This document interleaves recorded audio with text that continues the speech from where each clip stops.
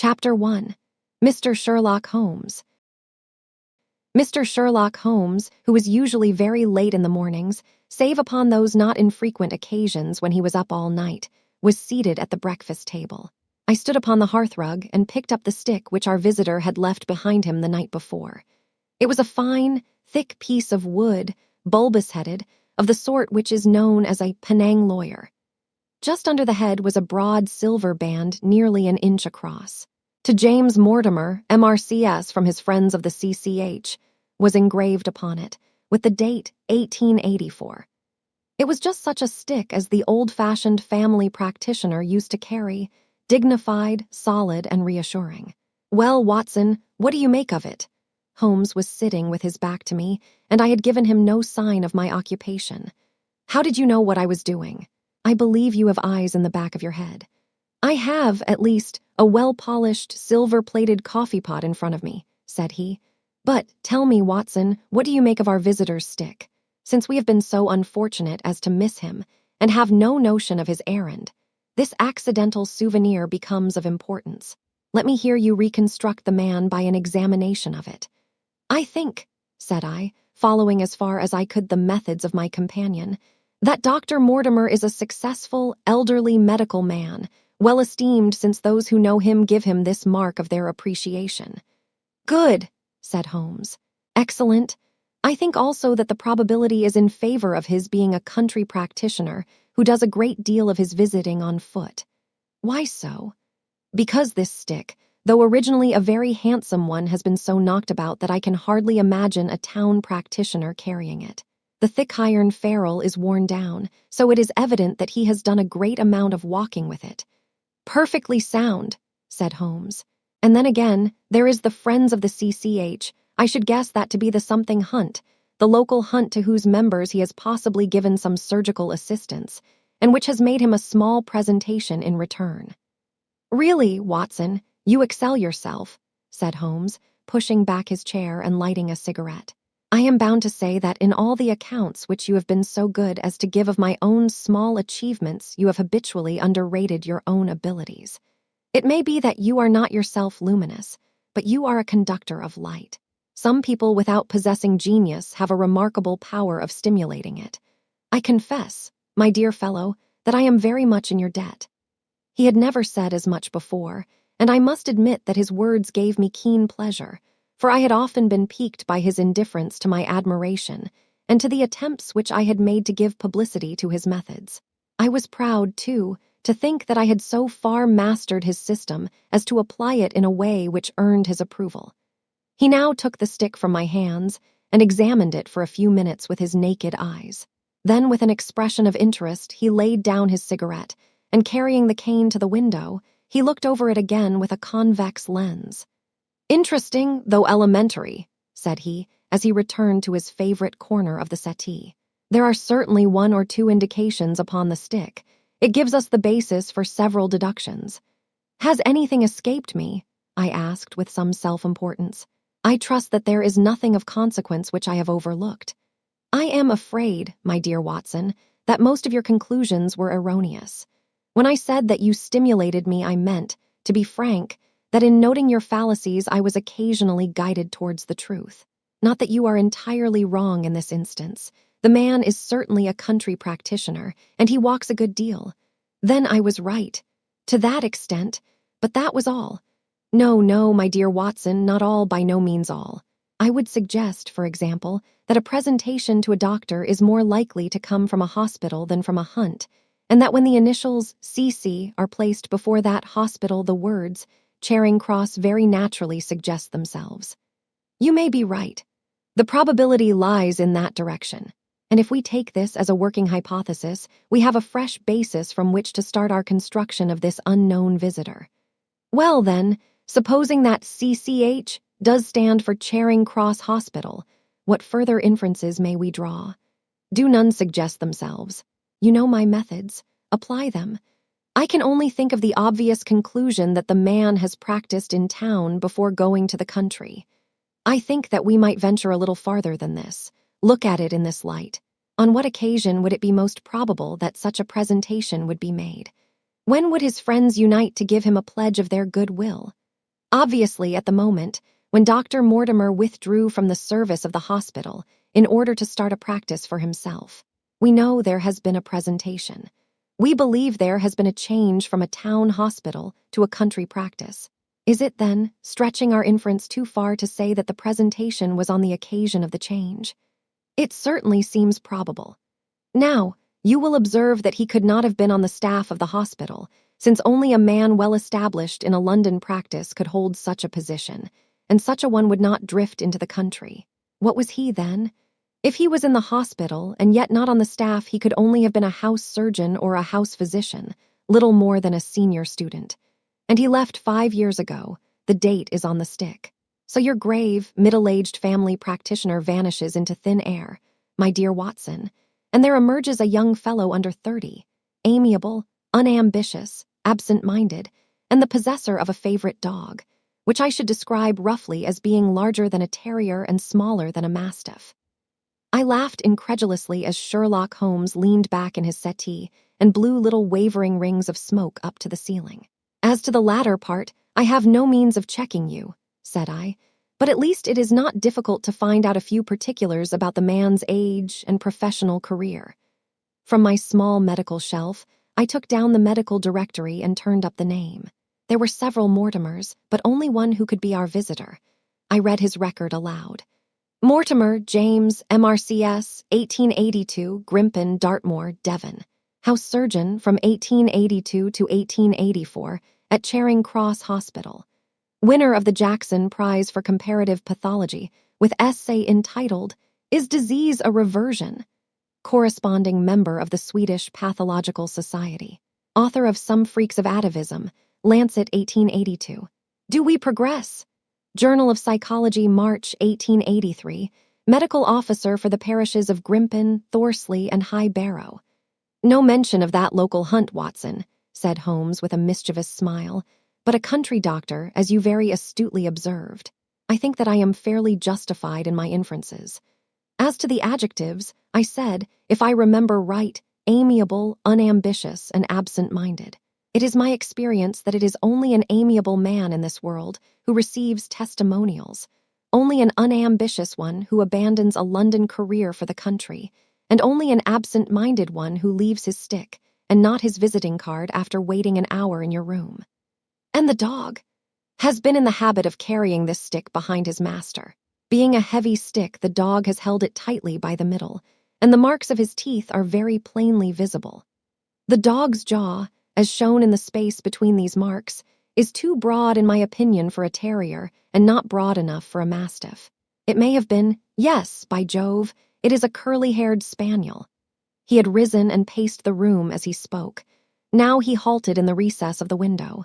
There was such a ring of conviction in his voice that I glanced up in surprise. My dear fellow, how can you possibly be so sure of that? For the very simple reason that I see the dog himself on our very doorstep, and there is the ring of its owner. Don't move, I beg you, Watson. He is a professional brother of yours, and your presence may be of assistance to me.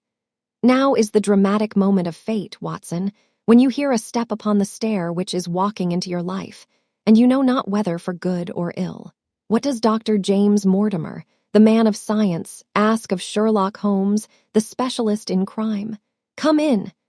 The appearance of our visitor was a surprise to me, since I had expected a typical country practitioner. He was a very tall, thin man, with a long nose like a beak, which jutted out between two keen, gray eyes, set closely together and sparkling brightly from behind a pair of gold-rimmed glasses. He was clad in a professional, but rather slovenly fashion, for his frock coat was dingy and his trousers frayed. Though young, his long back was already bowed, and he walked with a forward thrust of his head and a general air of peering benevolence. As he entered, his eyes fell upon the stick in Holmes's hand, and he ran towards it with an exclamation of joy. "I am so very glad," said he. "I was not sure whether I had left it here or in the shipping office. I would not lose that stick for the world." "A presentation, I see," said Holmes. "Yes, sir. From Charing Cross Hospital, from one or two friends there on the occasion of my marriage." "Dear, dear, that's bad," said Holmes, shaking his head. Dr. Mortimer blinked through his glasses in mild astonishment. "Why was it bad?" Only that you have disarranged our little deductions. Your marriage, you say? Yes, sir. I married and so left the hospital, and with it all hopes of a consulting practice. It was necessary to make a home of my own. Come, we are not so far wrong after all, said Holmes. And now, Dr. James Mortimer. Mr. Sir, Mr., a humble MRCS, and a man of precise mind, evidently. A dabbler in science, Mr. Holmes, a picker-up of shells on the shores of the great unknown ocean. I presume that it is Mr. Sherlock Holmes whom I am addressing and not. No, this is my friend Dr. Watson. Glad to meet you, sir. I have heard your name mentioned in connection with that of your friend. You interest me very much, Mr. Holmes. I had hardly expected so dolichocephalic a skull or such well-marked supraorbital development. Would you have any objection to my running my finger along your parietal fissure? A cast of your skull, sir, until the original is available, would be an ornament to any anthropological museum. It is not my intention to be fulsome, but I confess that I covet your skull. Sherlock Holmes waved our strange visitor into a chair. You are an enthusiast in your line of thought. I perceive, sir, as I am in mine, said he. I observe from your forefinger that you make your own cigarettes. Have no hesitation in lighting one. The man drew out paper and tobacco and twirled the one up in the other with surprising dexterity. He had long, quivering fingers as agile and restless as the antennae of an insect. Holmes was silent, but his little darting glances showed me the interest which he took in our curious companion. I presume, sir, said he at last, that it was not merely for the purpose of examining my skull that you have done me the honor to call here last night and again today. No, sir, no, though I am happy to have had the opportunity of doing that as well. I came to you, Mr. Holmes, because I recognize that I am myself an unpractical man, and because I am suddenly confronted with a most serious and extraordinary problem, recognizing, as I do, that you are the second highest expert in Europe. Indeed, sir. May I inquire who has the honor to be the first? Asked Holmes with some asperity. To the man of precisely scientific mind, the work of Monsieur Berthelin must always appeal strongly. Then had you not better consult him? I said, sir, to the precisely scientific mind. But as a practical man of affairs, it is acknowledged that you stand alone. I trust, sir, that I have not inadvertently. Just a little, said Holmes. I think, Dr. Mortimer, you would do wisely if without more ado you would kindly tell me plainly what the exact nature of the problem is in which you demand my assistance. Chapter 2, The Curse of the Baskervilles. I have in my pocket a manuscript, said Dr. James Mortimer. I observed it as you entered the room, said Holmes. It is an old manuscript. Early 18th century, unless it is a forgery. How can you say that, sir? You have presented an inch or two of it to my examination all the time that you have been talking. It would be a poor expert who could not give the date of a document within a decade or so. You may possibly have read my little monograph upon the subject. I put that at 1730. The exact date is 1742. Dr. Mortimer drew it from his breast pocket. This family paper was committed to my care by Sir Charles Baskerville, whose sudden and tragic death some 3 months ago created so much excitement in Devonshire. I may say that I was his personal friend as well as his medical attendant. He was a strong-minded man, sir, shrewd, practical, and as unimaginative as I am myself. Yet he took this document very seriously, and his mind was prepared for just such an end as did eventually overtake him. Holmes stretched out his hand for the manuscript and flattened it upon his knee. You will observe, Watson, the alternative use of the long S and the short. It is one of several indications which enabled me to fix the date. I looked over his shoulder at the yellow paper and the faded script. At the head was written, Baskerville Hall, and below in large, scrawling figures, 1742. It appears to be a statement of some sort. Yes, it is a statement of a certain legend which runs in the Baskerville family. But I understand that it is something more modern and practical upon which you wish to consult me. Most modern. A most practical, pressing matter, which must be decided within 24 hours. But the manuscript is short and is intimately connected with the affair. With your permission, I will read it to you. Holmes leaned back in his chair, placed his fingertips together, and closed his eyes with an air of resignation. Dr. Mortimer turned the manuscript to the light and read in a high, cracking voice the following curious, old-world narrative. Of the origin of the Hound of the Baskervilles there have been many statements, yet as I come in a direct line from Hugo Baskerville, and as I had the story from my father, who also had it from his, I have set it down with all belief that it occurred even as is here set forth. And I would have you believe, my sons, that the same justice which punishes sin may also most graciously forgive it, and that no ban is so heavy but that by prayer and repentance it may be removed. Learn then from this story not to fear the fruits of the past, but rather to be circumspect in the future, that those foul passions whereby our family has suffered so grievously may not again be loosed to our undoing. Know then that in the time of the Great Rebellion, the history of which by the learned Lord Clarendon I most earnestly commend to your attention, this manor of Baskerville was held by Hugo of that name, nor can it be gainsaid that he was a most wild, profane, and godless man. This, in truth, his neighbors might have pardoned, seeing that saints have never flourished in those parts, but there was in him a certain wanton and cruel humor which made his name a byword through the West. It chanced that this Hugo came to love, if, indeed, so dark a passion may be known under so bright a name, the daughter of a yeoman who held lands near the Baskerville estate. But the young maiden, being discreet and of good repute, would ever avoid him, for she feared his evil name. So it came to pass that one Michaelmas this Hugo, with 5 or 6 of his idle and wicked companions, stole down upon the farm and carried off the maiden, her father and brothers being from home, as he well knew. When they had brought her to the hall, the maiden was placed in an upper chamber, while Hugo and his friends sat down to a long carouse, as was their nightly custom. Now, the poor lass upstairs was like to have her wits turned at the singing and shouting and terrible oaths which came up to her from below, for they say that the words used by Hugo Baskerville, when he was in wine, were such as might blast the man who said them. At last, in the stress of her fear, she did that which might have daunted the bravest or most active man, for by the aid of the growth of ivy which covered, and still covers, the south wall, she came down from under the eaves, and so homeward across the moor, there being 3 leagues betwixt the hall and her father's farm. It chanced that some little time later Hugo left his guests to carry food and drink, with other worse things, perchance, to his captive, and so found the cage empty and the bird escaped.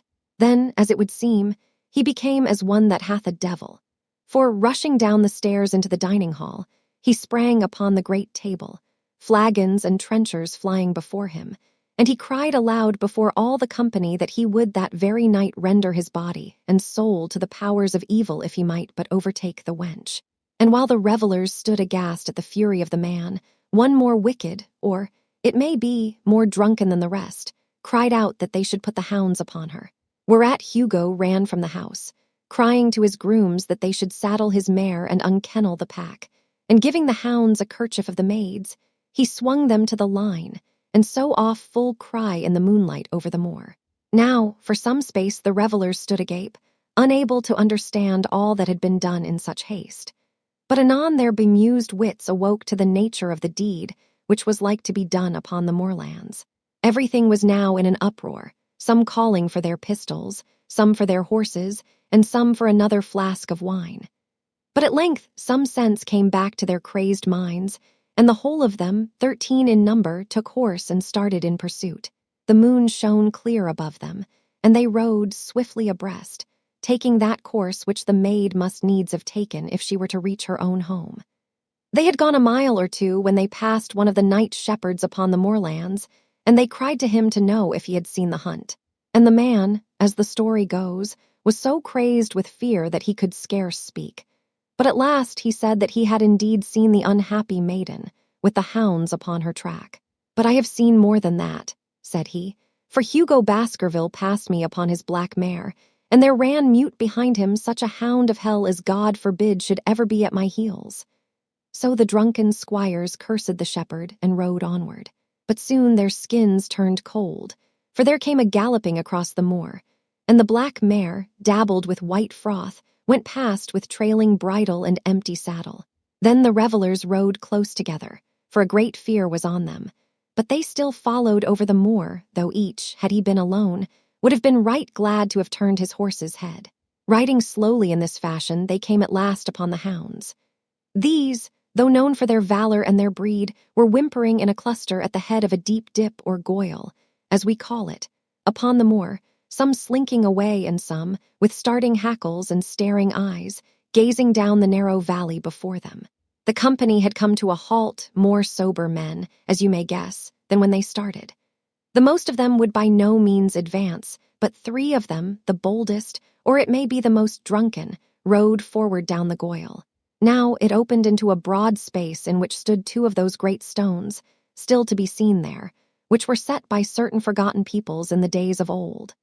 The moon was shining bright upon the clearing, and there in the center lay the unhappy maid where she had fallen, dead of fear and of fatigue. But it was not the sight of her body, nor yet was it that of the body of Hugo Baskerville lying near her, which raised the hair upon the heads of these 3 daredevil roisterers.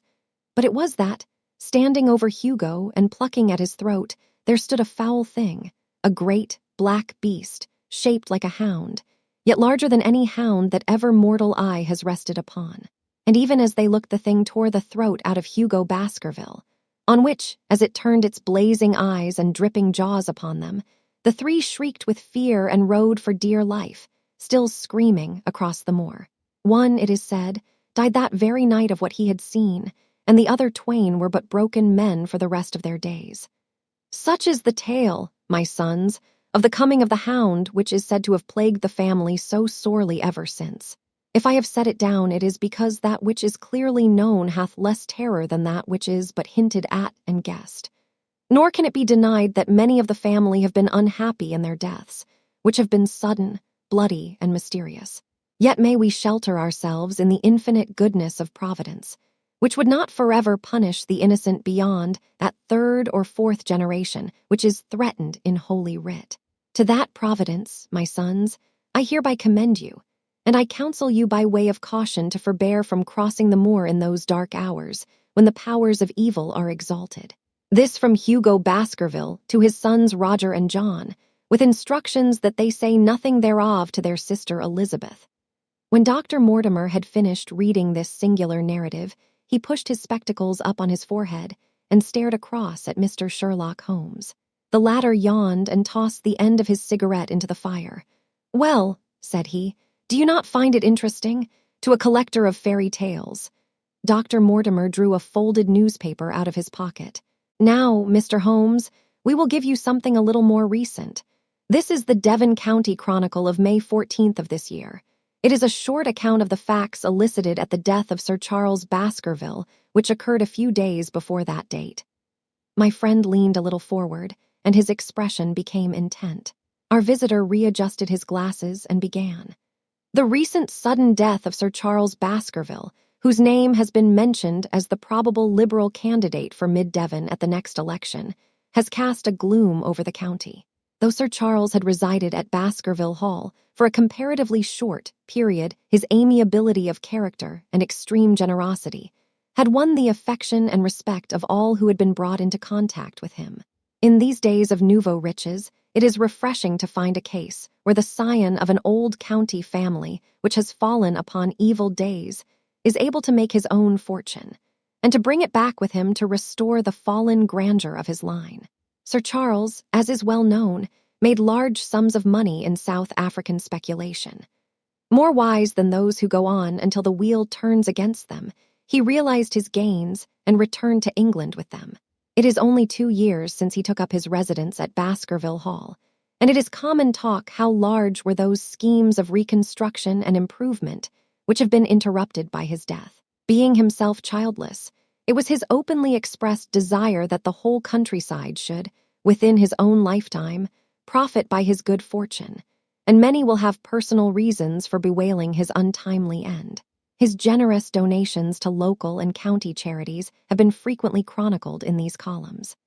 The circumstances connected with the death of Sir Charles cannot be said to have been entirely cleared up by the inquest, but at least enough has been done to dispose of those rumors to which local superstition has given rise.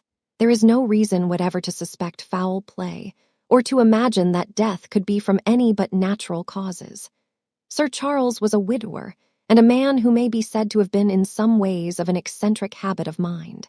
In spite of his considerable wealth, he was simple in his personal tastes, and his indoor servants at Baskerville Hall consisted of a married couple named Barrymore, the husband acting as butler and the wife as housekeeper. Their evidence, corroborated by that of several friends, tends to show that Sir Charles's health has for some time been impaired, and points especially to some affection of the heart, manifesting itself in changes of color, breathlessness, and acute attacks of nervous depression. Dr. James Mortimer, the friend and medical attendant of the deceased, has given evidence to the same effect. The facts of the case are simple. Sir Charles Baskerville was in the habit every night before going to bed of walking down the famous yew alley of Baskerville Hall. The evidence of the Barrymores shows that this had been his custom. On the 4th of May, Sir Charles had declared his intention of starting next day for London, and had ordered Barrymore to prepare his luggage. That night he went out as usual for his nocturnal walk, in the course of which he was in the habit of smoking a cigar. He never returned. At 12 o'clock Barrymore, finding the hall door still open, became alarmed, and lighting a lantern went in search of his master. The day had been wet, and Sir Charles's footmarks were easily traced down the alley. Halfway down this walk, there is a gate which leads out on to the moor. There were indications that Sir Charles had stood for some little time here. He then proceeded down the alley, and it was at the far end of it that his body was discovered. One fact which has not been explained is the statement of Barrymore that his master's footprints altered their character from the time that he passed the moor gate, and that he appeared from thence onward to have been walking upon his toes. One Murphy, a gypsy horse dealer, was on the moor at no great distance at the time, but he appears by his own confession to have been the worse for drink. He declares that he heard cries, but is unable to state from what direction they came. No signs of violence were to be discovered upon Sir Charles's person, and though the doctor's evidence pointed to an almost incredible facial distortion, so great that Dr. Mortimer refused at first to believe that it was indeed his friend and patient who lay before him, it was explained that that is a symptom which is not unusual in cases of dyspnea and death from cardiac exhaustion. This explanation was borne out by the post-mortem examination, which showed long-standing organic disease, and the coroner's jury returned a verdict in accordance with the medical evidence.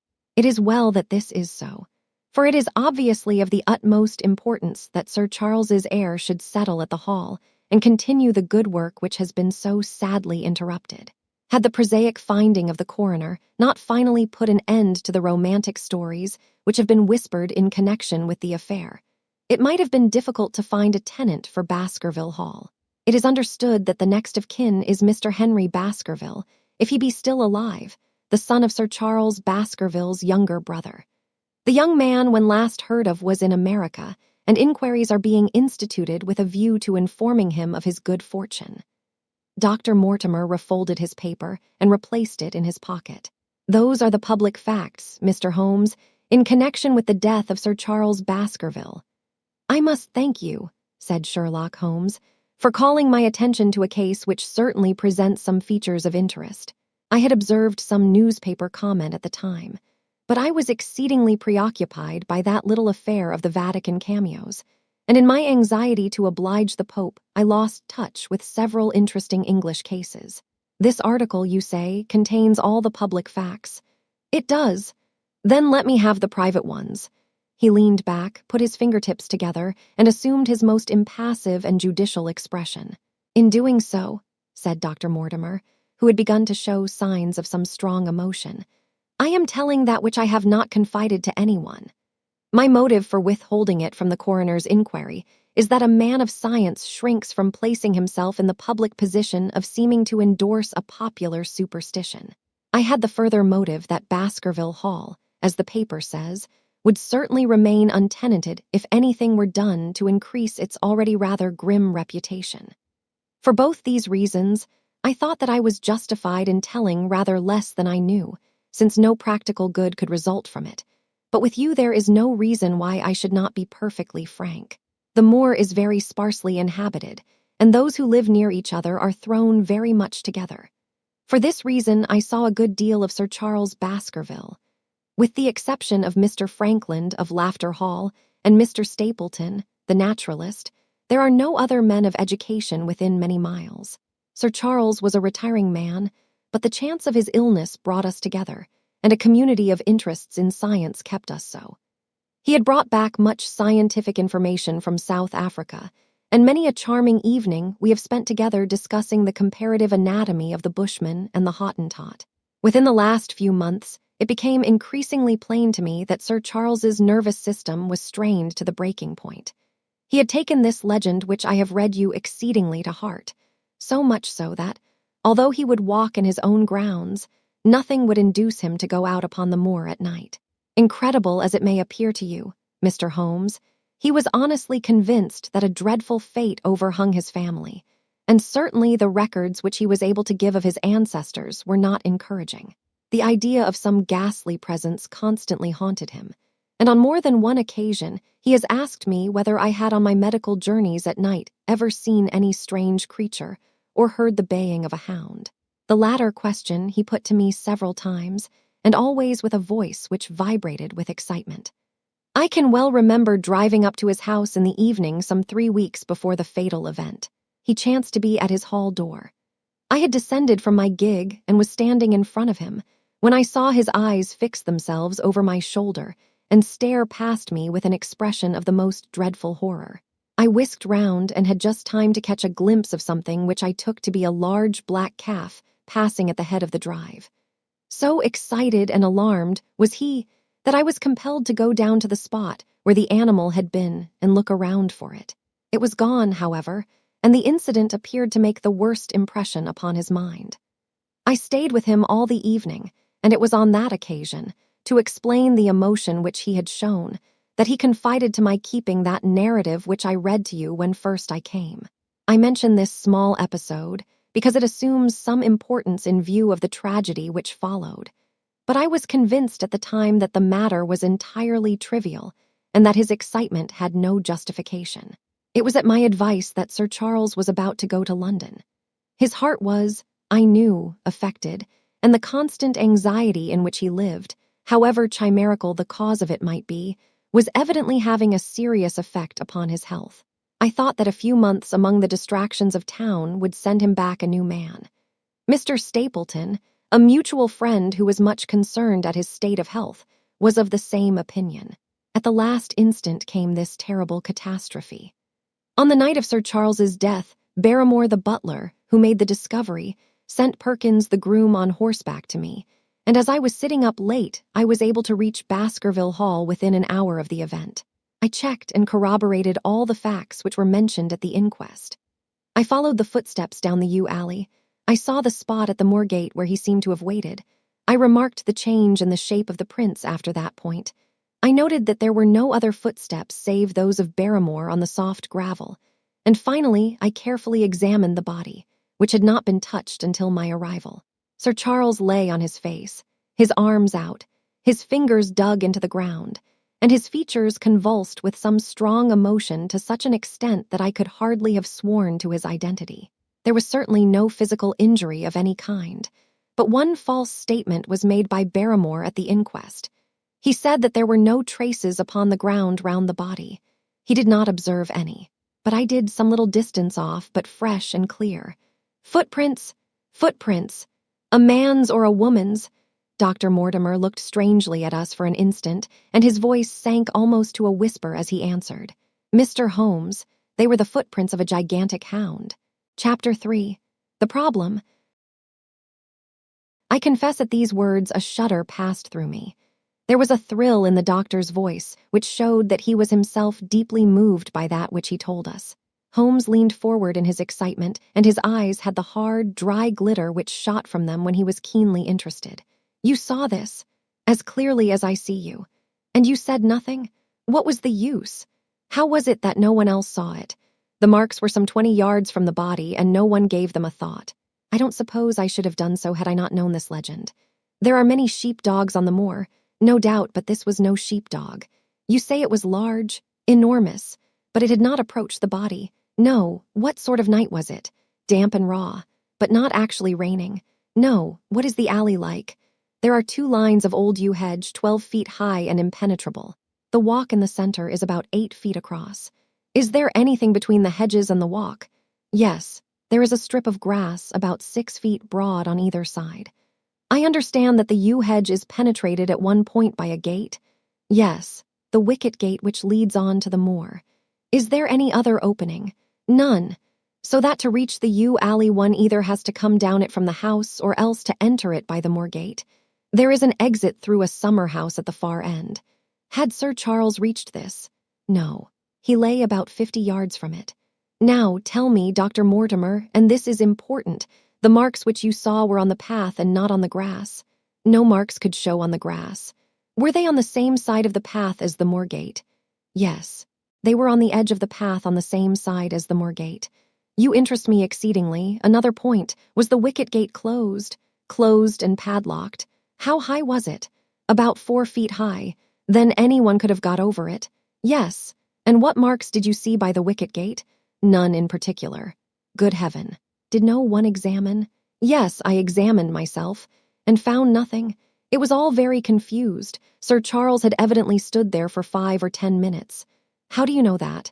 Because the ash had twice dropped from his cigar. Excellent. This is a colleague, Watson, after our own heart. But the marks. He had left his own marks all over that small patch of gravel. I could discern no others.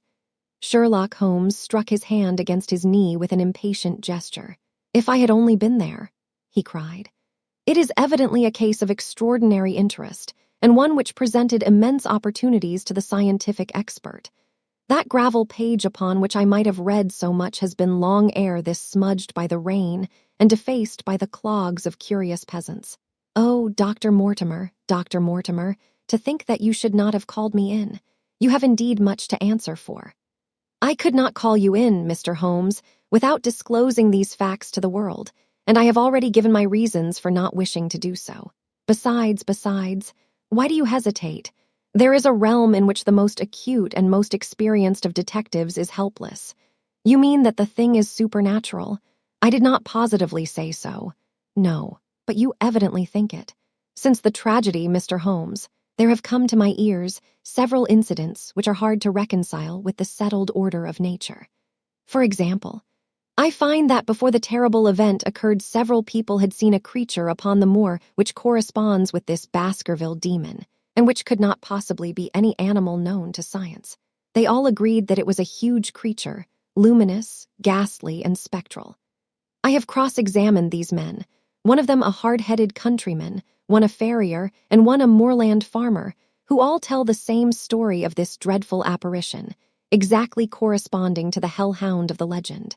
I assure you that there is a reign of terror in the district, and that it is a hardy man who will cross the moor at night. And you, a trained man of science, believe it to be supernatural. I do not know what to believe. Holmes shrugged his shoulders. I have hitherto confined my investigations to this world, said he.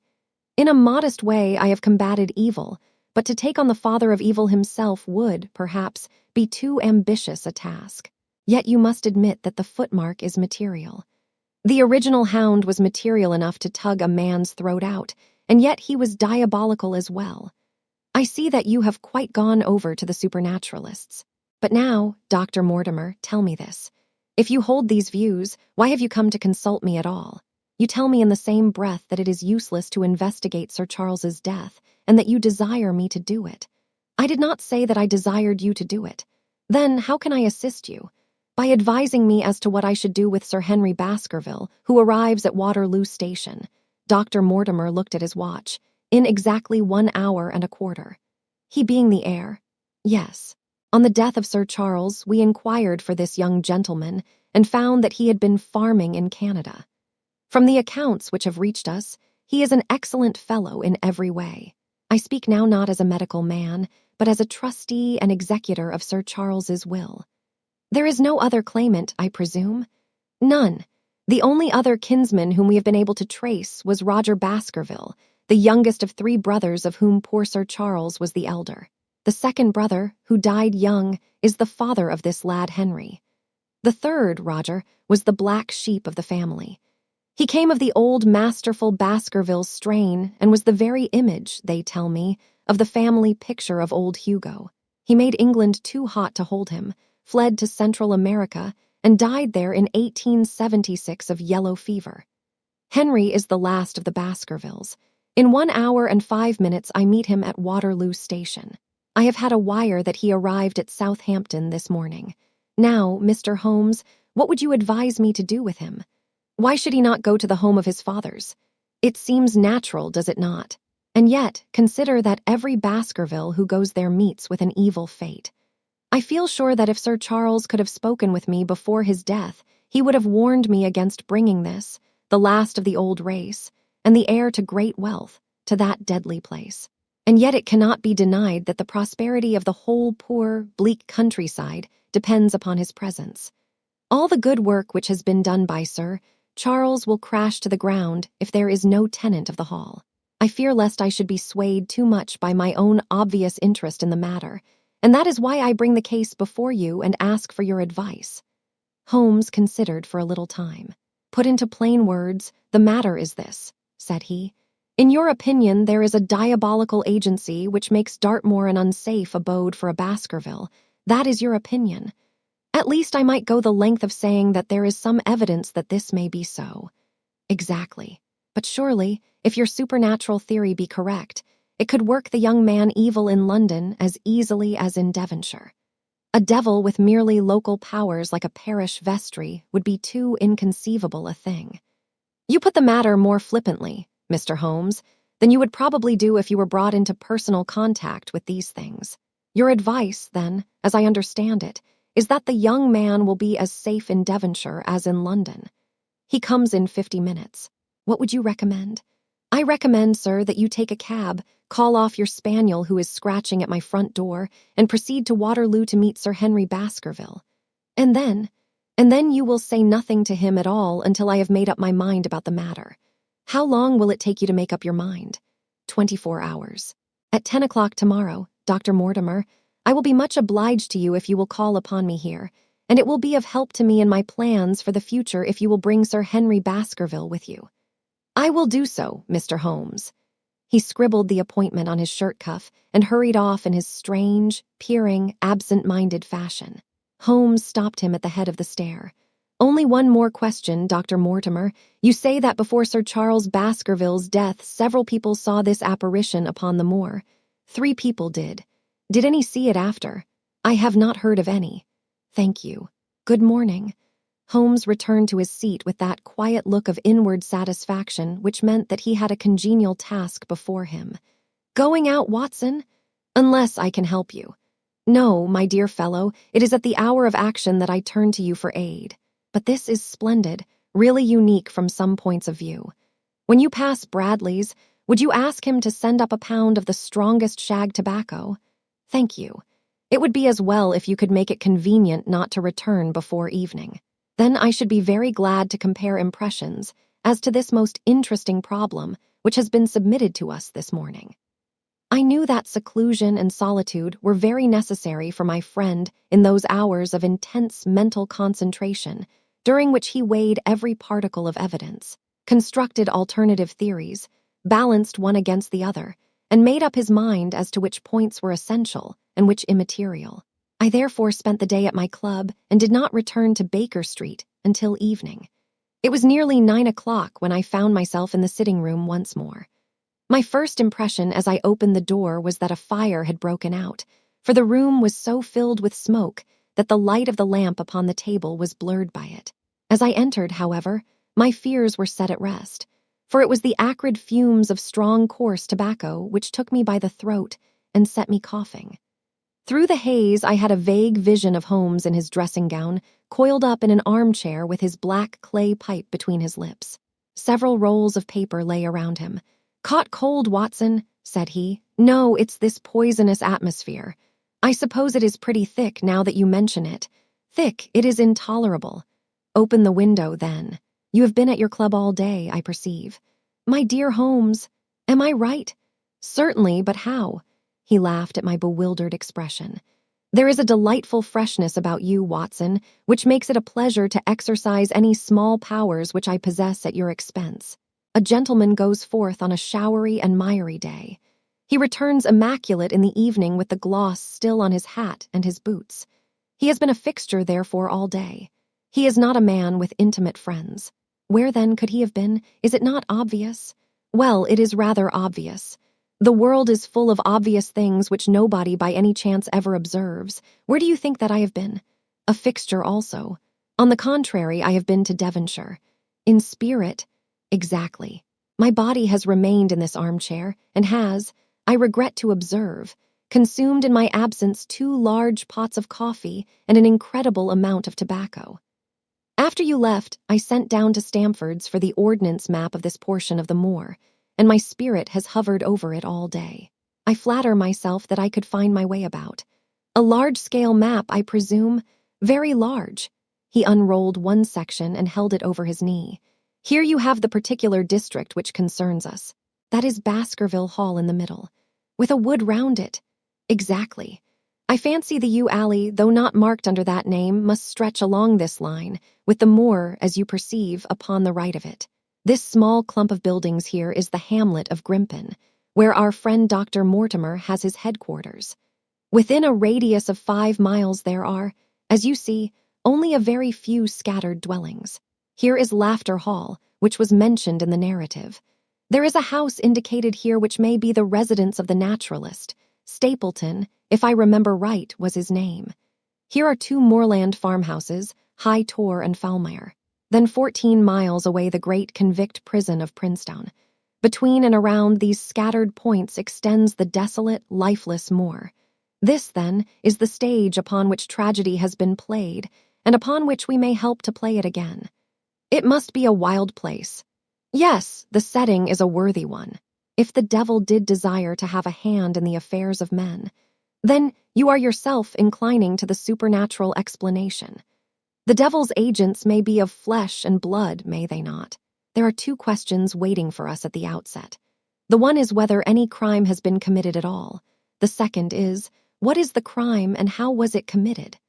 Of course, if Dr. Mortimer's surmise should be correct, and we are dealing with forces outside the ordinary laws of nature, there is an end of our investigation. But we are bound to exhaust all other hypotheses before falling back upon this one. I think we'll shut that window again, if you don't mind. It is a singular thing, but I find that a concentrated atmosphere helps a concentration of thought. I have not pushed it to the length of getting into a box to think, but that is the logical outcome of my convictions. Have you turned the case over in your mind? Yes, I have thought a good deal of it in the course of the day. What do you make of it? It is very bewildering. It has certainly a character of its own. There are points of distinction about it. That change in the footprints, for example. What do you make of that? Mortimer said that the man had walked on tiptoe down that portion of the alley. He only repeated what some fool had said at the inquest. Why should a man walk on tiptoe down the alley? What then? He was running, Watson, running desperately, running for his life, running until he burst his heart and fell dead upon his face. Running from what? There lies our problem. There are indications that the man was crazed with fear before ever he began to run. How can you say that? I am presuming that the cause of his fears came to him across the moor. If that were so, and it seems most probable, only a man who had lost his wits would have run from the house instead of towards it. If the gypsy's evidence may be taken as true, he ran with cries for help in the direction where help was least likely to be. Then, again, whom was he waiting for that night, and why was he waiting for him in the yew alley rather than in his own house? You think that he was waiting for someone. The man was elderly and infirm.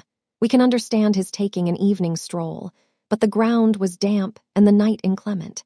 Is it natural that he should stand for 5 or 10 minutes, as Dr. Mortimer, with more practical sense than I should have given him credit for, deduced from the cigar ash? But he went out every evening. I think it unlikely that he waited at the Moorgate every evening. On the contrary, the evidence is that he avoided the moor. That night he waited there. It was the night before he made his departure for London. The thing takes shape, Watson. It becomes coherent. Might I ask you to hand me my violin, and we will postpone all further thought upon this business until we have had the advantage of meeting Dr. Mortimer and Sir Henry Baskerville in the morning. Chapter 4.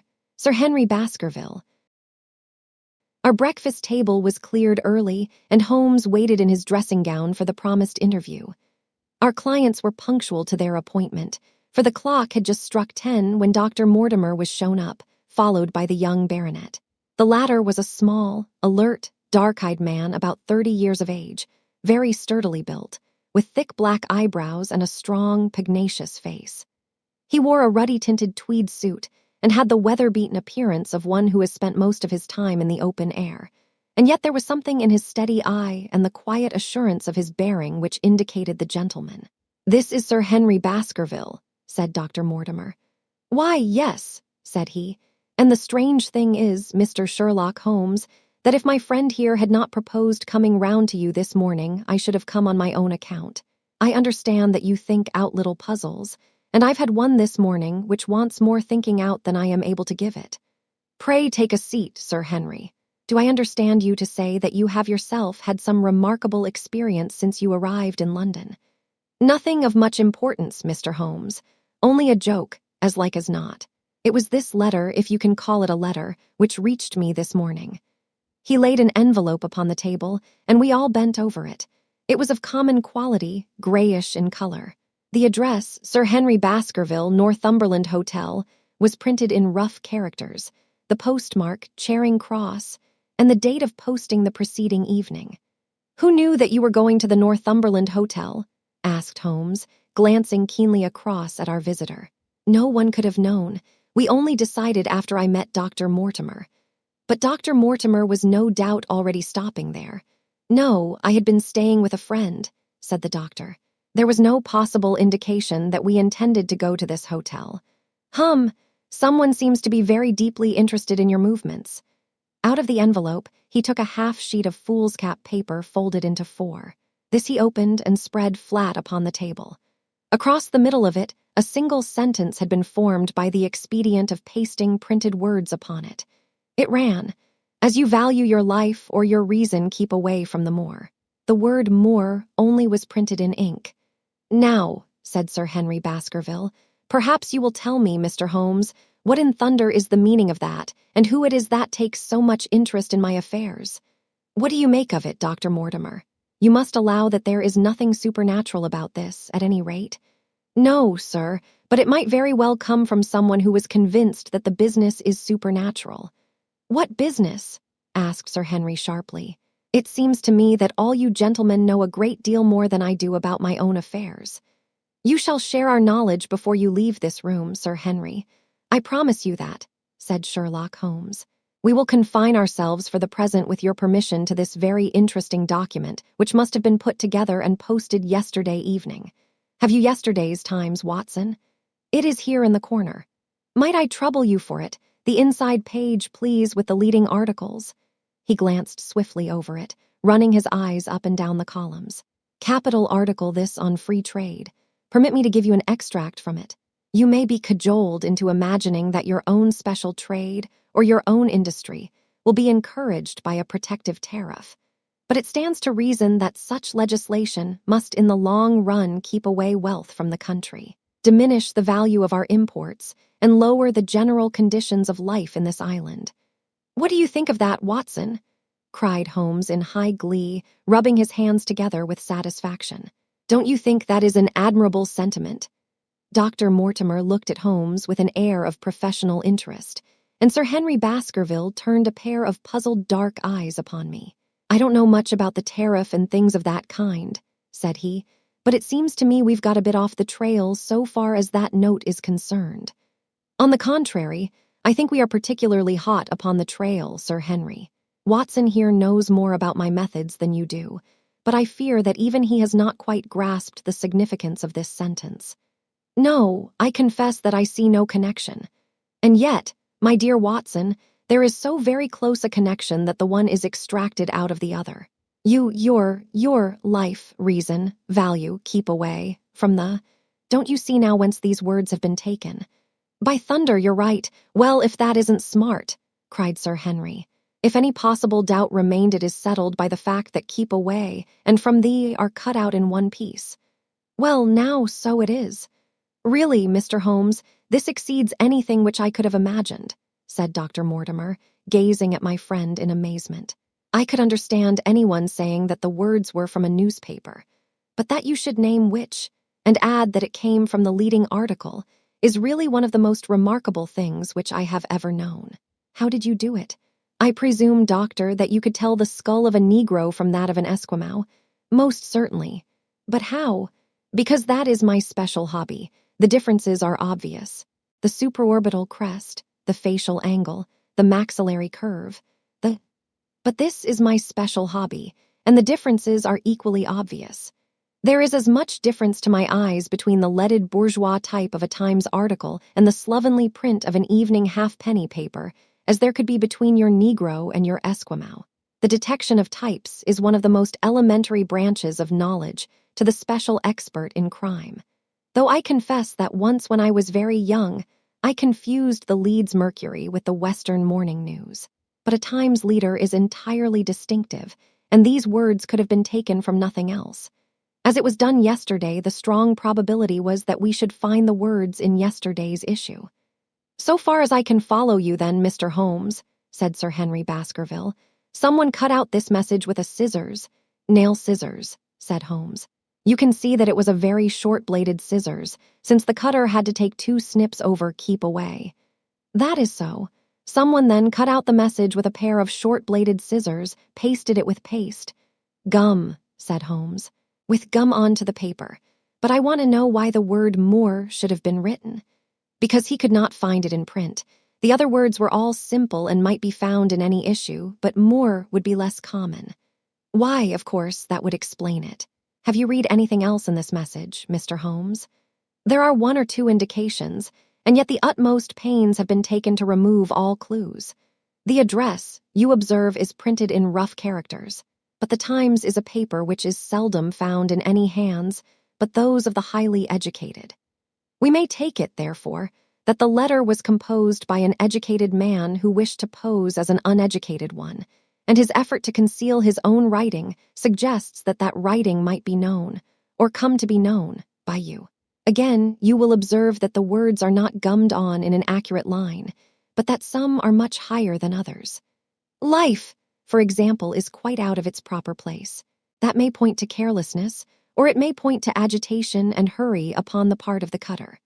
On the whole, I incline to the latter view, since the matter was evidently important, and it is unlikely that the composer of such a letter would be careless. If he were in a hurry, it opens up the interesting question why he should be in a hurry, since any letter posted up to early morning would reach Sir Henry before he would leave his hotel. Did the composer fear an interruption, and from whom? "We are coming now rather into the region of guesswork," said Dr. Mortimer. "Say, rather, into the region where we balance probabilities and choose the most likely.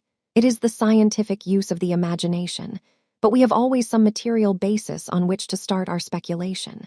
Now, you would call it a guess, no doubt, but I am almost certain that this address has been written in a hotel." "How in the world can you say that? If you examine it carefully, you will see that both the pen and the ink have given the writer trouble. The pen has spluttered twice in a single word, and has run dry 3 times in a short address, showing that there was very little ink in the bottle. Now, a private pen or ink bottle is seldom allowed to be in such a state, and the combination of the two must be quite rare. But you know the hotel ink and the hotel pen, where it is rare to get anything else.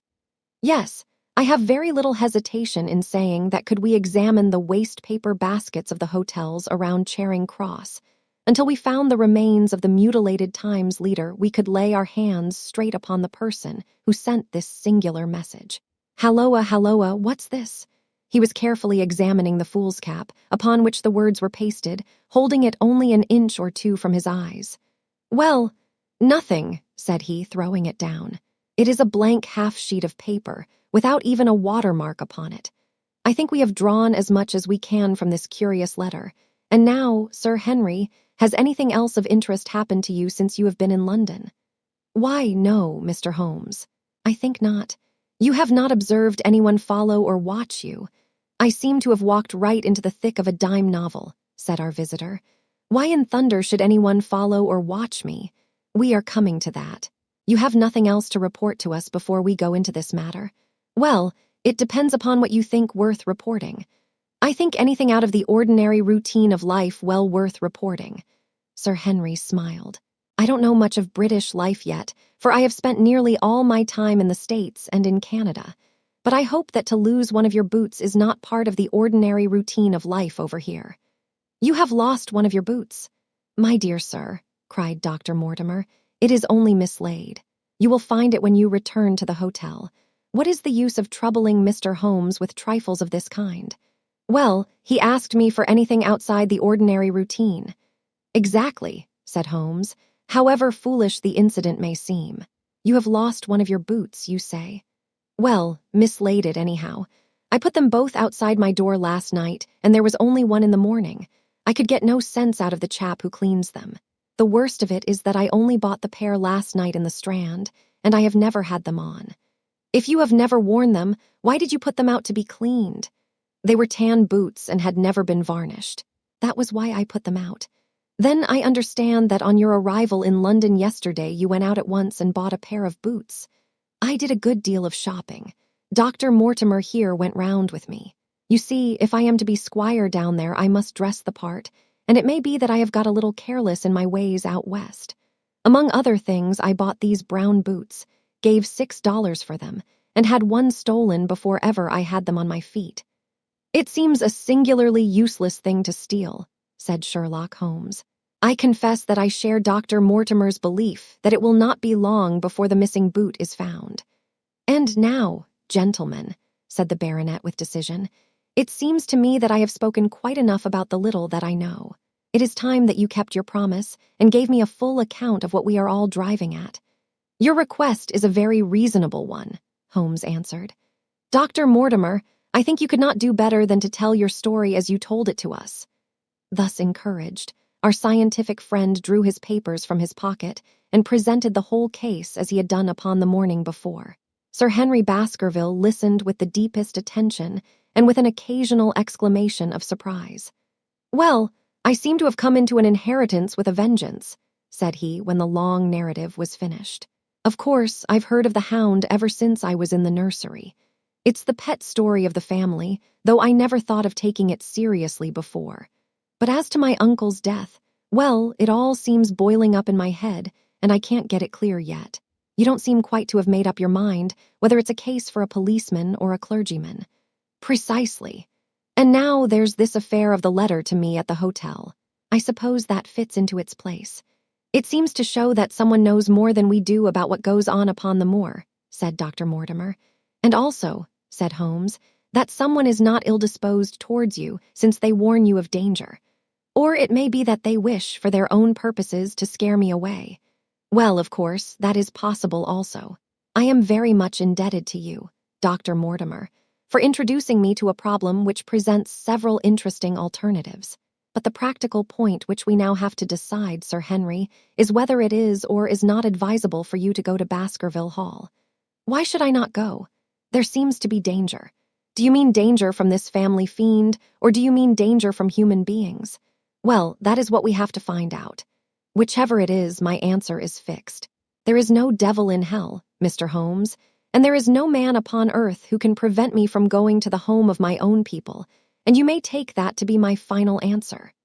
His dark brows knitted, and his face flushed to a dusky red as he spoke. It was evident that the fiery temper of the Baskervilles was not extinct in this, their last representative. Meanwhile, said he, I have hardly had time to think over all that you have told me. It's a big thing for a man to have to understand and to decide at one sitting.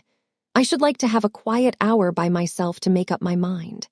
Now, look here, Mr. Holmes, it's 11:30 now, and I am going back right away to my hotel. Suppose you and your friend, Dr. Watson, come round and lunch with us at 2. I'll be able to tell you more clearly than how this thing strikes me. Is that convenient to you, Watson? Perfectly. Then you may expect us. Shall I have a cab called? I'd prefer to walk, for this affair has flurried me rather. I'll join you in a walk with pleasure, said his companion. Then we meet again at 2 o'clock.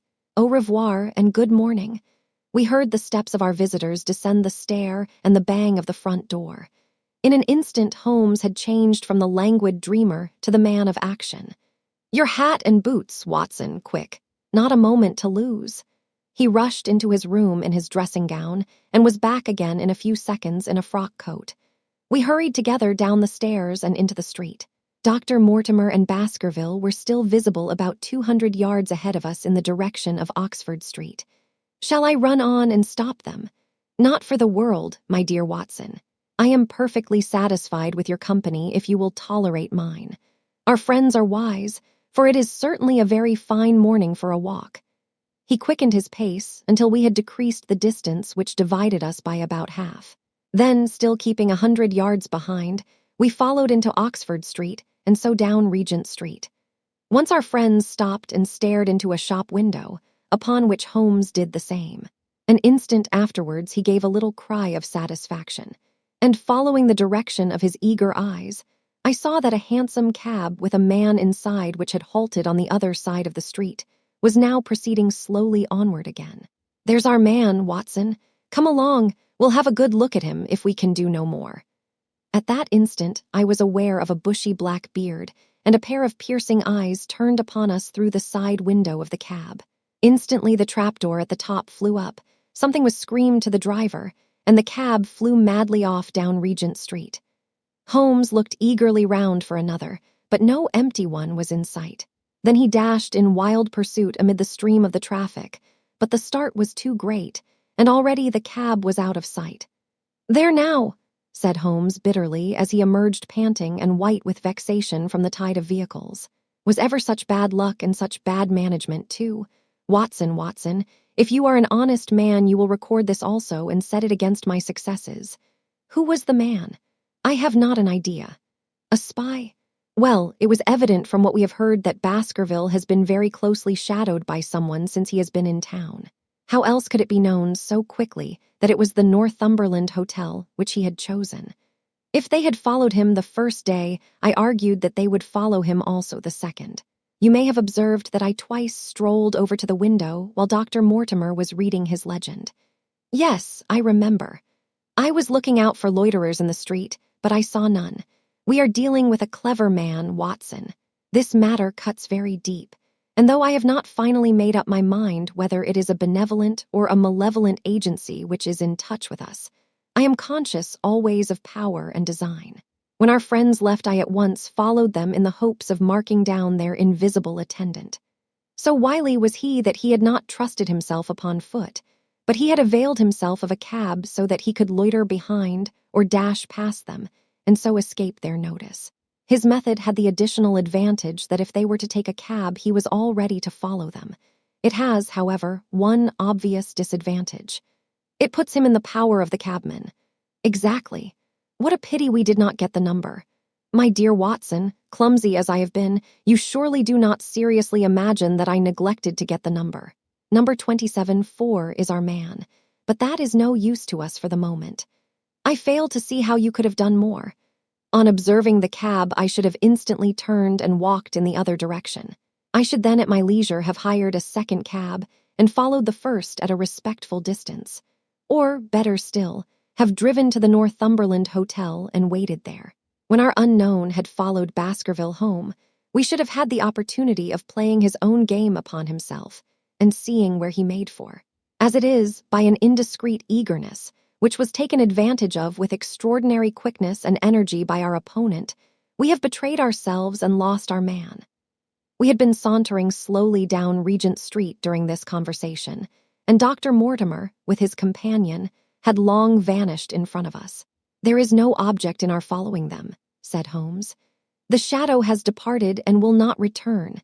We must see what further cards we have in our hands and play them with decision. Could you swear to that man's face within the cab?" I could swear only to the beard. And so could I, from which I gather that in all probability it was a false one. A clever man upon so delicate an errand has no use for a beard save to conceal his features. "Come in here, Watson." He turned into one of the district messenger offices, where he was warmly greeted by the manager. "Ah, Wilson, I see you have not forgotten the little case in which I had the good fortune to help you." "No, sir, indeed I have not. You saved my good name, and perhaps my life." "My dear fellow, you exaggerate. I have some recollection, Wilson, that you had among your boys a lad named Cartwright who showed some ability during the investigation." Yes, sir, he is still with us. Could you ring him up? Thank you. And I should be glad to have change of this £5 note. A lad of 14, with a bright, keen face, had obeyed the summons of the manager. He stood now gazing with great reverence at the famous detective. Let me have the hotel directory, said Holmes. Thank you. Now, Cartwright, there are the names of 23 hotels here, all in the immediate neighborhood of Charing Cross. Do you see? Yes, sir. You will visit each of these in turn. Yes, sir. You will begin in each case by giving the outside porter 1 shilling. Here are 23 shillings. Yes, sir. You will tell him that you want to see the waste paper of yesterday. You will say that an important telegram has miscarried and that you are looking for it. You understand? Yes, sir. But what you are really looking for is the center page of the Times with some holes cut in it with scissors. Here is a copy of the Times. It is this page. You could easily recognize it, could you not? Yes, sir. In each case, the outside porter will send for the hall porter, to whom also you will give a shilling. Here are 23 shillings. You will then learn in possibly 20 cases out of the 23 that the waste of the day before has been burned or removed. In the 3 other cases, you will be shown a heap of paper, and you will look for this page of the Times among it. The odds are enormously against your finding it. There are 10 shillings over in case of emergencies. Let me have a report by wire at Baker Street before evening. And now, Watson, it only remains for us to find out by wire the identity of the cabman, no, 27-4, and then we will drop into one of the Bond Street picture galleries and fill in the time until we are due at the hotel. Chapter 5. 3 Broken Threads. Sherlock Holmes had, in a very remarkable degree, the power of detaching his mind at will. For 2 hours, the strange business in which we had been involved appeared to be forgotten, and he was entirely absorbed in the pictures of the modern Belgian masters. He would talk of nothing but art, of which he had the crudest ideas, from our leaving the gallery until we found ourselves at the Northumberland Hotel. Sir Henry Baskerville is upstairs expecting you, said the clerk. He asked me to show you up at once when you came. Have you any objection to my looking at your register? Said Holmes. Not in the least. The book showed that 2 names had been added after that of Baskerville. One was Theophilus Johnson and family, of Newcastle, the other Mrs. Oldmore and maid, of High Lodge, Alton. Surely that must be the same Johnson whom I used to know, said Holmes to the porter. A lawyer, is he not, grey-headed and walks with a limp? No, sir, this is Mr. Johnson, the co-loaner, a very active gentleman not older than yourself. Surely you are mistaken about his trade. No, sir. He has used this hotel for many years, and he is very well known to us. Ah, that settles it. Mrs. Oldmore, too. I seem to remember the name. Excuse my curiosity, but often in calling upon one friend one finds another. She is an invalid lady, sir. Her husband was once mayor of Gloucester. She always comes to us when she is in town. Thank you. I am afraid I cannot claim her acquaintance. We have established a most important fact by these questions, Watson, he continued in a low voice as we went upstairs together. We know now that the people who are so interested in our friend have not settled down in his own hotel. That means that while they are, as we have seen, very anxious to watch him, they are equally anxious that he should not see them. Now, this is a most suggestive fact. What does it suggest? It suggests, "Halloa, my dear fellow, what on earth is the matter?" As we came round the top of the stairs, we had run up against Sir Henry Baskerville himself. His face was flushed with anger, and he held an old and dusty boot in one of his hands. So furious was he that he was hardly articulate, and when he did speak, it was in a much broader and more Western dialect than any which we had heard from him in the morning. "Seems to me they are playing me for a sucker in this hotel," he cried. "They'll find they've started in to monkey with the wrong man unless they are careful. By thunder, if that chap can't find my missing boot, there will be trouble. I can take a joke with the best, Mr. Holmes, but they've got a bit over the mark this time. Still looking for your boot? Yes, sir, and mean to find it. But surely you said that it was a new brown boot. So it was, sir. And now it's an old black one. What, you don't mean to say? That's just what I do mean to say. I only had 3 pairs in the world, the new brown, the old black, and the patent leathers which I am wearing. Last night they took one of my brown ones, and today they have sneaked one of the black. Well, have you got it? Speak out, man, and don't stand staring. An agitated German waiter had appeared upon the scene. No, sir. I have made inquiry all over the hotel, but I can hear no word of it. Well, either that boot comes back before sundown or I'll see the manager and tell him that I go right straight out of this hotel. It shall be found, sir. I promise you that if you will have a little patience it will be found. Mind it is, for it's the last thing of mine that I'll lose in this den of thieves. Well, Mr. Holmes, you'll excuse my troubling you about such a trifle. I think it's well worth troubling about. Why, you look very serious over it. How do you explain it? I just don't attempt to explain it. It seems the very maddest, queerest thing that ever happened to me. The queerest, perhaps, said Holmes thoughtfully. What do you make of it yourself? Well, I don't profess to understand it yet. This case of yours is very complex, Sir Henry. When taken in conjunction with your uncle's death, I am not sure that of all the 500 cases of capital importance which I have handled there, is one which cuts so deep. But we hold several threads in our hands, and the odds are that one or other of them guides us to the truth. We may waste time in following the wrong one, but sooner or later we must come upon the right. We had a pleasant luncheon, in which little was said of the business which had brought us together. It was in the private sitting room to which we afterwards repaired that Holmes asked Baskerville what were his intentions. To go to Baskerville Hall. And when? At the end of the week. On the whole, said Holmes, I think that your decision is a wise one. I have ample evidence that you are being dogged in London, and amid the millions of this great city, it is difficult to discover who these people are or what their object can be. If their intentions are evil, they might do you a mischief, and we should be powerless to prevent it. You did not know, Dr. Mortimer, that you were followed this morning from my house. Dr. Mortimer started violently. Followed? By whom? That, unfortunately, is what I cannot tell you. Have you among your neighbors or acquaintances on Dartmoor any man with a black, full beard? No, or let me see. Why, yes. Barrymore, Sir Charles's butler, is a man with a full, black beard. Ha, where is Barrymore? He is in charge of the hall. We had best ascertain if he is really there, or if by any possibility he might be in London. How can you do that? Give me a telegraph form. Is all ready for Sir Henry? That will do. Address to Mr. Barrymore, Baskerville Hall. What is the nearest telegraph office? Grimpen. Very good, we will send a second wire to the postmaster, Grimpen. Telegram to Mr. Barrymore to be delivered into his own hand. If absent, please return wire to Sir Henry Baskerville, Northumberland Hotel. That should let us know before evening whether Barrymore is at his post in Devonshire or not. That's so, said Baskerville. By the way, Dr. Mortimer, who is this Barrymore anyhow?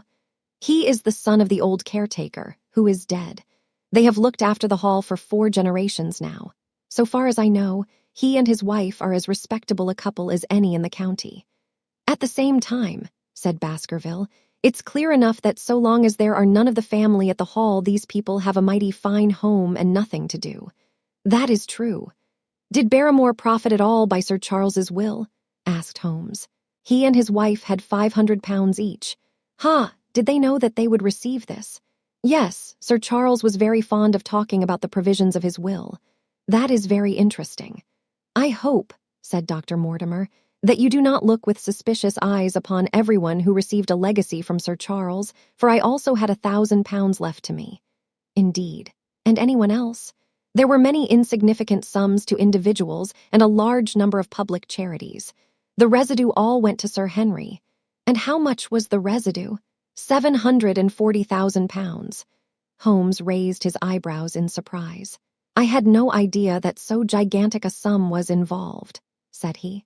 Sir Charles had the reputation of being rich, but we did not know how very rich he was until we came to examine his securities. The total value of the estate was close on to £1 million. Dear me, it is a stake for which a man might well play a desperate game. And one more question, Dr. Mortimer. Supposing that anything happened to our young friend here, you will forgive the unpleasant hypothesis. Who would inherit the estate? Since Roger Baskerville, Sir Charles's younger brother, died unmarried, the estate would descend to the Desmonds, who are distant cousins.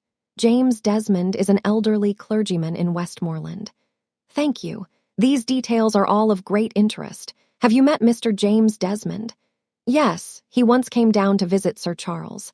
He is a man of venerable appearance and of saintly life. I remember that he refused to accept any settlement from Sir Charles, though he pressed it upon him. And this man of simple tastes would be the heir to Sir Charles's thousands. He would be the heir to the estate because that is entailed. He would also be the heir to the money unless it were willed otherwise by the present owner, who can, of course, do what he likes with it. And have you made your will, Sir Henry? No, Mr. Holmes, I have not. I've had no time, for it was only yesterday that I learned how matters stood.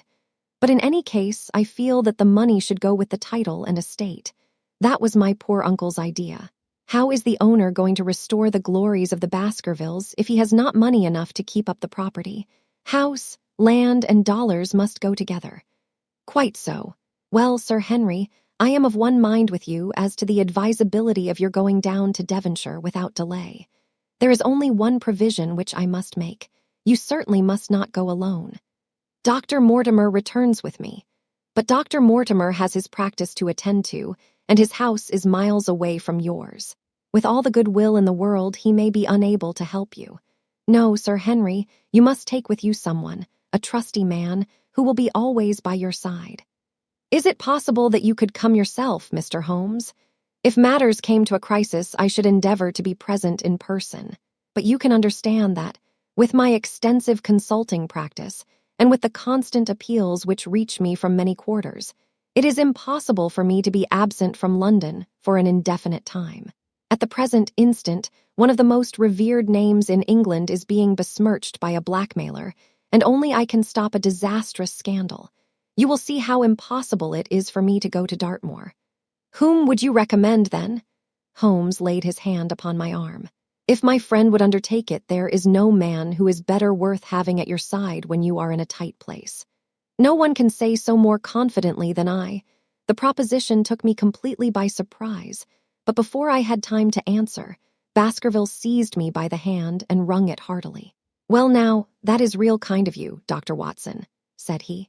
You see how it is with me, and you know just as much about the matter as I do. If you will come down to Baskerville Hall and see me through, I'll never forget it. The promise of adventure had always a fascination for me, and I was complimented by the words of Holmes and by the eagerness with which the baronet hailed me as a companion. I will come with pleasure, said I. I do not know how I could employ my time better. And you will report very carefully to me, said Holmes. When a crisis comes, as it will do, I will direct how you shall act. I suppose that by Saturday all might be ready. Would that suit Dr. Watson? Perfectly. Then on Saturday, unless you hear to the contrary, we shall meet at the 10:30 train from Paddington. We had risen to depart when Baskerville gave a cry of triumph, and diving into one of the corners of the room, he drew a brown boot from under a cabinet. My missing boot, he cried.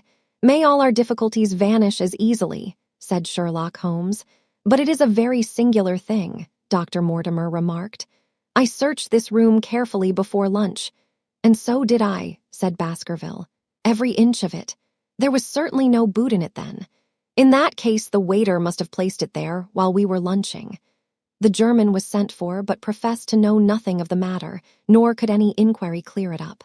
Another item had been added to that constant and apparently purposeless series of small mysteries, which had succeeded each other so rapidly. Setting aside the whole grim story of Sir Charles's death, we had a line of inexplicable incidents all within the limits of 2 days, which included the receipt of the printed letter, the black-bearded spy in the hansom, the loss of the new brown boot, the loss of the old black boot, and now the return of the new brown boot. Holmes sat in silence in the cab as we drove back to Baker Street, and I knew from his drawn brows and keen face that his mind, like my own, was busy in endeavoring to frame some scheme into which all these strange and apparently disconnected episodes could be fitted. All afternoon and late into the evening he sat lost in tobacco and thought. Just before dinner 2 telegrams were handed in. The first ran, "Have just heard that Barrymore is at the Hall." Baskerville. The second, "Visited 23 hotels as directed, but sorry to report unable to trace cut sheet of times."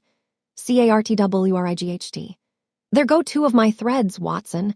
There is nothing more stimulating than a case where everything goes against you. We must cast round for another scent. We have still the cabman who drove the spy. Exactly. I have wired to get his name and address from the official registry. I should not be surprised if this were an answer to my question. The ring at the bell proved to be something even more satisfactory than an answer, however, for the door opened, and a rough-looking fellow entered who was evidently the man himself. I got a message from the head office that a gent at this address had been inquiring for number 274, said he. I've driven my cab this 7 years, and never a word of complaint. I came here straight from the yard to ask you to your face what you had against me. I have nothing in the world against you, my good man, said Holmes. On the contrary, I have half a sovereign for you if you will give me a clear answer to my questions.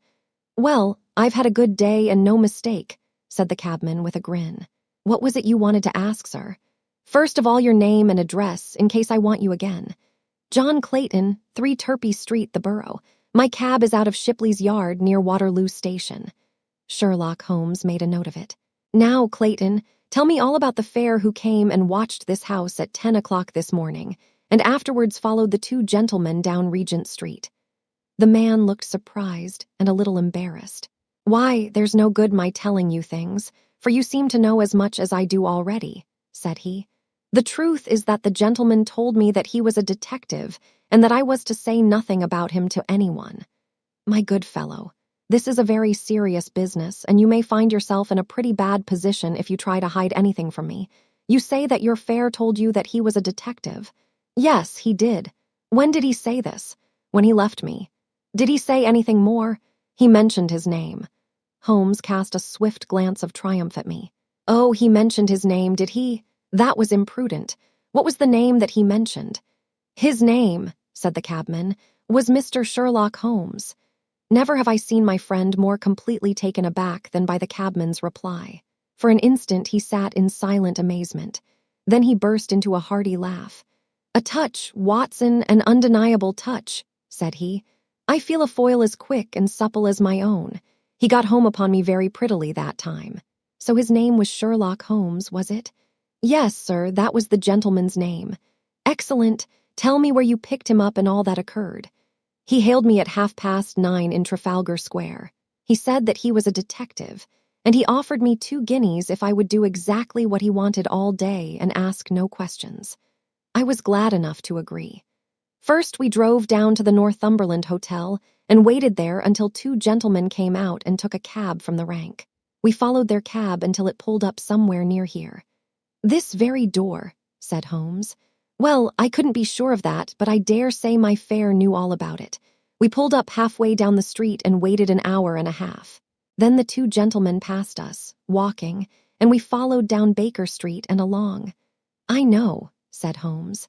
Until we got 3/4 down Regent Street. Then my gentleman threw up the trap, and he cried that I should drive right away to Waterloo Station as hard as I could go. I whipped up the mare, and we were there under the 10 minutes. Then he paid up his 2 guineas, like a good one, and away he went into the station. Only just as he was leaving, he turned round and he said, It might interest you to know that you have been driving Mr. Sherlock Holmes. That's how I come to know the name. I see, and you saw no more of him? Not after he went into the station. And how would you describe Mr. Sherlock Holmes? The cabman scratched his head. Well, he wasn't altogether such an easy gentleman to describe.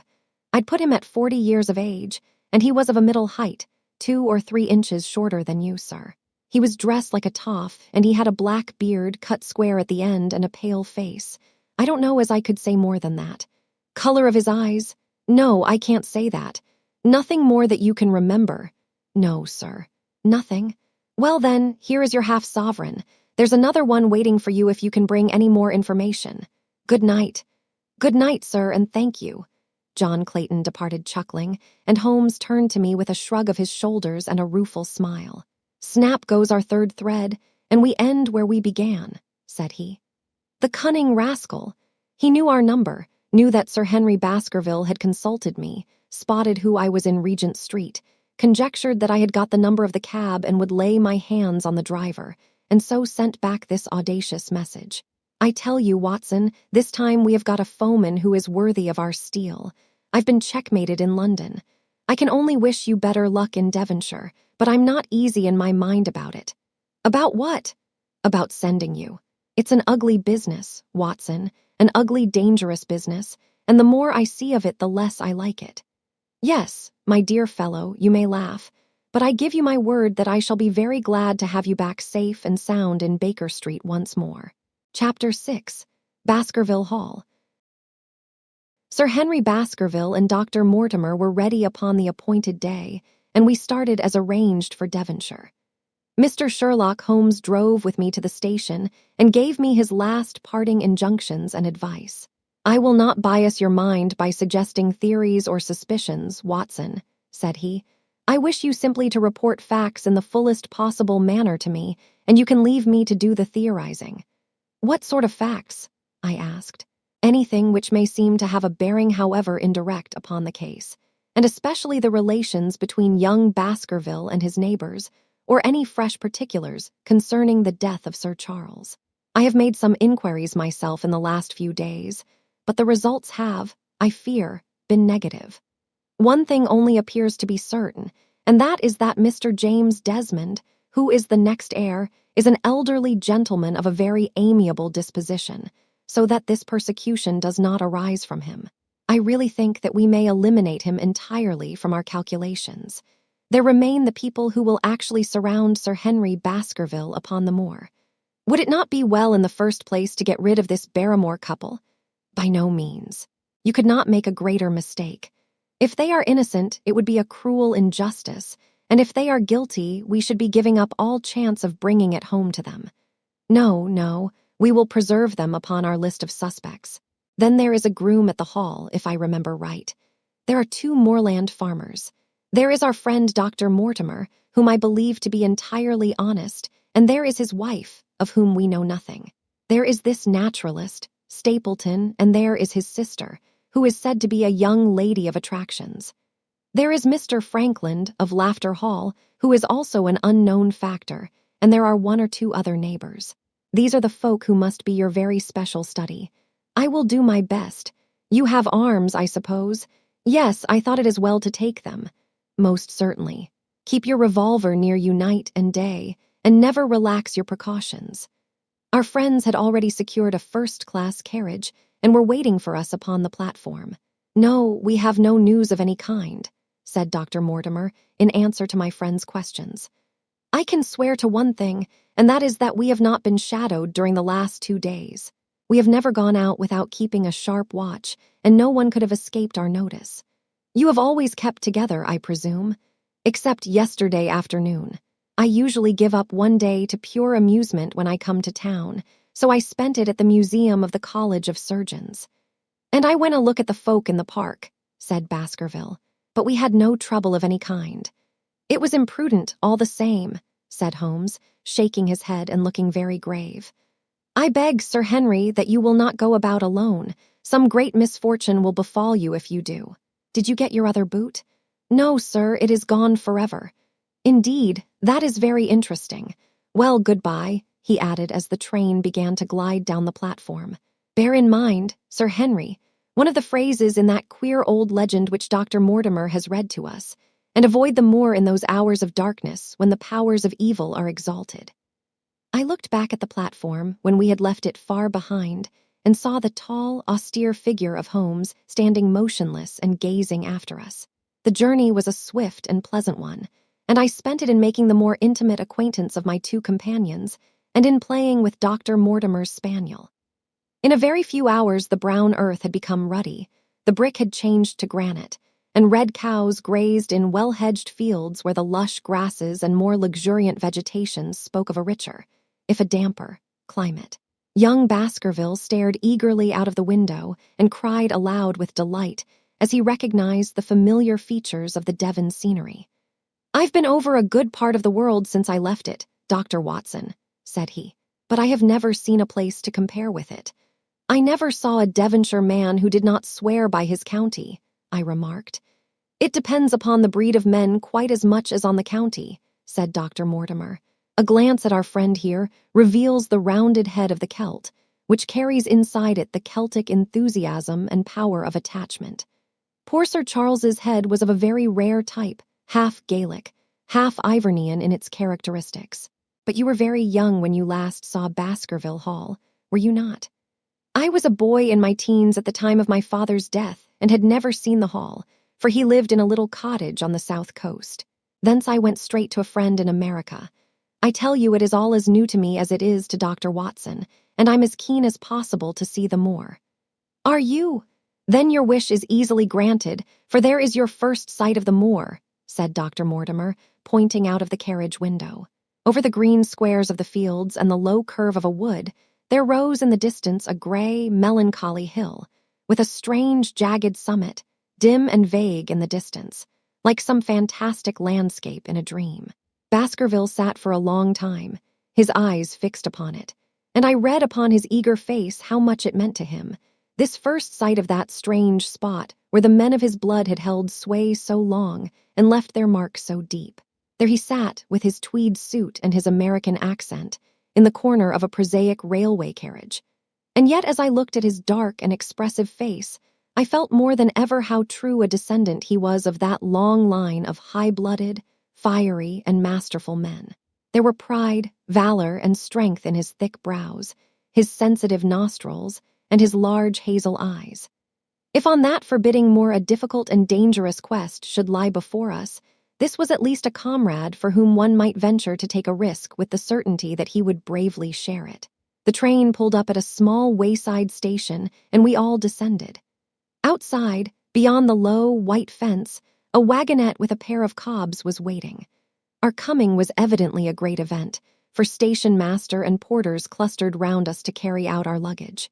It was a sweet, simple country spot, but I was surprised to observe that by the gate there stood two soldierly men in dark uniforms who leaned upon their short rifles and glanced keenly at us as we passed. The coachman, a hard-faced, gnarled little fellow, saluted Sir Henry Baskerville, and in a few minutes we were flying swiftly down the broad, white road. Rolling pasture lands curved upward on either side of us, and old gabled houses peeped out from amid the thick green foliage. But behind the peaceful and sunlit countryside there rose ever, dark against the evening sky, the long, gloomy curve of the moor, broken by the jagged and sinister hills. The wagonette swung round into a side road, and we curved upward through deep lanes worn by centuries of wheels, high banks on either side, heavy with dripping moss and fleshy heart-stung ferns. Bronzing bracken and mottled bramble gleamed in the light of the sinking sun. Still steadily rising, we passed over a narrow granite bridge and skirted a noisy stream which gushed swiftly down, foaming and roaring amid the gray boulders. Both road and stream wound up through a valley dense with scrub oak and fir. At every turn, Baskerville gave an exclamation of delight, looking eagerly about him and asking countless questions. To his eyes all seemed beautiful, but to me a tinge of melancholy lay upon the countryside, which bore so clearly the mark of the waning year. Yellow leaves carpeted the lanes and fluttered down upon us as we passed. The rattle of our wheels died away as we drove through drifts of rotting vegetation. Sad gifts, as it seemed to me, for nature to throw before the carriage of the returning heir of the Baskervilles. "Halloa!" cried Dr. Mortimer. "What is this?" A steep curve of heath-clad land, an outlying spur of the moor, lay in front of us.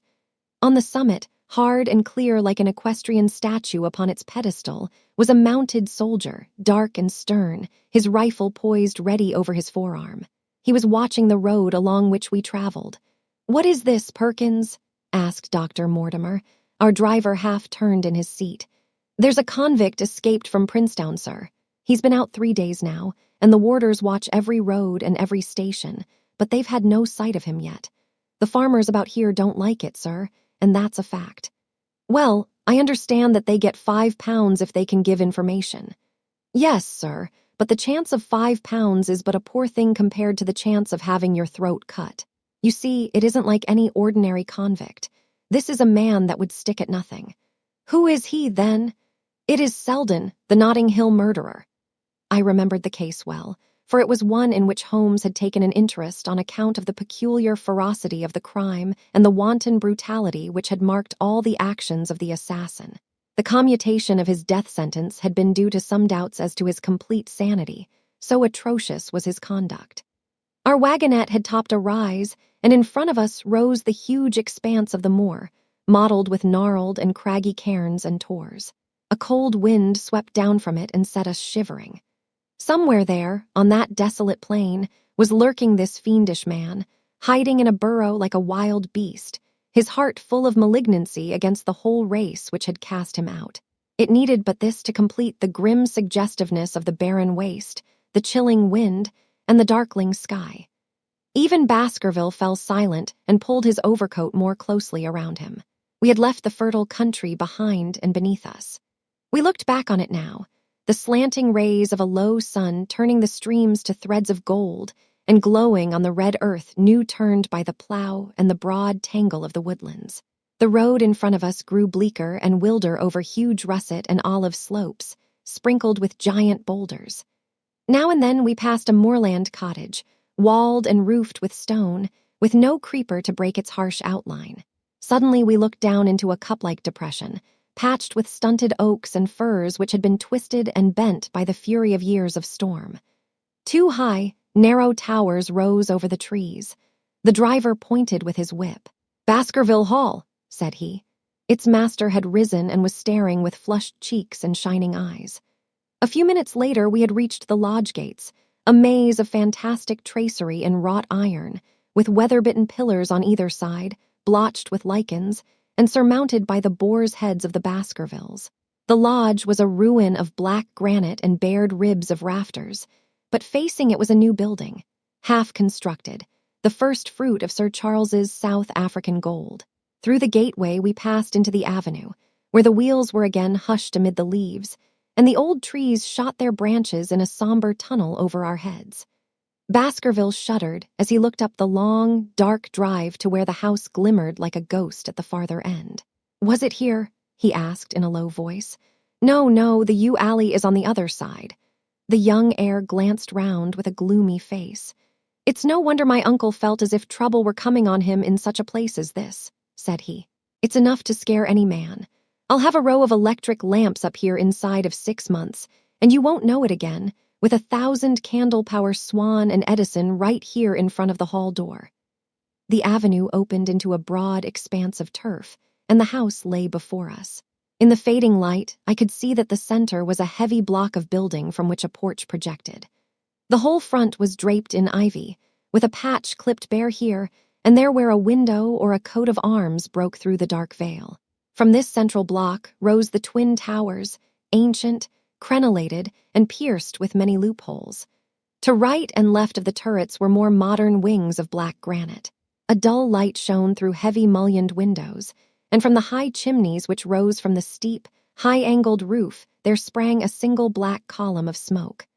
"Welcome, Sir Henry. Welcome to Baskerville Hall." A tall man had stepped from the shadow of the porch to open the door of the wagonette. The figure of a woman was silhouetted against the yellow light of the hall. She came out and helped the man to hand down our bags.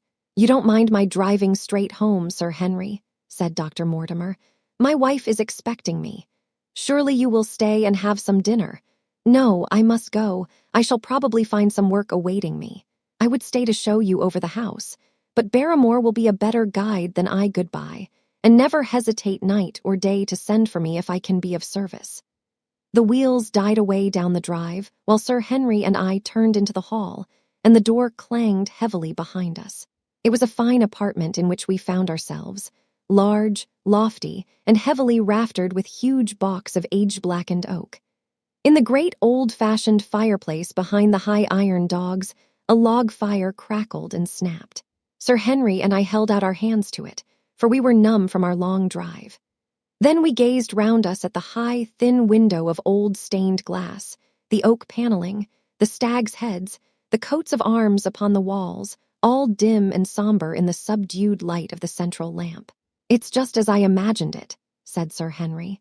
"Is it not the very picture of an old family home? To think that this should be the same hall in which for 500 years my people have lived. It strikes me solemn to think of it." I saw his dark face lit up with a boyish enthusiasm as he gazed about him. The light beat upon him where he stood, but long shadows trailed down the walls and hung like a black canopy above him. Barrymore had returned from taking our luggage to our rooms. He stood in front of us now with the subdued manner of a well-trained servant. He was a remarkable-looking man, tall, handsome, with a square black beard and pale, distinguished features. "Would you wish dinner to be served at once, sir? Is it ready?" "In a very few minutes, sir. You will find hot water in your rooms. My wife and I will be happy, Sir Henry, to stay with you until you have made your fresh arrangements.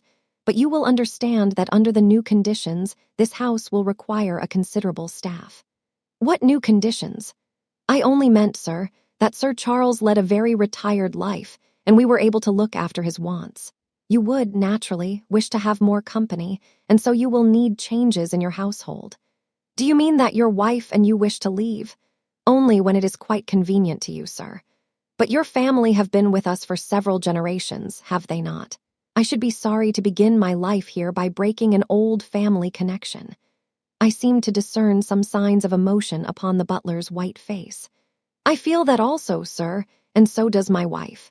But to tell the truth, sir, we were both very much attached to Sir Charles, and his death gave us a shock and made these surroundings very painful to us. I fear that we shall never again be easy in our minds at Baskerville Hall. But what do you intend to do?" "I have no doubt, sir, that we shall succeed in establishing ourselves in some business. Sir Charles's generosity has given us the means to do so. And now, sir, perhaps I had best show you to your rooms." A square balustraded gallery ran round the top of the old hall, approached by a double stair. From this central point, too, long corridors extended the whole length of the building, from which all the bedrooms opened. My own was in the same wing as Baskerville's and almost next door to it. These rooms appeared to be much more modern than the central part of the house, and the bright paper and numerous candles did something to remove the somber impression which our arrival had left upon my mind. But the dining room, which opened out of the hall, was a place of shadow and gloom. It was a long chamber with a step separating the dais, where the family sat from the lower portion, reserved for their dependents. At one end, a minstrel's gallery overlooked it. Black beams shot across above our heads, with a smoke-darkened ceiling beyond them. With rows of flaring torches to light it up, and the color and rude hilarity of an old-time banquet, it might have softened. But now, when two black-clothed gentlemen sat in the little circle of light thrown by a shaded lamp, one's voice became hushed and one's spirit subdued. A dim line of ancestors, in every variety of dress, from the Elizabethan knight to the buck of the Regency, stared down upon us and daunted us by their silent company. We talked little, and I for one was glad when the meal was over and we were able to retire into the modern billiard room and smoke a cigarette. "My word, it isn't a very cheerful place," said Sir Henry. "I suppose one can tone down to it, but I feel a bit out of the picture at present. I don't wonder that my uncle got a little jumpy if he lived all alone in such a house as this. However, if it suits you, we will retire early tonight, and perhaps things may seem more cheerful in the morning." I drew aside my curtains before I went to bed and looked out from my window. It opened upon the grassy space which lay in front of the hall door. Beyond, two copses of trees moaned and swung in a rising wind. A half-moon broke through the rifts of racing clouds. In its cold light, I saw beyond the trees a broken fringe of rocks and the long, low curve of the melancholy moor. I closed the curtain, feeling that my last impression was in keeping with the rest. And yet it was not quite the last. I found myself weary and yet wakeful, tossing restlessly from side to side, seeking for the sleep which would not come. Far away, a chiming clock struck out the quarters of the hours, but otherwise a deathly silence lay upon the old house. And then suddenly, in the very dead of the night, there came a sound to my ears, clear, resonant, and unmistakable. It was the sob of a woman, the muffled, strangling gasp of one who is torn by an uncontrollable sorrow. I sat up in bed and listened intently. The noise could not have been far away and was certainly in the house. For half an hour I waited with every nerve on the alert, but there came no other sound save the chiming clock and the rustle of the ivy on the wall. Chapter 7. The Stapletons of Merripit House. The fresh beauty of the following morning did something to efface from our minds the grim and gray impression which had been left upon both of us by our first experience of Baskerville Hall. As Sir Henry and I sat at breakfast, the sunlight flooded in through the high mullioned windows, throwing watery patches of color from the coats of arms which covered them. The dark paneling glowed like bronze in the golden rays, and it was hard to realize that this was indeed the chamber which had struck such a gloom into our souls upon the evening before. "I guess it is ourselves and not the house that we have to blame," said the baronet. "We were tired with our journey and chilled by our drive, so we took a grey view of the place. Now we are fresh and well, so it is all cheerful once more." "And yet it was not entirely a question of imagination," I answered. "Did you, for example, happen to hear someone, a woman I think, sobbing in the night?" "That is curious, for I did when I was half asleep fancy that I heard something of the sort. I waited quite a time, but there was no more of it, so I concluded that it was all a dream. I heard it distinctly, and I am sure that it was really the sob of a woman. We must ask about this right away." He rang the bell and asked Barrymore whether he could account for our experience. It seemed to me that the pallid features of the butler turned a shade paler still as he listened to his master's question. "There are only 2 women in the house, Sir Henry," he answered. "One is the scullery maid, who sleeps in the other wing. The other is my wife, and I can answer for it that the sound could not have come from her." And yet he lied as he said it, for it chanced that after breakfast I met Mrs. Barrymore in the long corridor with the sun full upon her face. She was a large, impassive, heavy-featured woman with a stern-set expression of mouth. But her telltale eyes were red and glanced at me from between swollen lids. It was she, then, who wept in the night, and if she did so, her husband must know it. Yet he had taken the obvious risk of discovery in declaring that it was not so. Why had he done this? And why did she weep so bitterly? Already round this pale-faced, handsome, black-bearded man, there was gathering an atmosphere of mystery and of gloom. It was he who had been the first to discover the body of Sir Charles, and we had only his word for all the circumstances which led up to the old man's death. Was it possible that it was Barrymore, after all, whom we had seen in the cab in Regent Street? The beard might well have been the same. The cabman had described a somewhat shorter man, but such an impression might easily have been erroneous. How could I settle the point forever? Obviously, the first thing to do was to see the Grimpen postmaster and find whether the test telegram had really been placed in Barrymore's own hands. Be the answer what it might, I should at least have something to report to Sherlock Holmes. Sir Henry had numerous papers to examine after breakfast, so that the time was propitious for my excursion. It was a pleasant walk of 4 miles along the edge of the moor, leading me at last to a small grey hamlet, in which 2 larger buildings, which proved to be the inn and the house of Dr. Mortimer, stood high above the rest. The postmaster, who was also the village grocer, had a clear recollection of the telegram.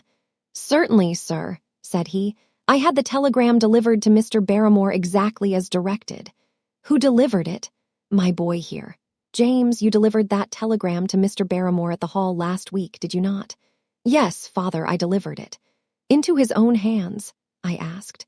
"Well, he was up in the loft at the time, so that I could not put it into his own hands, but I gave it into Mrs. Barrymore's hands, and she promised to deliver it at once." "Did you see Mr. Barrymore?" "No, sir. I tell you he was in the loft." "If you didn't see him, how do you know he was in the loft?" "Well, surely his own wife ought to know where he is," said the postmaster testily. "Didn't he get the telegram? If there is any mistake, it is for Mr. Barrymore himself to complain."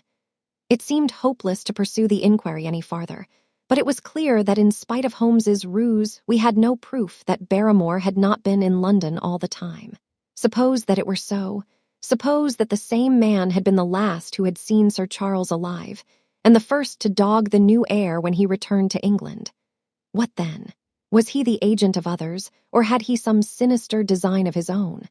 What interest could he have in persecuting the Baskerville family? I thought of the strange warning clipped out of the leading article of the Times. Was that his work, or was it possibly the doing of someone who was bent upon counteracting his schemes? The only conceivable motive was that which had been suggested by Sir Henry, that if the family could be scared away, a comfortable and permanent home would be secured for the Barrymores. But surely such an explanation as that would be quite inadequate to account for the deep and subtle scheming, which seemed to be weaving an invisible net round the young baronet. Holmes himself had said that no more complex case had come to him in all the long series of his sensational investigations. I prayed, as I walked back along the gray, lonely road, that my friend might soon be freed from his preoccupations and able to come down to take this heavy burden of responsibility from my shoulders. Suddenly, my thoughts were interrupted by the sound of running feet behind me and by a voice which called me by name. I turned, expecting to see Dr. Mortimer, but to my surprise, it was a stranger who was pursuing me. He was a small, slim, clean-shaven, prim-faced man, flaxen-haired and lean-jawed, between 30 and 40 years of age, dressed in a gray suit and wearing a straw hat. A tin box for botanical specimens hung over his shoulder, and he carried a green butterfly net in one of his hands. "You will, I am sure, excuse my presumption, Dr. Watson," said he as he came panting up to where I stood. "Here on the moor we are homely folk and do not wait for formal introductions. You may possibly have heard my name from our mutual friend, Mortimer. I am Stapleton of Merripit House." "Your net and box would have told me as much," said I, for I knew that Mr. Stapleton was a naturalist. "But how did you know me?" "I have been calling on Mortimer, and he pointed you out to me from the window of his surgery as you passed. As our road lay the same way, I thought that I would overtake you and introduce myself. I trust that Sir Henry is none the worse for his journey." "He is very well, thank you. We were all rather afraid that after the sad death of Sir Charles, the new baronet might refuse to live here. It is asking much of a wealthy man to come down and bury himself in a place of this kind. But I need not tell you that it means a very great deal to the countryside. Sir Henry has, I suppose, no superstitious fears in the matter. I do not think that it is likely. Of course you know the legend of the fiend dog which haunts the family. I have heard it. It is extraordinary how credulous the peasants are about here. Any number of them are ready to swear that they have seen such a creature upon the moor." He spoke with a smile, but I seemed to read in his eyes that he took the matter more seriously. The story took a great hold upon the imagination of Sir Charles, and I have no doubt that it led to his tragic end. But how? His nerves were so worked up that the appearance of any dog might have had a fatal effect upon his diseased heart. I fancy that he really did see something of the kind upon that last night in the yew alley. I feared that some disaster might occur, for I was very fond of the old man, and I knew that his heart was weak. "How did you know that?" "My friend Mortimer told me." "You think, then, that some dog pursued Sir Charles, and that he died of fright in consequence. Have you any better explanation?" "I have not come to any conclusion." "Has Mr. Sherlock Holmes—" The words took away my breath for an instant, but a glance at the placid face and steadfast eyes of my companion showed that no surprise was intended. "It is useless for us to pretend that we do not know you, Dr. Watson," said he. "The records of your detective have reached us here, and you could not celebrate him without being known yourself. When Mortimer told me your name, he could not deny your identity. If you are here, then it follows that Mr. Sherlock Holmes is interesting himself in the matter, and I am naturally curious to know what view he may take. I am afraid that I cannot answer that question. May I ask if he's going to honor us with a visit himself? He cannot leave town at present. He has other cases which engage his attention." "What a pity! He might throw some light on that which is so dark to us. But as to your own researches, if there is any possible way in which I can be of service to you, I trust that you will command me. If I had any indication of the nature of your suspicions, or how you propose to investigate the case, I might perhaps even now give you some aid or advice. I assure you that I am simply here upon a visit to my friend, Sir Henry, and that I need no help of any kind." "Excellent," said Stapleton.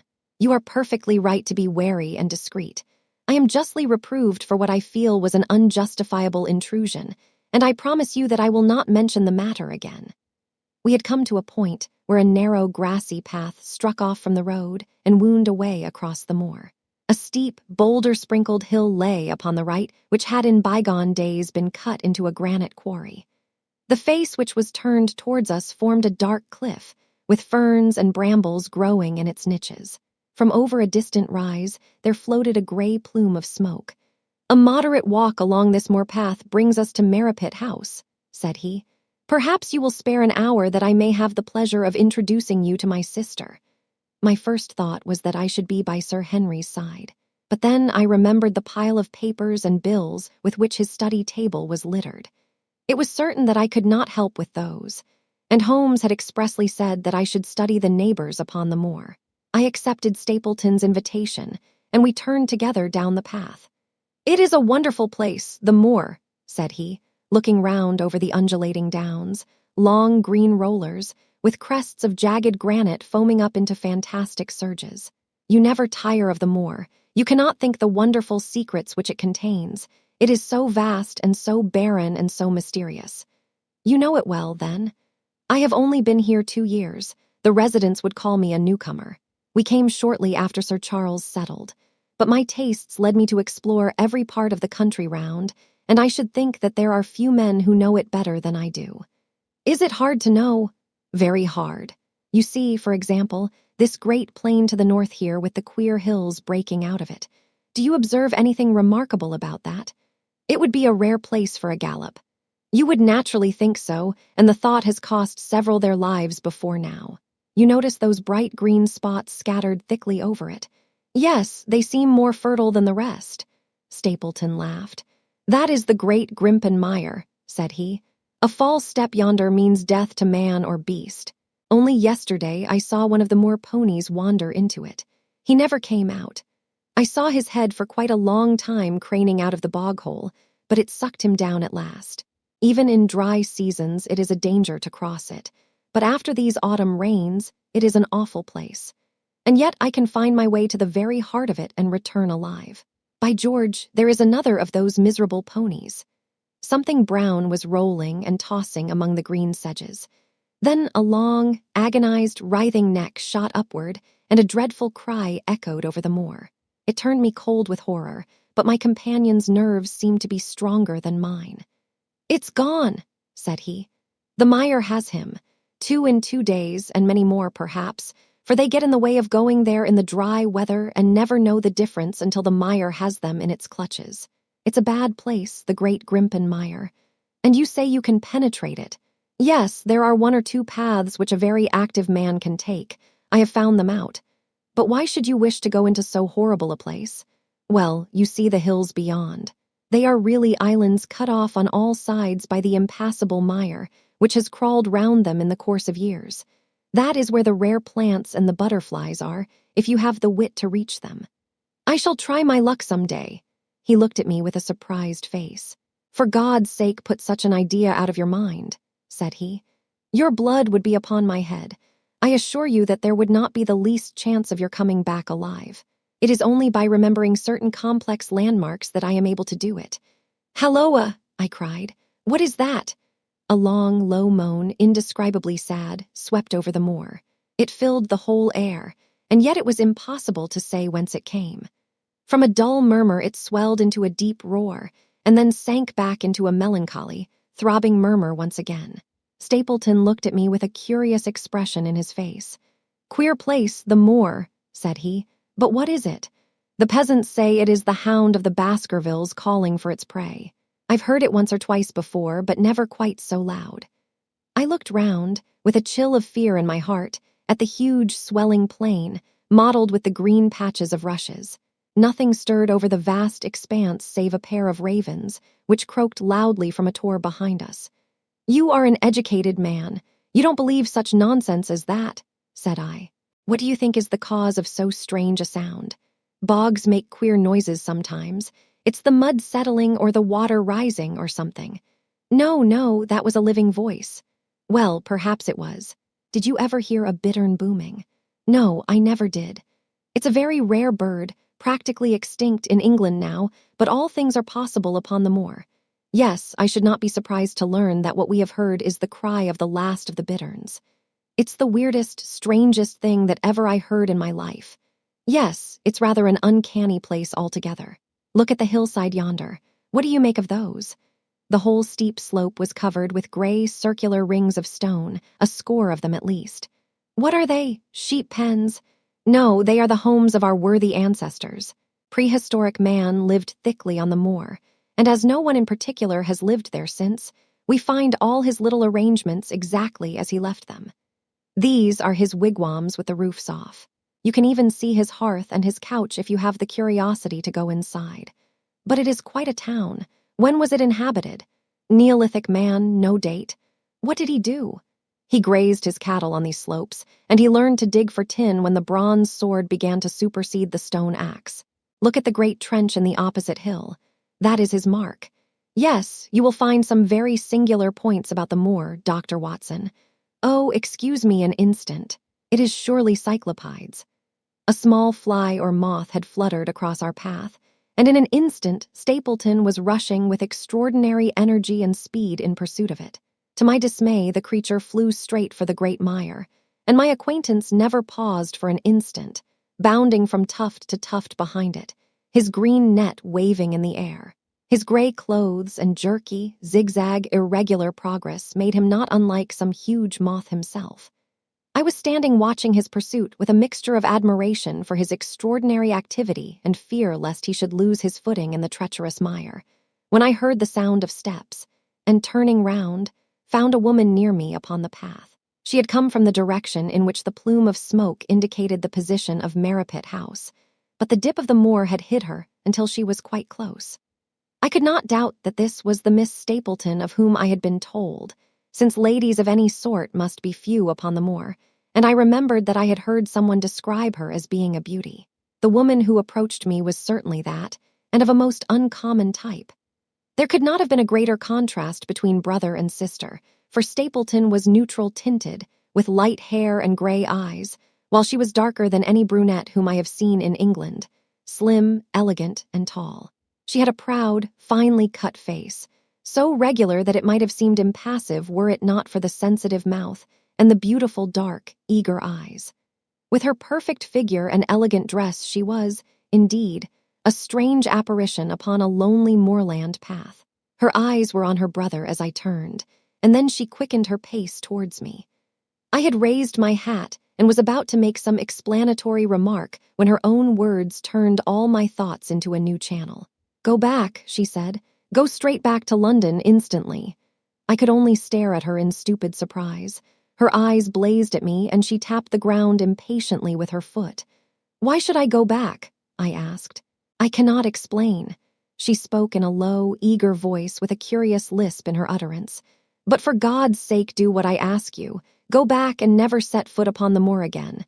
"But I have only just come." Man," she cried. "Can you not tell when a warning is for your own good? Go back to London. Start tonight. Get away from this place at all costs. Hush, my brother is coming. Not a word of what I have said. Would you mind getting that orchid for me among the mare's tails yonder? We are very rich in orchids on the moor, though, of course, you are rather late to see the beauties of the place." Stapleton had abandoned the chase and came back to us breathing hard and flushed with his exertions. "Halloa, Beryl," said he, and it seemed to me that the tone of his greeting was not altogether a cordial one. "Well, Jack, you are very hot." "Yes, I was chasing a cyclopides. He is very rare and seldom found in the late autumn. What a pity that I should have missed him." He spoke unconcernedly, but his small, light eyes glanced incessantly from the girl to me. "You have introduced yourselves, I can see." "Yes. I was telling Sir Henry that it was rather late for him to see the true beauties of the moor." "Why, who do you think this is?" "I imagine that it must be Sir Henry Baskerville." No, said I. "Only a humble commoner, but his friend. My name is Dr. Watson." A flush of vexation passed over her expressive face. "We have been talking at cross purposes," said she.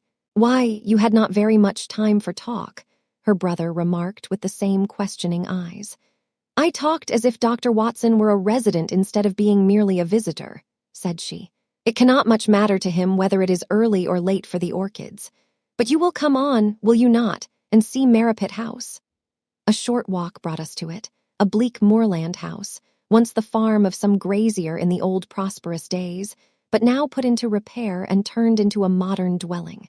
An orchard surrounded it, but the trees, as is usual upon the moor, were stunted and nipped, and the effect of the whole place was mean and melancholy.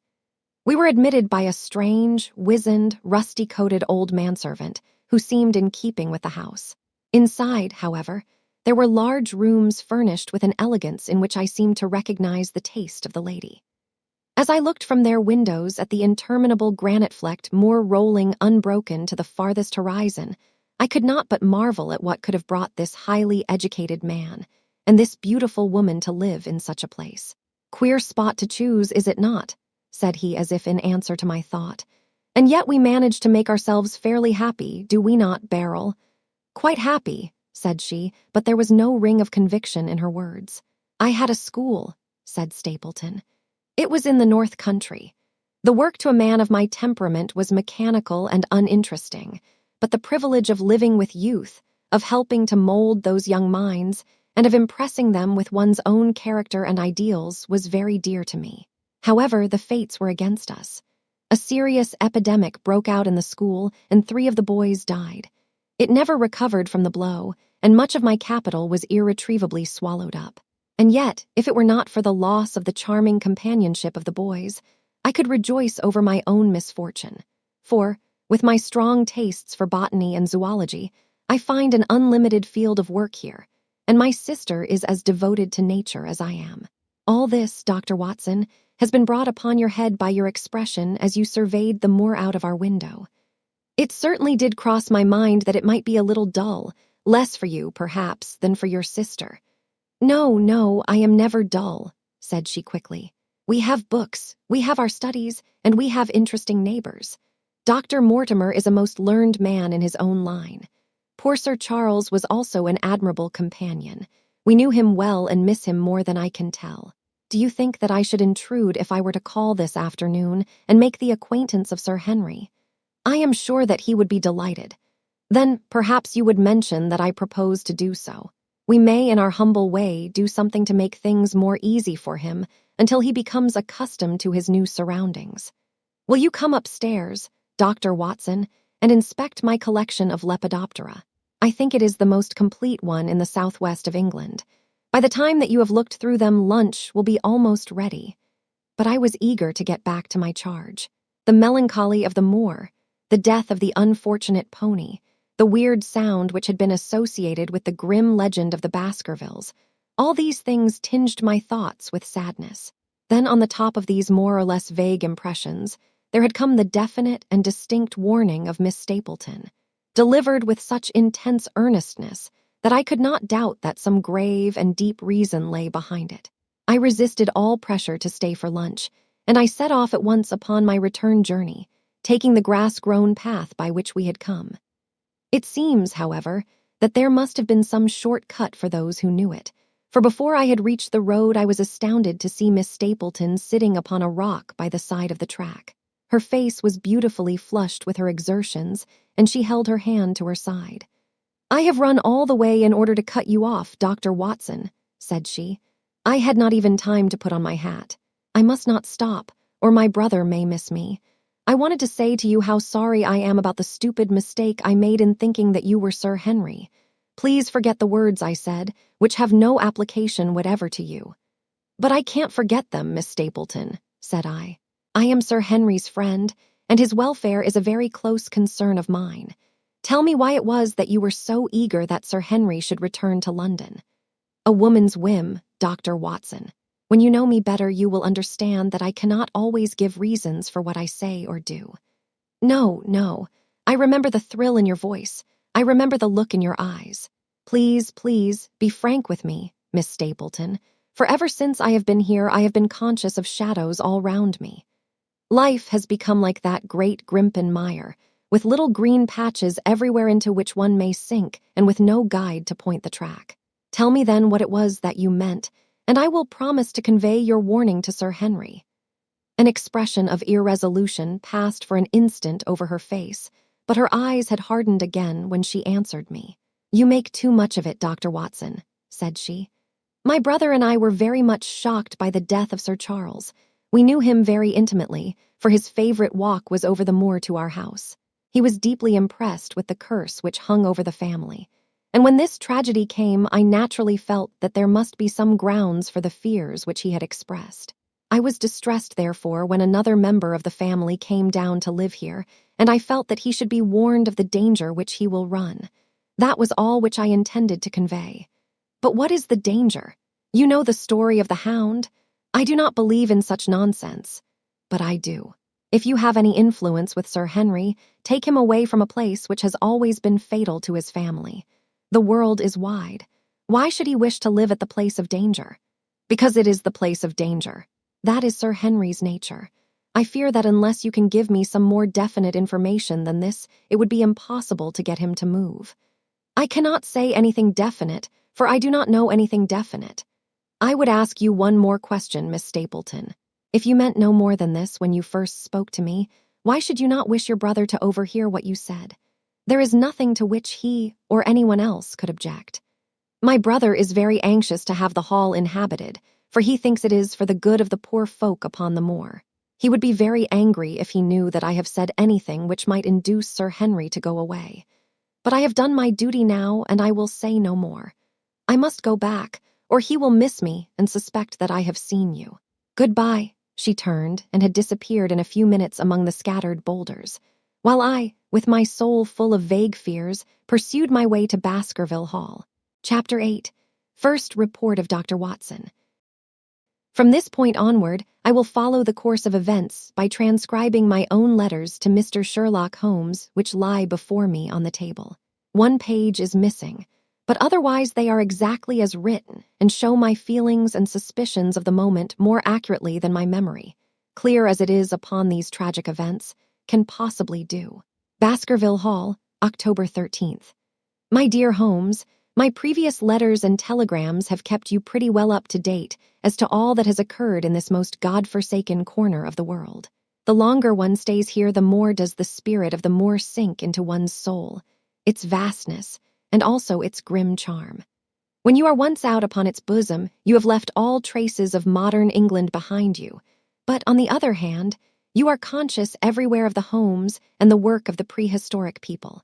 On all sides of you, as you walk, are the houses of these forgotten folk, with their graves and the huge monoliths which are supposed to have marked their temples.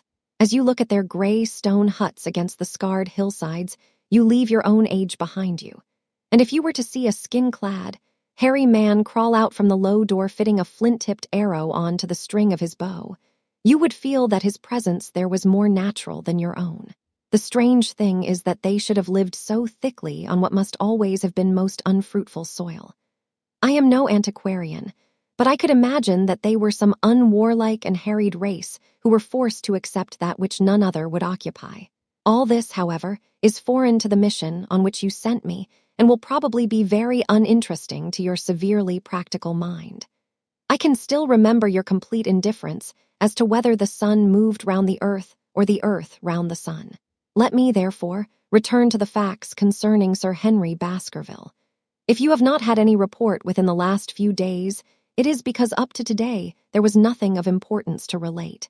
Then a very surprising circumstance occurred, which I shall tell you in due course.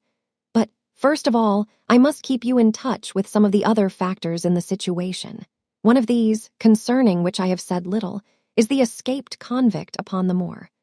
There is strong reason now to believe that he has got right away, which is a considerable relief to the lonely householders of this district. A fortnight has passed since his flight, during which he has not been seen and nothing has been heard of him. It is surely inconceivable that he could have held out upon the moor during all that time. Of course, so far as his concealment goes, there is no difficulty at all. Any one of these stone huts would give him a hiding place. But there is nothing to eat unless he were to catch and slaughter one of the moor sheep. We think, therefore, that he has gone, and the outlying farmers sleep the better in consequence. We are 4 able-bodied men in this household, so that we could take good care of ourselves, but I confess that I have had uneasy moments when I have thought of the Stapletons. They live miles from any help. There are one maid, an old manservant, the sister, and the brother, the latter not a very strong man. They would be helpless in the hands of a desperate fellow like this Notting Hill criminal if he could once effect an entrance. Both Sir Henry and I were concerned at their situation, and it was suggested that Perkins the groom should go over to sleep there, but Stapleton would not hear of it. The fact is that our friend, the baronet, begins to display a considerable interest in our fair neighbor. It is not to be wondered at, for time hangs heavily in this lonely spot to an active man like him, and she is a very fascinating and beautiful woman. There is something tropical and exotic about her, which forms a singular contrast to her cool and unemotional brother. Yet he also gives the idea of hidden fires.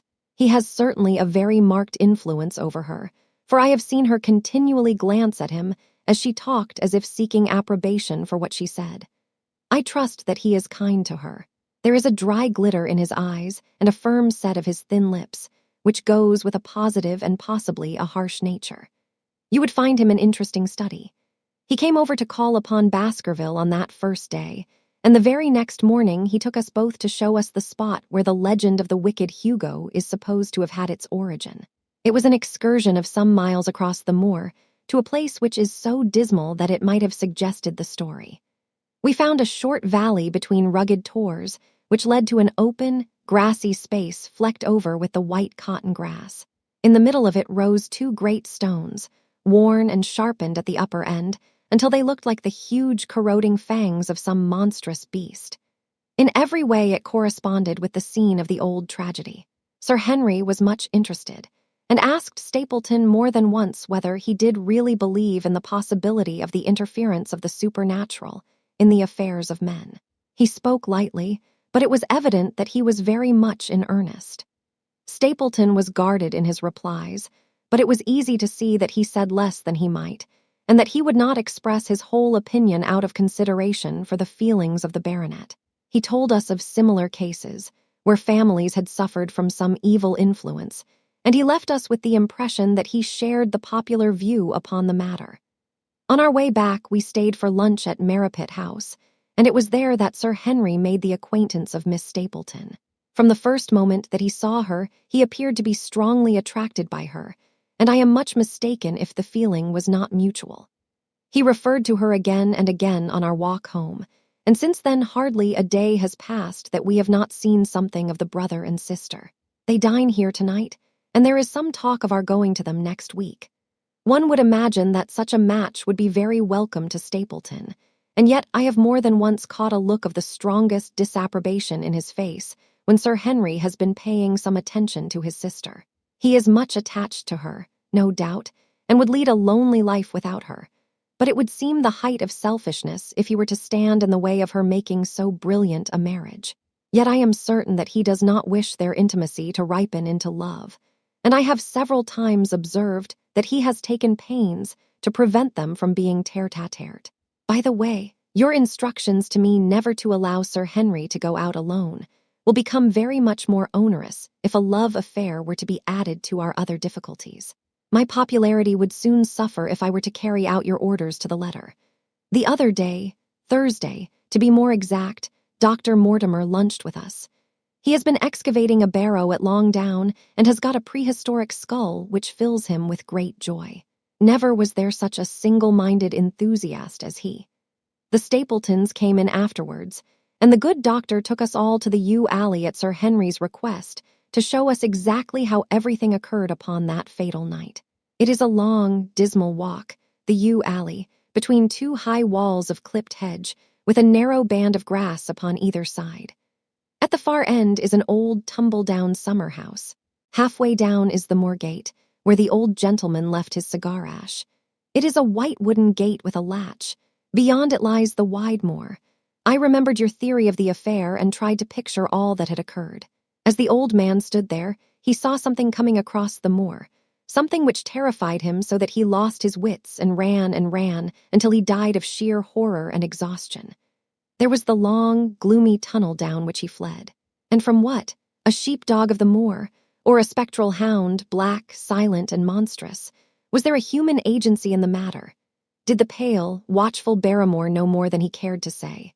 It was all dim and vague, but always there is the dark shadow of crime behind it. One other neighbor I have met since I wrote last.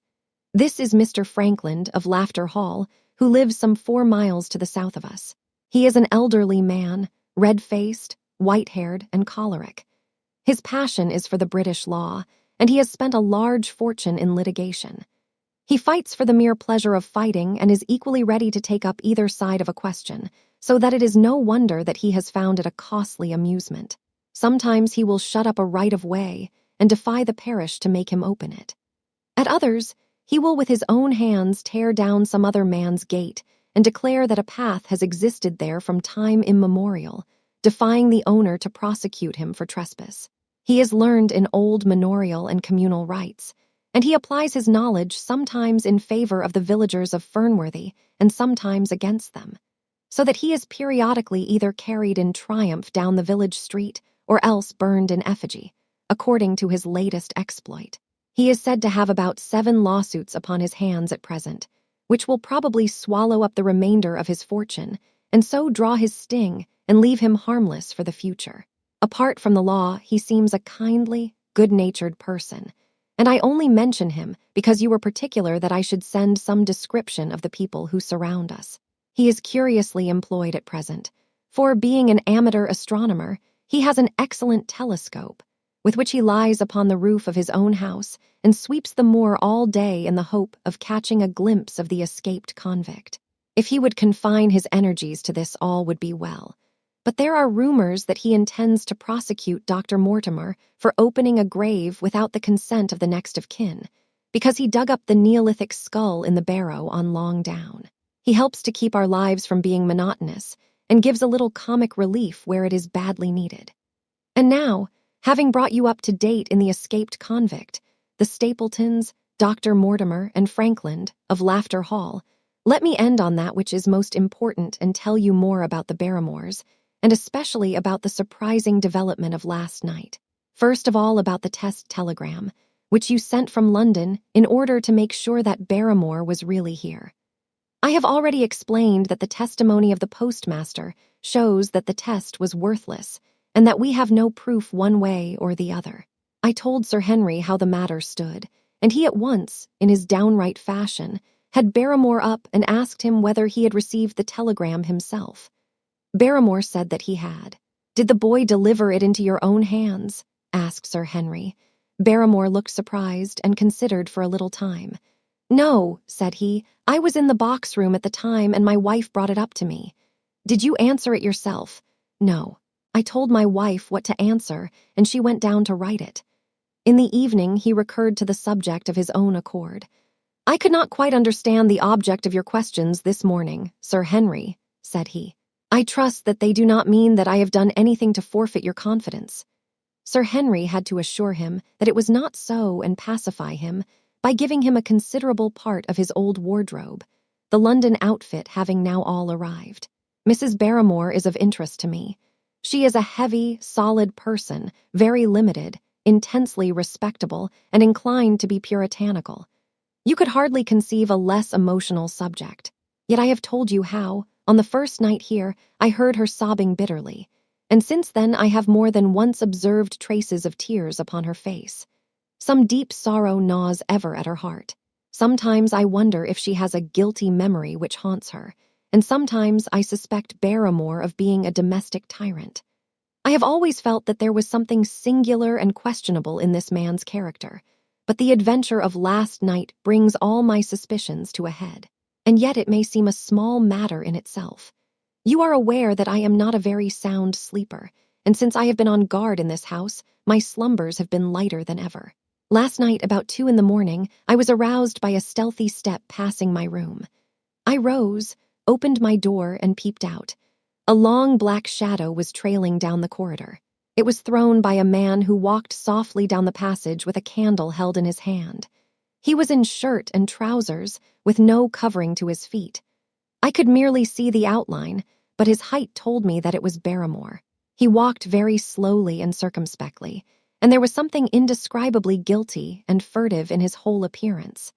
I have told you that the corridor is broken by the balcony which runs round the hall, but that it is resumed upon the farther side.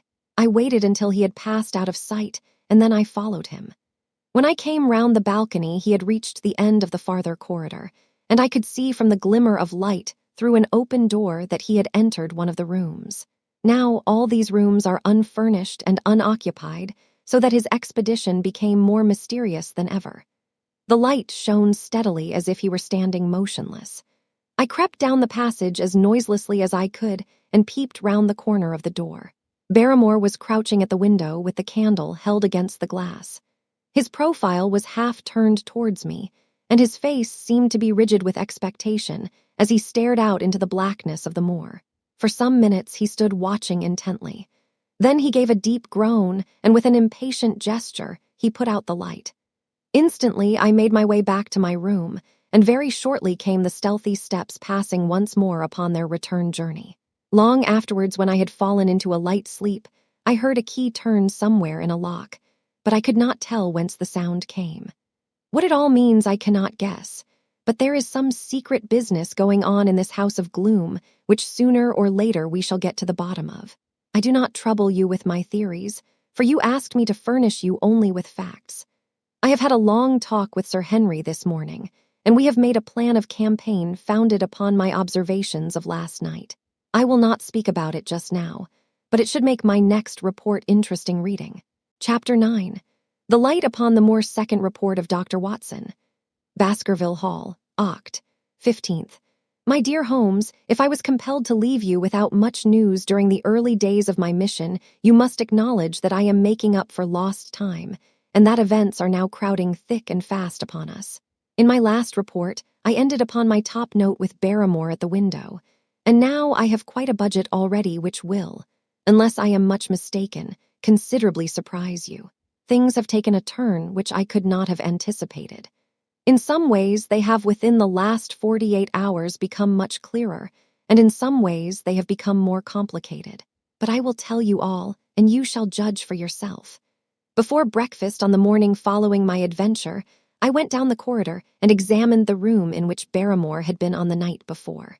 The western window through which he had stared so intently has, I noticed, one peculiarity above all other windows in the house. It commands the nearest outlook on to the moor.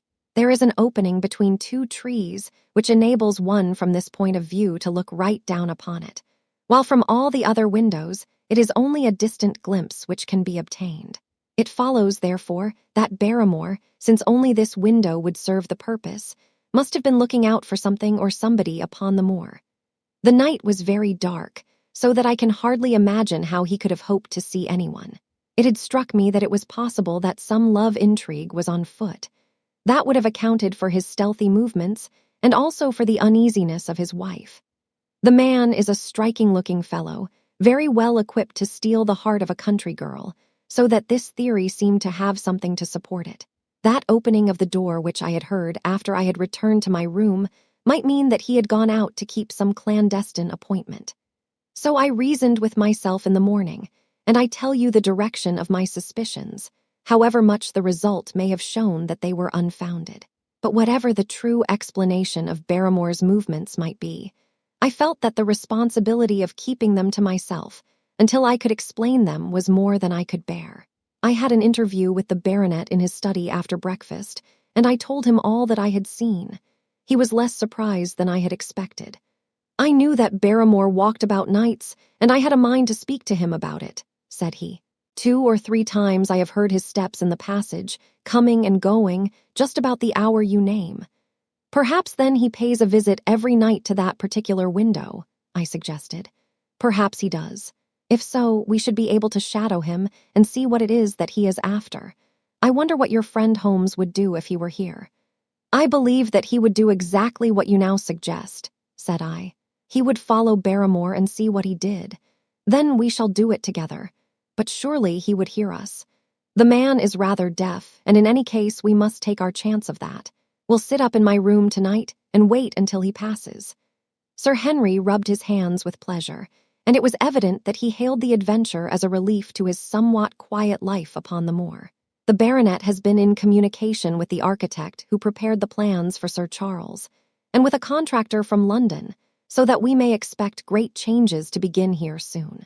There have been decorators and furnishers up from Plymouth, and it is evident that our friend has large ideas and means to spare no pains or expense to restore the grandeur of his family.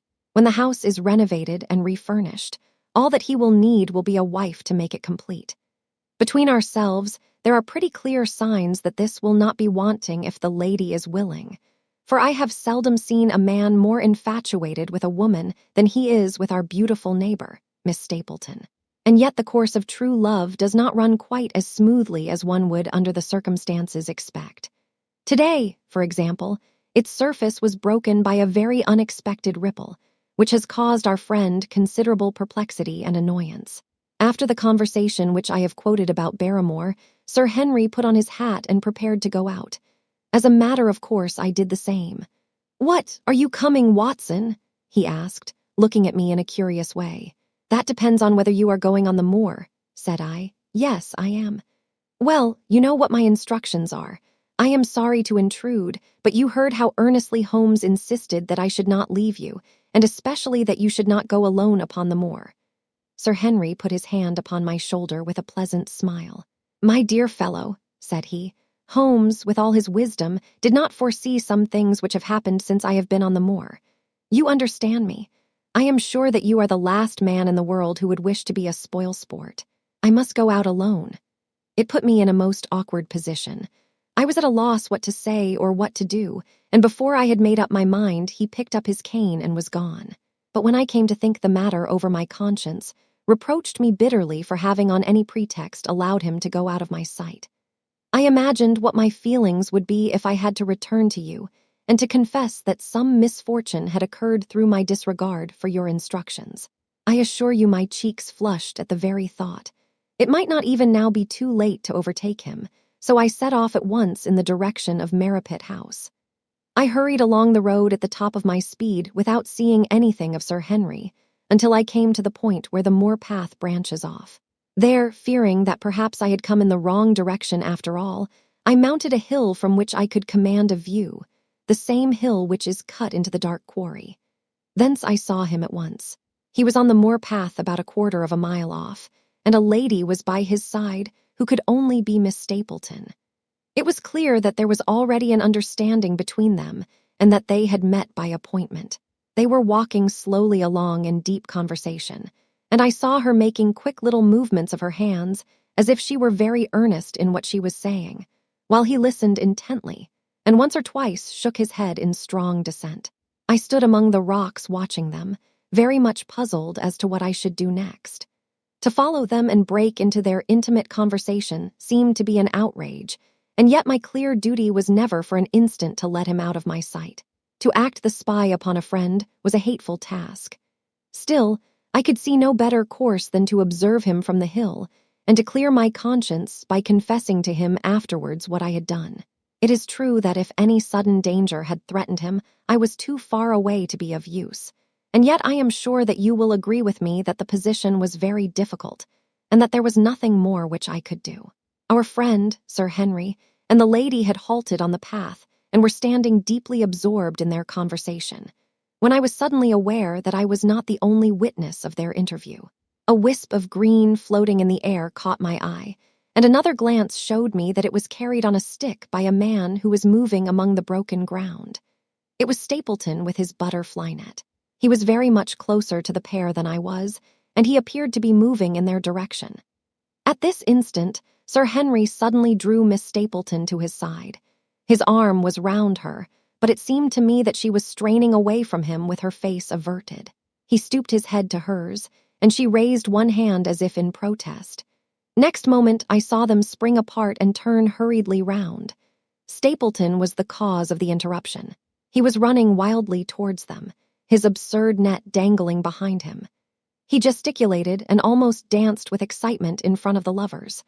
What the scene meant I could not imagine, but it seemed to me that Stapleton was abusing Sir Henry, who offered explanations, which became more angry as the other refused to accept them. The lady stood by in haughty silence.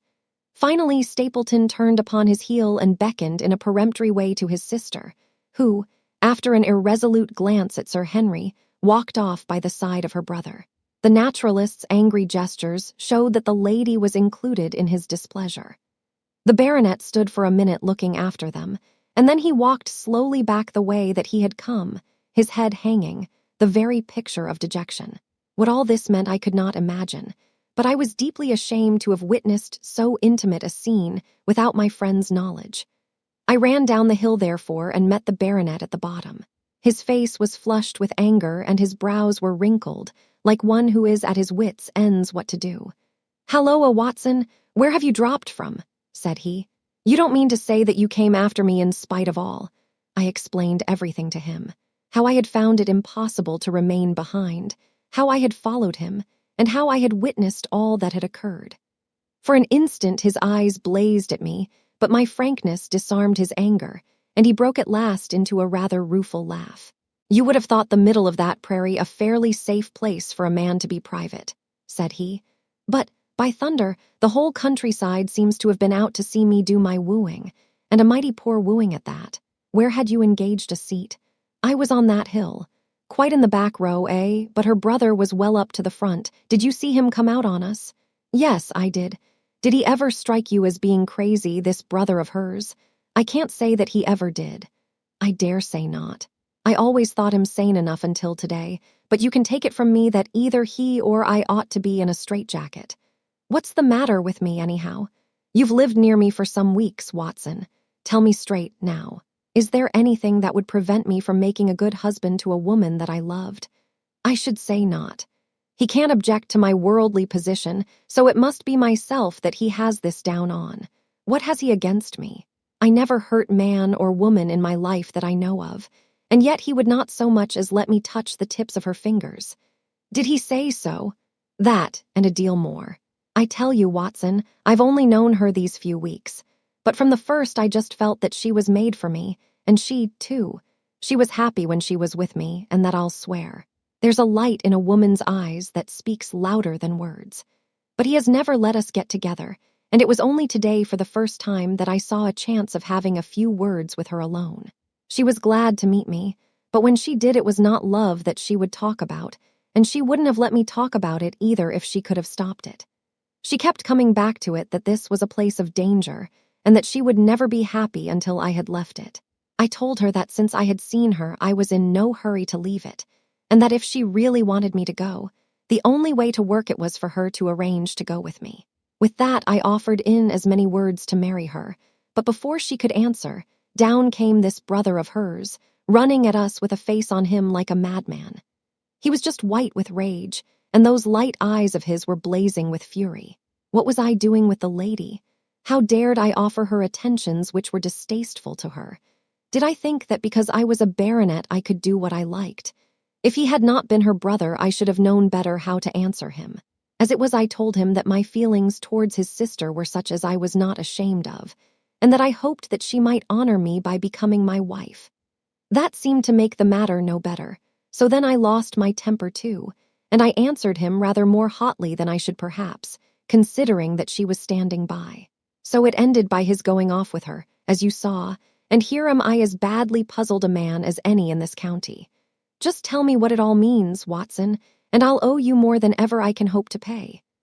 I tried one or two explanations, but indeed I was completely puzzled myself. Our friend's title, his fortune, his age, his character, and his appearance are all in his favor, and I know nothing against him unless it be this dark fate which runs in his family.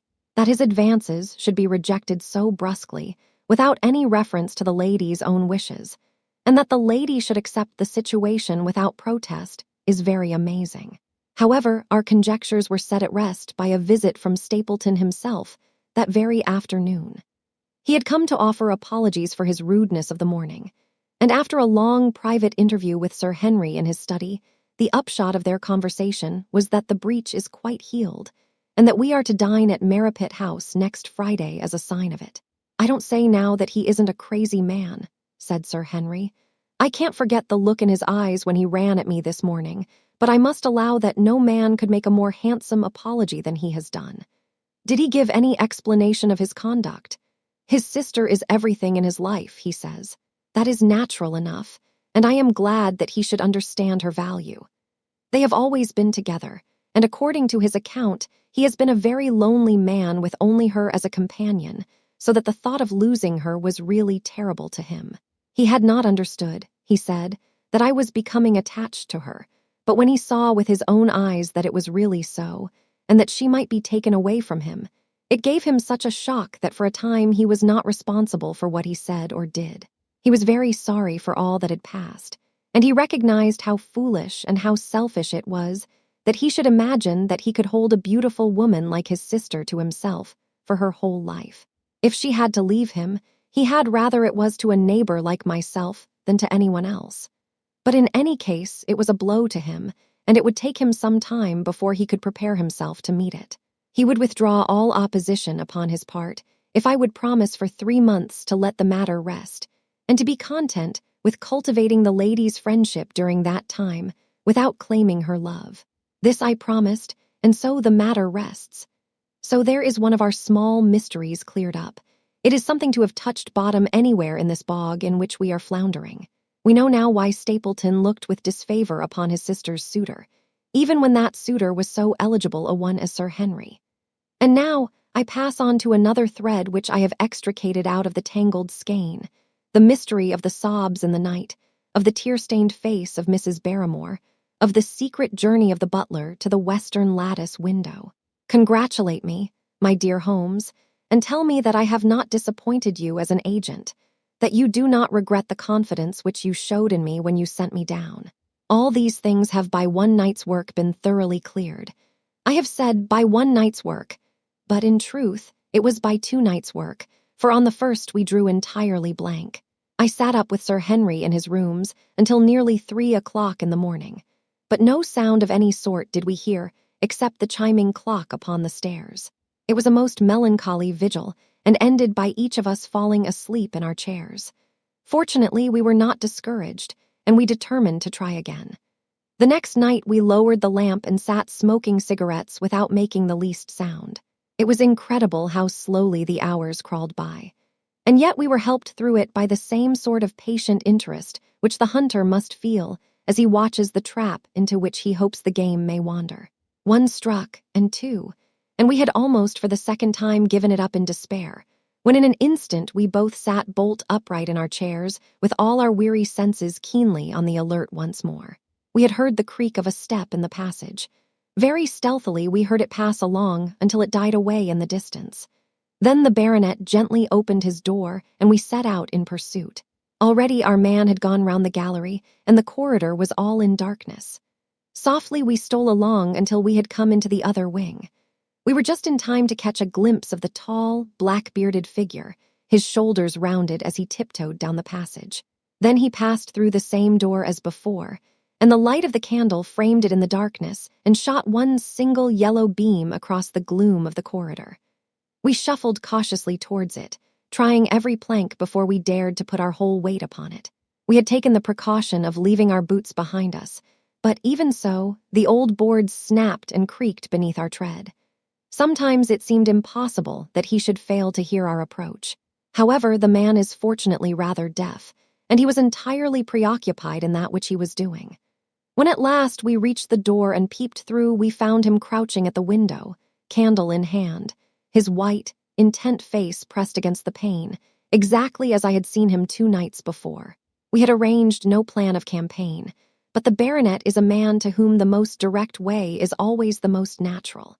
He walked into the room, and as he did so Barrymore sprang up from the window with a sharp hiss of his breath and stood, livid and trembling, before us. His dark eyes, glaring out of the white mask of his face, were full of horror and astonishment as he gazed from Sir Henry to me. "What are you doing here, Barrymore?" "Nothing, sir." His agitation was so great that he could hardly speak, and the shadows sprang up and down from the shaking of his candle. "It was the window, sir. I go round at night to see that they are fastened." "On the 2nd floor?" "Yes, sir, all the windows." "Look here, Barrymore," said Sir Henry sternly. "We have made up our minds to have the truth out of you, so it will save you trouble to tell it sooner rather than later. Come now, no lies. What were you doing at that window?" The fellow looked at us in a helpless way, and he wrung his hands together like one who is in the last extremity of doubt and misery. "I was doing no harm, sir. I was holding a candle to the window." "And why were you holding a candle to the window?" "Don't ask me, Sir Henry, don't ask me. I give you my word, sir, that it is not my secret and that I cannot tell it. If it concerned no one but myself, I would not try to keep it from you." A sudden idea occurred to me, and I took the candle from the trembling hand of the butler. "He must have been holding it as a signal," said I. "Let us see if there is any answer." I held it as he had done, and stared out into the darkness of the night. Vaguely, I could discern the black bank of the trees and the lighter expanse of the moor, for the moon was behind the clouds. And then I gave a cry of exultation, for a tiny pinpoint of yellow light had suddenly transfixed the dark veil, and glowed steadily in the center of the black square framed by the window. "There it is!" I cried. No, no, sir, it is nothing, nothing at all. The butler broke in. I assure you, sir. Move your light across the window, Watson, cried the baronet. See, the other moves also. Now, you rascal, do you deny that it is a signal? Come, speak up. Who is your confederate out yonder, and what is this conspiracy that is going on? The man's face became openly defiant. It is my business and not yours. I will not tell. Then you leave my employment right away. Very good, sir. If I must, I must. And you go in disgrace. By thunder, you may well be ashamed of yourself. Your family has lived with mine for over 100 years under this roof, and here I find you deep in some dark plot against me. No, no, sir, no, not against you. It was a woman's voice, and Mrs. Barrymore, paler and more horror-struck than her husband, was standing at the door. Her bulky figure in a shawl and skirt might have been comic were it not for the intensity of feeling upon her face. We have to go, Eliza. This is the end of it.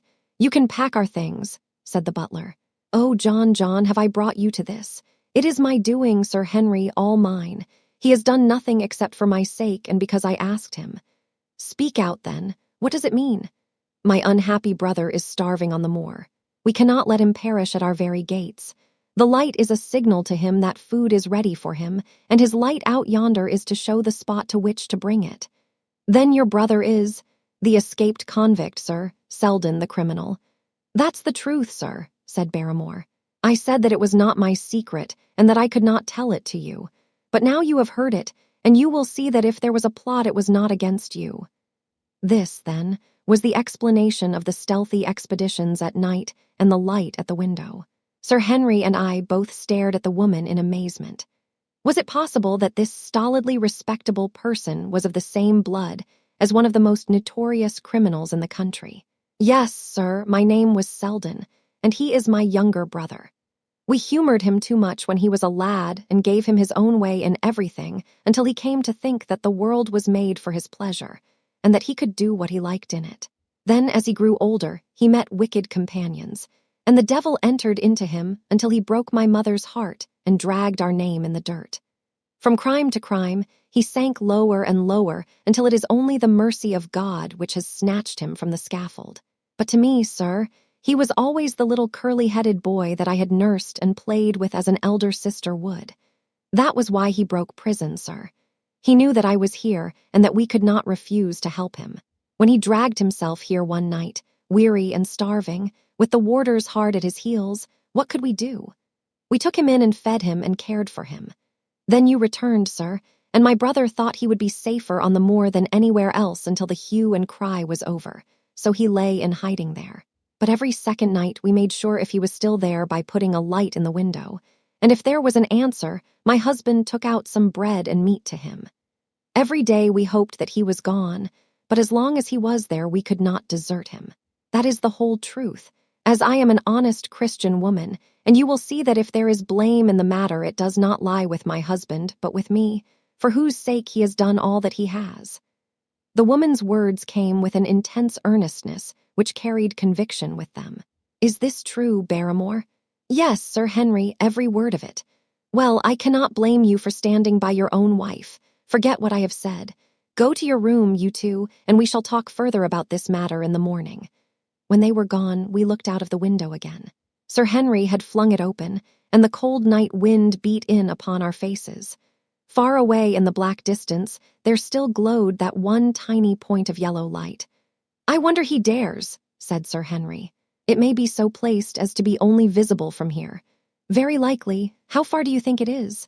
Out by the cleft tor, I think. Not more than a mile or two off. Hardly that. Well, it cannot be far if Barrymore had to carry out the food to it. And he is waiting, this villain, beside that candle. By thunder, Watson, I am going out to take that man. The same thought had crossed my own mind. It was not as if the Barrymores had taken us into their confidence. Their secret had been forced from them. The man was a danger to the community, an unmitigated scoundrel for whom there was neither pity nor excuse. We were only doing our duty in taking this chance of putting him back where he could do no harm. With his brutal and violent nature, others would have to pay the price if we held our hands. Any night, for example, our neighbors the Stapletons might be attacked by him, and it may have been the thought of this which made Sir Henry so keen upon the adventure. "I will come," said I, "then get your revolver and put on your boots. The sooner we start the better, as the fellow may put out his light and be off." In 5 minutes we were outside the door, starting upon our expedition. We hurried through the dark shrubbery, amid the dull moaning of the autumn wind and the rustle of the falling leaves. The night air was heavy with the smell of damp and decay. Now and again, the moon peeped out for an instant, but clouds were driving over the face of the sky, and just as we came out on the moor, a thin rain began to fall. The light still burned steadily in front. "Are you armed?" I asked. "I have a hunting crop. We must close in on him rapidly, for he is said to be a desperate fellow. We shall take him by surprise and have him at our mercy before he can resist." "I say, Watson," said the baronet, "what would Holmes say to this? How about that hour of darkness in which the power of evil is exalted?" As if in answer to his words, there rose suddenly out of the vast gloom of the moor that strange cry which I had already heard upon the borders of the great Grimpen Mire. It came with the wind through the silence of the night, a long, deep mutter, then a rising howl, and then the sad moan in which it died away. Again and again it sounded, the whole air throbbing with it, strident, wild, and menacing. The baronet caught my sleeve and his face glimmered white through the darkness. "My God, what's that, Watson?" "I don't know. It's a sound they have on the moor. I heard it once before." It died away, and an absolute silence closed in upon us. We stood straining our ears, but nothing came. "Watson," said the baronet, "it was the cry of a hound." My blood ran cold in my veins, for there was a break in his voice which told of the sudden horror which had seized him. "What do they call this sound?" he asked. "Who?" "The folk on the countryside. Oh, they are ignorant people. Why should you mind what they call it? Tell me, Watson, what do they say of it?" I hesitated, but could not escape the question. "They say it is the cry of the hound of the Baskervilles." He groaned and was silent for a few moments. "A hound it was," he said at last, "but it seemed to come from miles away, over yonder, I think. It was hard to say whence it came. It rose and fell with the wind. Isn't that the direction of the great Grimpen Mire?" "Yes, it is." "Well, it was up there. Come now, Watson, didn't you think yourself that it was the cry of a hound? I am not a child. You need not fear to speak the truth.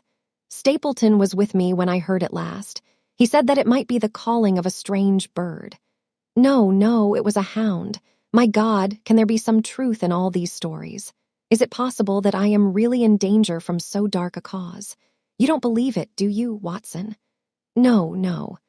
And yet it was one thing to laugh about it in London, and it is another to stand out here in the darkness of the moor and to hear such a cry as that. And my uncle, there was the footprint of the hound beside him as he lay. It all fits together. I don't think that I am a coward, Watson, but that sound seemed to freeze my very blood. Feel my hand. It was as cold as a block of marble. You'll be all right tomorrow. I don't think I'll get that cry out of my head. What do you advise that we do now? Shall we turn back? No, by thunder, we have come out to get our man, and we will do it. We after the convict, and a hellhound, as likely as not, after us. Come on, we'll see it through if all the fiends of the pit were loose upon the moor." We stumbled slowly along in the darkness, with the black loom of the craggy hills around us, and the yellow speck of light burning steadily in front. There is nothing so deceptive as the distance of a light upon a pitch-dark night, and sometimes the glimmer seemed to be far away upon the horizon, and sometimes it might have been within a few yards of us. But at last we could see whence it came, and then we knew that we were indeed very close. A guttering candle was stuck in a crevice of the rocks, which flanked it on each side so as to keep the wind from it, and also to prevent it from being visible, save in the direction of Baskerville Hall. A boulder of granite concealed our approach, and crouching behind it we gazed over it at the signal light. It was strange to see this single candle burning there in the middle of the moor, with no sign of life near it, just the one straight yellow flame and the gleam of the rock on each side of it. "What shall we do now?" whispered Sir Henry. "Wait here, he must be near his light. Let us see if we can get a glimpse of him." The words were hardly out of my mouth when we both saw him. Over the rocks, in the crevice of which the candle burned, there was thrust out an evil yellow face, a terrible animal face, all seamed and scored with vile passions. Foul with mire, with a bristling beard, and hung with matted hair, It might well have belonged to one of those old savages who dwelt in the burrows on the hillsides.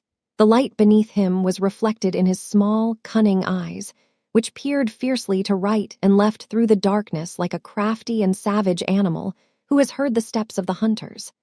Something had evidently aroused his suspicions. It may have been that Barrymore had some private signal which we had neglected to give, or the fellow may have had some other reason for thinking that all was not well, but I could read his fears upon his wicked face. Any instant he might dash out the light and vanish in the darkness.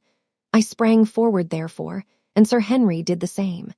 At the same moment, the convict screamed out a curse at us and hurled a rock which splintered up against the boulder which had sheltered us. I caught one glimpse of his short, squat, strongly built figure as he sprang to his feet and turned to run. At the same moment, by a lucky chance, the moon broke through the clouds. We rushed over the brow of the hill, and there was our man running with great speed down the other side, springing over the stones in his way with the activity of a mountain goat.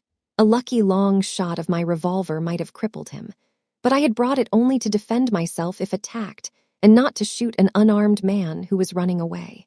We were both swift runners and in fairly good training, but we soon found that we had no chance of overtaking him. We saw him for a long time in the moonlight until he was only a small speck, moving swiftly among the boulders upon the side of a distant hill. We ran and ran until we were completely blown, but the space between us grew ever wider. Finally, we stopped and sat panting on two rocks while we watched him disappearing in the distance. And it was at this moment that there occurred a most strange and unexpected thing. We had risen from our rocks and were turning to go home, having abandoned the hopeless chase. The moon was low upon the right, and the jagged pinnacle of a granite tor stood up against the lower curve of its silver disk. There, outlined as black as an ebony statue on that shining background, I saw the figure of a man upon the tor. Do not think that it was a delusion, Holmes. I assure you that I have never in my life seen anything more clearly. As far as I could judge, the figure was that of a tall, thin man. He stood with his legs a little separated, his arms folded, his head bowed, as if he were brooding over that enormous wilderness of peat and granite which lay before him. He might have been the very spirit of that terrible place. It was not the convict. This man was far from the place where the latter had disappeared. Besides, he was a much taller man. With a cry of surprise, I pointed him out to the baronet, but in the instant during which I had turned to grasp his arm, the man was gone. There was the sharp pinnacle of granite still cutting the lower edge of the moon, but its peak bore no trace of that silent and motionless figure. I wished to go in that direction and to search the tor, but it was some distance away. The baronet's nerves were still quivering from that cry, which recalled the dark story of his family, and he was not in the mood for fresh adventures. He had not seen this lonely man upon the tor and could not feel the thrill which his strange presence and his commanding attitude had given to me. "A warder, no doubt," said he. "The Moor has been thick with them since this fellow escaped. Well, perhaps his explanation may be the right one, but I should like to have some further proof of it. Today we mean to communicate to the Princetown people, where they should look for their missing man. But it is hard lines that we have not actually had the triumph of bringing him back as our own prisoner. Such are the adventures of last night, and you must acknowledge, my dear Holmes, that I have done you very well in the matter of a report. Much of what I tell you is no doubt quite irrelevant, but still, I feel that it is best that I should let you have all the facts and leave you to select for yourself those which will be of most service to you in helping you to your conclusions. We are certainly making some progress. So far as the Barrymores go, we have found the motive of their actions, and that has cleared up the situation very much. But the Moor with its mysteries and its strange inhabitants remains as inscrutable as ever. Perhaps in my next I may be able to throw some light upon this also. Best of all would it be if you could come down to us. In any case, you will hear from me again in the course of the next few days. Chapter 10. Extract from the Diary of Dr. Watson. So far, I have been able to quote from the reports which I have forwarded during these early days to Sherlock Holmes. Now, however, I have arrived at a point in my narrative where I am compelled to abandon this method and to trust once more to my recollections, aided by the diary which I kept at the time. A few extracts from the latter will carry me on to those scenes which are indelibly fixed in every detail upon my memory. I proceed, then, from the morning which followed our abortive chase of the convict and our other strange experiences upon the moor. October 16th. A dull and foggy day with a drizzle of rain. The house is banked in with rolling clouds, which rise now and then to show the dreary curves of the moor, with thin, silver veins upon the sides of the hills, and the distant boulders gleaming where the light strikes upon their wet faces. It is melancholy outside and in. The baronet is in a black reaction after the excitements of the night. I am conscious myself of a weight at my heart and a feeling of impending danger, ever-present danger, which is the more terrible because I am unable to define it. And have I not cause for such a feeling? Consider the long sequence of incidents which have all pointed to some sinister influence which is at work around us. There is the death of the last occupant of the hall, fulfilling so exactly the conditions of the family legend, and there are the repeated reports from peasants of the appearance of a strange creature upon the moor. Twice I have with my own ears heard the sound which resembled the distant baying of a hound. It is incredible, impossible, that it should really be outside the ordinary laws of nature. A spectral hound which leaves material footmarks and fills the air with its howling is surely not to be thought of. Stapleton may fall in with such a superstition, and Mortimer also, but if I have one quality upon earth it is common sense, and nothing will persuade me to believe in such a thing. To do so would be to descend to the level of these poor peasants, who are not content with a mere fiend dog, but must needs describe him with hellfire shooting from his mouth and eyes. Holmes would not listen to such fancies, and I am his agent. But facts are facts, and I have twice heard this crying upon the moor. Suppose that there were really some huge hound loose upon it, that would go far to explain everything. But where could such a hound lie concealed? Where did it get its food? Where did it come from? How was it that no one saw it by day? It must be confessed that the natural explanation offers almost as many difficulties as the other. And always, apart from the hound, there is the fact of the human agency in London, the man in the cab, and the letter which warned Sir Henry against the Moor. This at least was real, but it might have been the work of a protecting friend as easily as of an enemy. Where is that friend or enemy now? Has he remained in London, or has he followed us down here? Could he be the stranger whom I saw upon the tour? It is true that I have had only the one glance at him, and yet there are some things to which I am ready to swear. He is no one whom I have seen down here, and I have now met all the neighbors. The figure was far taller than that of Stapleton, far thinner than that of Frankland. Barrymore it might possibly have been, but we had left him behind us, and I am certain that he could not have followed us. A stranger, then, is still dogging us, just as a stranger dogged us in London. We have never shaken him off. If I could lay my hands upon that man, then at last we might find ourselves at the end of all our difficulties. To this one purpose, I must now devote all my energies. My first impulse was to tell Sir Henry all my plans. My second and wisest one is to play my own game and speak as little as possible to anyone. He is silent and astray. His nerves have been strangely shaken by that sound upon the moor. I will say nothing to add to his anxieties, but I will take my own steps to attain my own end. We had a small scene this morning after breakfast. Barrymore asked leave to speak with Sir Henry, and they were closeted in his study some little time. Sitting in the billiard room, I more than once heard the sound of voices raised, and I had a pretty good idea what the point was which was under discussion. After a time, the baronet opened his door and called for me. Barrymore considers that he has a grievance, he said. He thinks that it was unfair on our part to hunt his brother-in-law down when he, of his own free will, had told us the secret. The butler was standing very pale but very collected before us. I may have spoken too warmly, sir, said he, and if I have, I am sure that I beg your pardon. At the same time, I was very much surprised when I heard you two gentlemen come back this morning and learned that you had been chasing Selden. The poor fellow has enough to fight against without my putting more upon his track. If you had told us of your own free will, it would have been a different thing, said the baronet. You only told us, or rather your wife only told us when it was forced from you and you could not help yourself. I didn't think you would have taken advantage of it, Sir Henry. Indeed, I didn't. The man is a public danger. There are lonely houses scattered over the moor, and he is a fellow who would stick at nothing.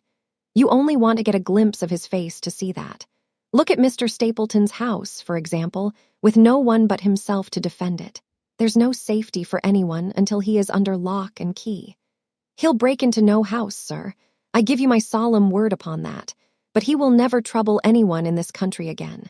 I assure you, Sir Henry, that in a very few days the necessary arrangements will have been made, and he will be on his way to South America. For God's sake, sir, I beg of you not to let the police know that he is still on the moor. They have given up the chase there, and he can lie quiet until the ship is ready for him. You can't tell on him without getting my wife and me into trouble. I beg you, sir, to say nothing to the police. What do you say, Watson? I shrugged my shoulders. If he were safely out of the country, it would relieve the taxpayer of a burden. But how about the chance of his holding someone up before he goes? He would not do anything so mad, sir. We have provided him with all that he can want. To commit a crime would be to show where he was hiding. That is true, said Sir Henry. Well, Barrymore, God bless you, sir, and thank you from my heart. It would have killed my poor wife had he been taken again. I guess we are aiding and abetting a felony, Watson. But after what we have heard, I don't feel as if I could give the man up, so there is an end of it. All right, Barrymore, you can go. With a few broken words of gratitude, the man turned, but he hesitated and then came back. You've been so kind to us, sir, that I should like to do the best I can for you in return. I know something, Sir Henry, and perhaps I should have said it before, but it was long after the inquest that I found it out. I've never breathed a word about it yet to mortal man. It's about poor Sir Charles's death. The baronet and I were both upon our feet. Do you know how he died? No, sir, I don't know that. What then? I know why he was at the gate at that hour. It was to meet a woman. To meet a woman, he... Yes, sir. And the woman's name? I can't give you the name, sir, but I can give you the initials. Her initials were L. L, how do you know this, Barrymore? Well, Sir Henry, your uncle had a letter that morning. He had usually a great many letters, for he was a public man and well known for his kind heart, so that everyone who was in trouble was glad to turn to him. But that morning, as it chanced, there was only this one letter, so I took the more notice of it. It was from Coombe Tracy, and it was addressed in a woman's hand. Well, sir, I thought no more of the matter, and never would have done had it not been for my wife. Only a few weeks ago, she was cleaning out Sir Charles's study. It had never been touched since his death, and she found the ashes of a burned letter in the back of the grate. The greater part of it was charred to pieces, but one little slip, the end of a page, hung together, and the writing could still be read, though it was gray on a black ground.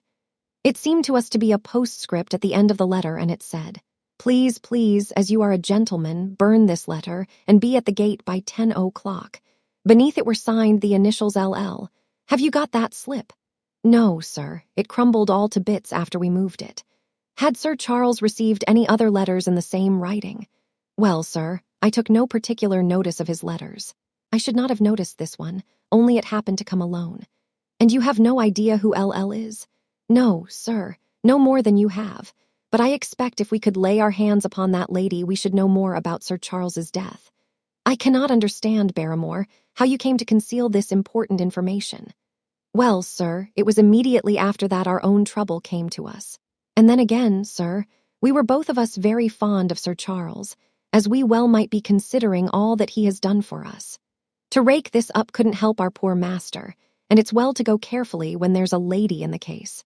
Even the best of us. You thought it might injure his reputation. Well, sir, I thought no good could come of it, but now you have been kind to us, and I feel as if it would be treating you unfairly not to tell you all that I know about the matter. Very good, Barrymore. You can go. When the butler had left us, Sir Henry turned to me. Well, Watson, what do you think of this new light? It seems to leave the darkness rather blacker than before. So I think, but if we can only trace LL, it should clear up the whole business. We have gained that much. We know that there is someone who has the facts if we can only find her. What do you think we should do? Let Holmes know all about it at once. It will give him the clue for which he has been seeking. I am much mistaken if it does not bring him down. I went at once to my room and drew up my report of the morning's conversation for Holmes. It was evident to me that he had been very busy of late. for the notes which I had from Baker Street were few and short, with no comments upon the information which I had supplied, and hardly any reference to my mission. No doubt his blackmailing case is absorbing all his faculties, and yet this new factor must surely arrest his attention and renew his interest. I wish that he were here. October 17th. All day today the rain poured down, rustling on the ivy and dripping from the eaves. I thought of the convict out upon the bleak, cold, shelterless moor. Poor devil, whatever his crimes, he has suffered something to atone for them. And then I thought of that other one, the face in the cab, the figure against the moon. Was he also out in that deluge? The unseen watcher, the man of darkness. In the evening I put on my waterproof, and I walked far upon the sodden moor, full of dark imaginings, the rain beating upon my face and the wind whistling about my ears. God help those who wander into the great mire now, for even the firm uplands are becoming a morass. I found the black tor upon which I had seen the solitary watcher, and from its craggy summit I looked out myself across the melancholy downs.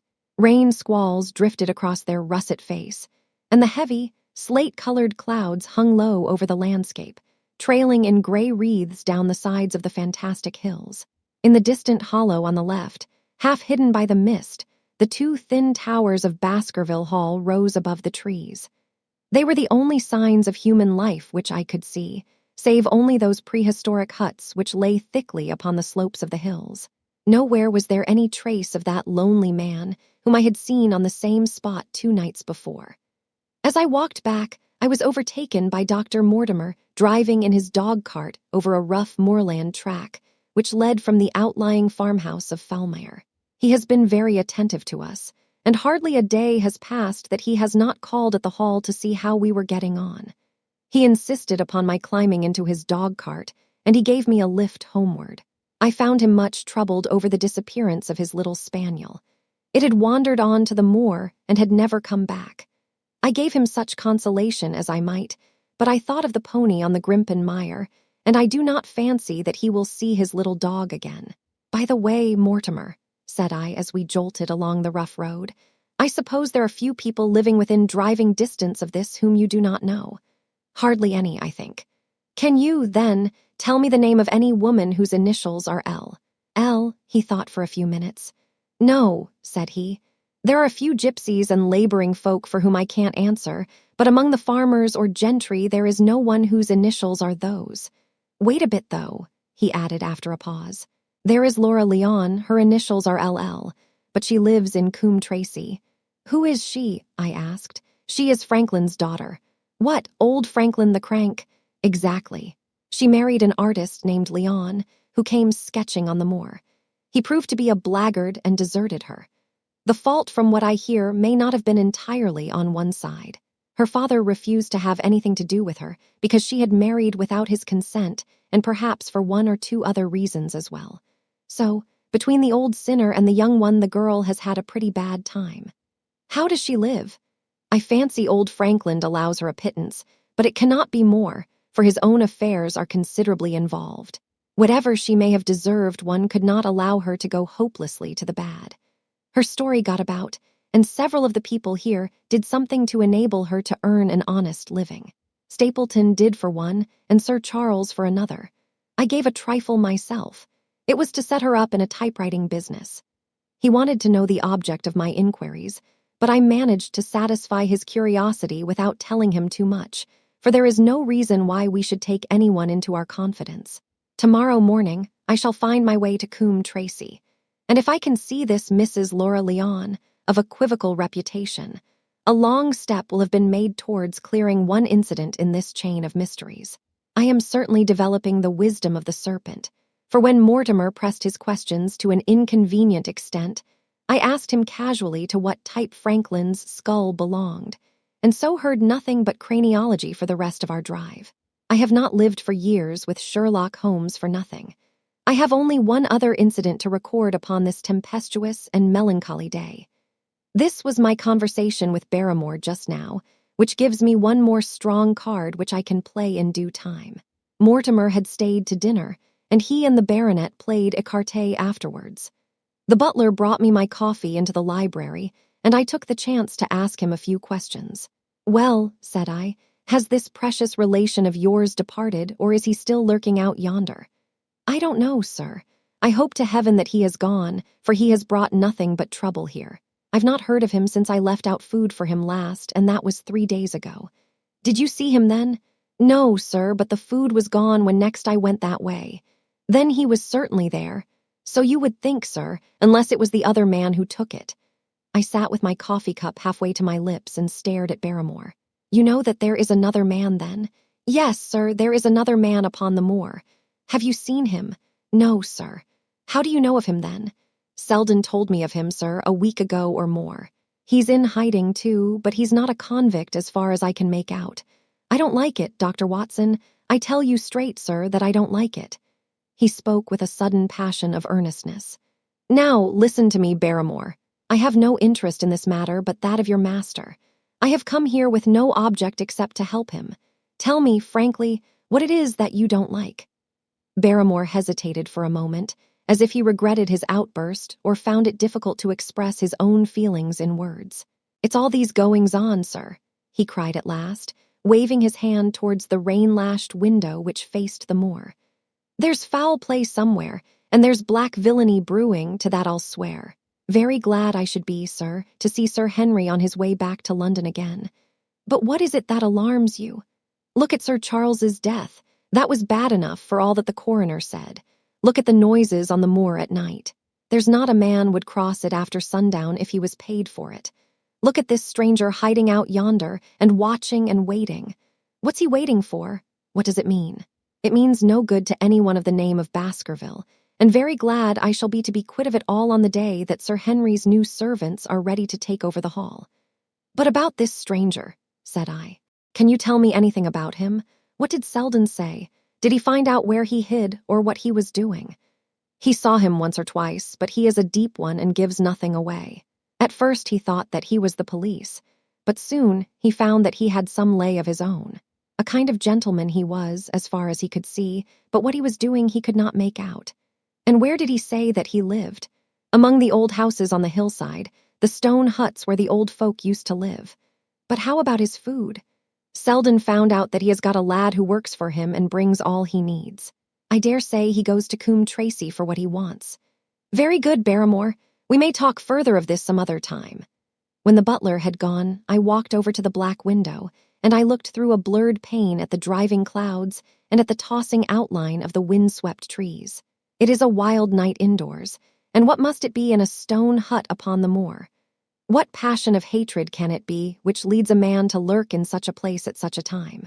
And what deep and earnest purpose can he have which calls for such a trial? There, in that hut upon the moor, seems to lie the very center of that problem which has vexed me so sorely. I swear that another day shall not have passed before I have done all that man can do to reach the heart of the mystery. Chapter 11. The Man on the Tor. The extract from my private diary which forms the last chapter has brought my narrative up to the 18th of October, a time when these strange events began to move swiftly towards their terrible conclusion. The incidents of the next few days are indelibly graven upon my recollection, and I can tell them without reference to the notes made at the time. I start them from the day which succeeded that upon which I had established two facts of great importance. The one that Mrs. Laura Leon of Coombe Tracey had written to Sir Charles Baskerville and made an appointment with him at the very place and hour that he met his death. The other that the lurking man upon the moor was to be found among the stone huts upon the hillside. With these two facts in my possession, I felt that either my intelligence or my courage must be deficient if I could not throw some further light upon these dark places. I had no opportunity to tell the baronet what I had learned about Mrs. Leon upon the evening before, for Dr. Mortimer remained with him at cards until it was very late. At breakfast, however, I informed him about my discovery and asked him whether he would care to accompany me to Coombe Tracey. At first, he was very eager to come, but on second thoughts, it seemed to both of us that if I went alone, the results might be better. The more formal we made the visit, the less information we might obtain. I left Sir Henry behind, therefore, not without some prickings of conscience, and drove off upon my new quest. When I reached Coombe Tracey, I told Perkins to put up the horses, and I made inquiries for the lady whom I had come to interrogate. I had no difficulty in finding her rooms, which were central and well appointed.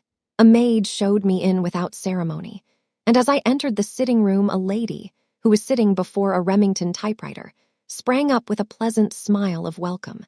Her face fell, however, when she saw that I was a stranger, and she sat down again and asked me the object of my visit. The first impression left by Mrs. Leon was one of extreme beauty. Her eyes and hair were of the same rich hazel color, and her cheeks, though considerably freckled, were flushed with the exquisite bloom of the brunette, the dainty pink which lurks at the heart of the sulphur rose. Admiration was, I repeat, the first impression, but the second was criticism. There was something subtly wrong with the face, some coarseness of expression, some hardness, perhaps, of eye, some looseness of lip which marred its perfect beauty. But these, of course, are afterthoughts. At the moment, I was simply conscious that I was in the presence of a very handsome woman, and that she was asking me the reasons for my visit. I had not quite understood until that instant how delicate my mission was. "I have the pleasure," said I, "of knowing your father." It was a clumsy introduction, and the lady made me feel it. "There is nothing in common between my father and me," she said. "I owe him nothing, and his friends are not mine. If it were not for the late Sir Charles Baskerville and some other kind hearts, I might have starved for all that my father cared. It was about the late Sir Charles Baskerville that I have come here to see you." The freckles started out on the lady's face. "What can I tell you about him?" she asked, and her fingers played nervously over the stops of her typewriter. "You knew him, did you not? I have already said that I owe a great deal to his kindness. If I am able to support myself, it is largely due to the interest which he took in my unhappy situation." "Did you correspond with him?" The lady looked quickly up with an angry gleam in her hazel eyes. "What is the object of these questions?" she asked sharply. "The object is to avoid a public scandal. It is better that I should ask them here than that the matter should pass outside our control." She was silent, and her face was still very pale. At last she looked up with something reckless and defiant in her manner. "Well, I'll answer," she said. "What are your questions? Did you correspond with Sir Charles?" "I certainly wrote to him once or twice to acknowledge his delicacy and his generosity." "Have you the dates of those letters?" "No." "Have you ever met him?" "Yes, once or twice, when he came into Coombe Tracy. He was a very retiring man, and he preferred to do good by stealth. But if you saw him so seldom and wrote so seldom, how did he know enough about your affairs to be able to help you, as you say that he has done?" She met my difficulty with the utmost readiness. There were several gentlemen who knew my sad history and united to help me. One was Mr. Stapleton, a neighbor and intimate friend of Sir Charles's. He was exceedingly kind, and it was through him that Sir Charles learned about my affairs. I knew already that Sir Charles Baskerville had made Stapleton his almoner upon several occasions, so the lady's statement bore the impress of truth upon it. "Did you ever write to Sir Charles asking him to meet you?" I continued. Mrs. Leon flushed with anger again. "Really, sir, this is a very extraordinary question. I am sorry, madam, but I must repeat it." "Then I answer, certainly not. Not on the very day of Sir Charles's death." The flush had faded in an instant, and a deathly face was before me. Her dry lips could not speak the no which I saw rather than heard. "Surely your memory deceives you," said I. "I could even quote a passage of your letter. It ran, 'Please, please, as you are a gentleman, burn this letter and be at the gate by 10 o'clock. I thought that she had fainted, but she recovered herself by a supreme effort. "Is there no such thing as a gentleman?" she gasped. "You do Sir Charles an injustice. He did burn the letter, but sometimes a letter may be legible even when burned. You acknowledge now that you wrote it?" "Yes, I did write it," she cried, pouring out her soul in a torrent of words. "I did write it. Why should I deny it? I have no reason to be ashamed of it. I wished him to help me. I believed that if I had an interview I could gain his help, so I asked him to meet me." "But why at such an hour?" "Because I had only just learned that he was going to London next day and might be away for months. There were reasons why I could not get there earlier. But why a rendezvous in the garden instead of a visit to the house? Do you think a woman could go alone at that hour to a bachelor's house? Well, what happened when you did get there?" "I never went." "Mrs. Leon?" "No, I swear it to you on all I hold sacred. I never went. Something intervened to prevent my going." "What was that?" That is a private matter. I cannot tell it. You acknowledge then that you made an appointment with Sir Charles at the very hour and place at which he met his death, but you deny that you kept the appointment. That is the truth.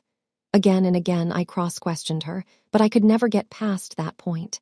Mrs. Leon, said I as I rose from this long and inconclusive interview, you are taking a very great responsibility and putting yourself in a very false position by not making an absolutely clean breast of all that you know. If I have to call in the aid of the police, you will find how seriously you are compromised. If your position is innocent, why did you in the first instance deny having written to Sir Charles upon that date? Because I feared that some false conclusion might be drawn from it and that I might find myself involved in a scandal. And why were you so pressing that Sir Charles should destroy your letter? If you have read the letter, you will know. I did not say that I had read all the letter. You quoted some of it. I quoted the postscript. The letter had, as I said, been burned, and it was not all legible. I ask you once again why it was that you were so pressing that Sir Charles should destroy this letter which he received on the day of his death. The matter is a very private one. The more reason why you should avoid a public investigation. I will tell you then. If you have heard anything of my unhappy history, you will know that I made a rash marriage and had reason to regret it. I have heard so much. My life has been one incessant persecution from a husband whom I abhor. The law is upon his side, and every day I am faced by the possibility that he may force me to live with him. At the time that I wrote this letter to Sir Charles, I had learned that there was a prospect of my regaining my freedom if certain expenses could be met. It meant everything to me. Peace of mind, happiness, self-respect, everything. I knew Sir Charles's generosity, and I thought that if he heard the story from my own lips, he would help me. Then how is it that you did not go? Because I received help in the interval from another source.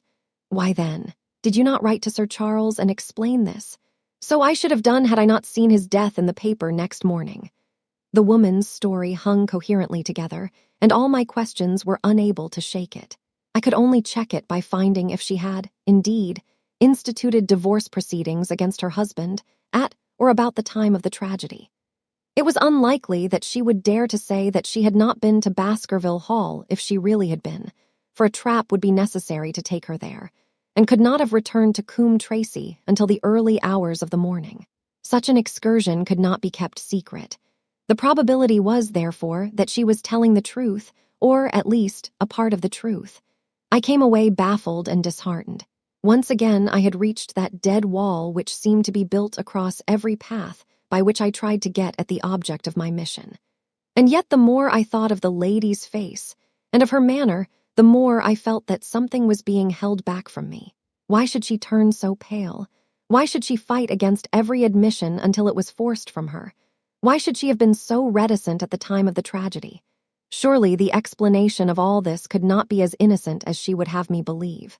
For the moment I could proceed no farther in that direction, but must turn back to that other clue which was to be sought for among the stone huts upon the moor. And that was a most vague direction. I realized it as I drove back and noted how hill after hill showed traces of the ancient people. Barrymore's only indication had been that the stranger lived in one of these abandoned huts, and many hundreds of them are scattered throughout the length and breadth of the moor.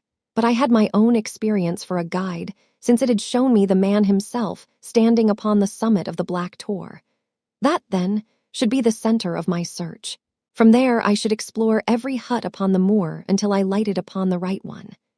If this man were inside it, I should find out from his own lips, at the point of my revolver if necessary, who he was and why he had dogged us so long. He might slip away from us in the crowd of Regent Street, but it would puzzle him to do so upon the lonely moor.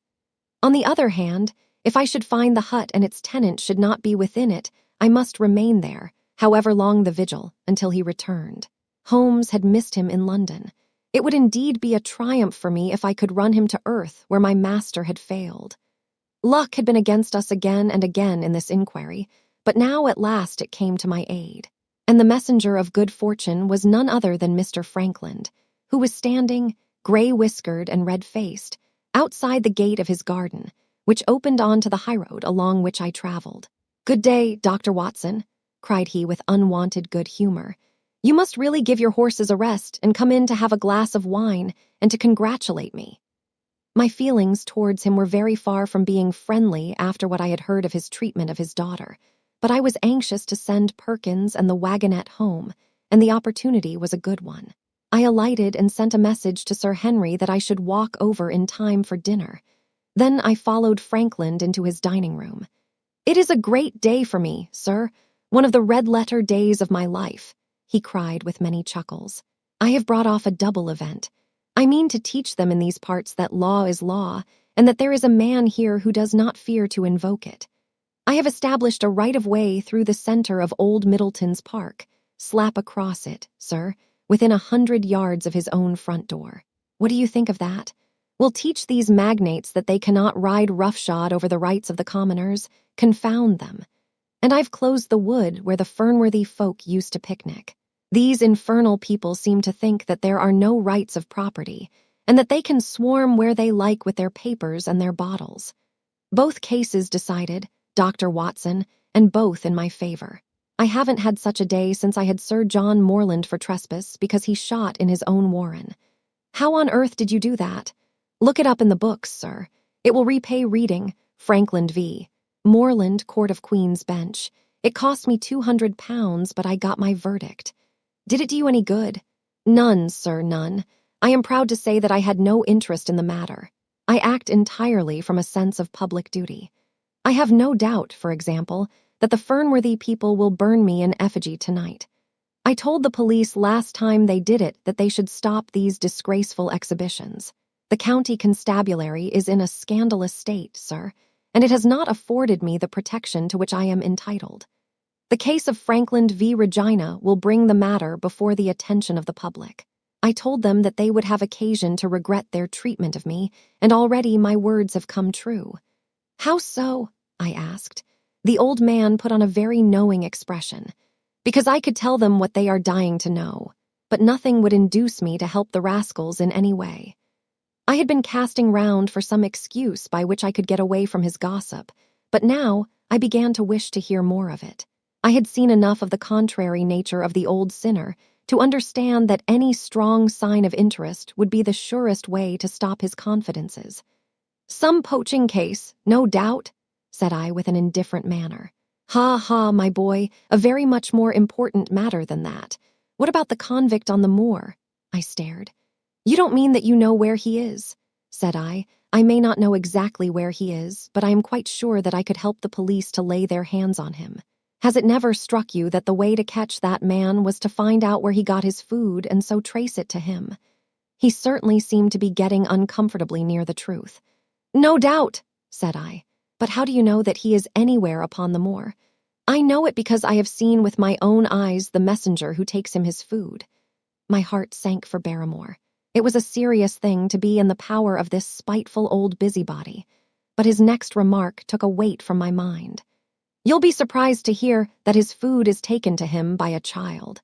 I see him every day through my telescope upon the roof. He passes along the same path at the same hour, and to whom should he be going except to the convict?" Here was luck indeed, and yet I suppressed all appearance of interest. A child. Barrymore had said that our unknown was supplied by a boy. It was on his track, and not upon the convict's, that Franklin had stumbled. If I could get his knowledge, it might save me a long and weary hunt. But incredulity and indifference were evidently my strongest cards.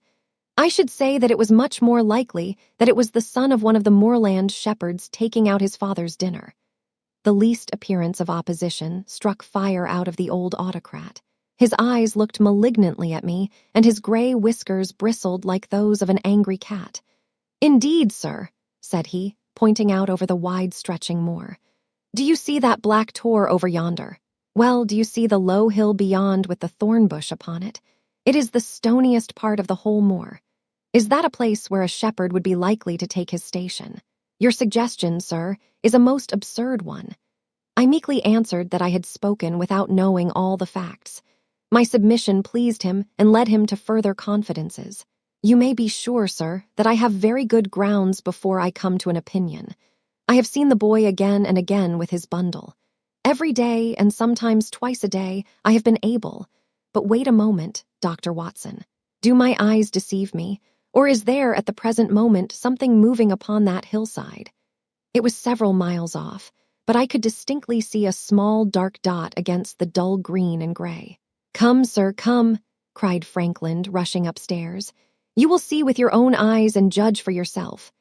The telescope, a formidable instrument mounted upon a tripod, stood upon the flat leads of the house. Frankland clapped his eye to it and gave a cry of satisfaction. "Quick, Dr. Watson, quick, before he passes over the hill." There he was, sure enough, a small urchin with a little bundle upon his shoulder, toiling slowly up the hill. When he reached the crest, I saw the ragged, uncouth figure outlined for an instant against the cold blue sky. He looked round him with a furtive and stealthy air, as one who dreads pursuit. Then he vanished over the hill. Well, am I right? Certainly, there is a boy who seems to have some secret errand. And what the errand is even a county constable could guess. But not one word shall they have from me, and I bind you to secrecy also, Dr. Watson. Not a word, you understand. Just as you wish. They have treated me shamefully, shamefully. When the facts come out in Frankland v. Regina, I venture to think that a thrill of indignation will run through the country. Nothing would induce me to help the police in any way. For all they cared, it might have been me, instead of my effigy, which these rascals burned at the stake. Surely you are not going. You will help me to empty the decanter in honor of this great occasion. But I resisted all his solicitations and succeeded in dissuading him from his announced intention of walking home with me. I kept the road as long as his eye was on me, and then I struck off across the moor and made for the stony hill over which the boy had disappeared. Everything was working in my favor, and I swore that it should not be through lack of energy or perseverance that I should miss the chance which fortune had thrown in my way. The sun was already sinking when I reached the summit of the hill, and the long slopes beneath me were all golden green on one side and gray shadow on the other. A haze lay low upon the farthest skyline, out of which jutted the fantastic shapes of Believer and Vixen Tor. Over the wide expanse there was no sound and no movement. One great gray bird, a gull or curlew, soared aloft in the blue heaven. He and I seemed to be the only living things between the huge arch of the sky and the desert beneath it. The barren scene, the sense of loneliness, and the mystery and urgency of my task all struck a chill into my heart. The boy was nowhere to be seen. But down beneath me in a cleft of the hills, there was a circle of the old stone huts, and in the middle of them there was one which retained sufficient roof to act as a screen against the weather. My heart leaped within me as I saw it. This must be the burrow where the stranger lurked. At last my foot was on the threshold of his hiding place. His secret was within my grasp. As I approached the hut, walking as warily as Stapleton would do, when with poised net he drew near the settled butterfly, I satisfied myself that the place had indeed been used as a habitation. A vague pathway among the boulders led to the dilapidated opening which served as a door. All was silent within. The unknown might be lurking there, or he might be prowling on the moor. My nerves tingled with the sense of adventure. Throwing aside my cigarette, I closed my hand upon the butt of my revolver and, walking swiftly up to the door, I looked in. The place was empty, but there were ample signs that I had not come upon a false scent. This was certainly where the man lived. Some blankets rolled and a waterproof lay upon that very stone slab upon which Neolithic man had once slumbered. The ashes of a fire were heaped in a rude grate. Beside it lay some cooking utensils and a bucket half full of water. A litter of empty tins showed that the place had been occupied for some time, and I saw, as my eyes became accustomed to the checkered light, a pannikin and a half-full bottle of spirits standing in the corner. In the middle of the hut, a flat stone served the purpose of a table, and upon this stood a small cloth bundle, the same, no doubt, which I had seen through the telescope upon the shoulder of the boy. It contained a loaf of bread, a tinned tongue, and 2 tins of preserved peaches. As I set it down again, after having examined it, my heart leaped to see that beneath it there lay a sheet of paper with writing upon it. I raised it, and this was what I read, roughly scrawled in pencil. "Dr. Watson has gone to Coombe Tracy." For a minute I stood there with the paper in my hands, thinking out the meaning of this curt message. It was I, then, and not Sir Henry, who was being dogged by this secret man. He had not followed me himself, but he had set an agent, the boy, perhaps, upon my track, and this was his report. Possibly I had taken no step since I had been upon the moor which had not been observed and reported.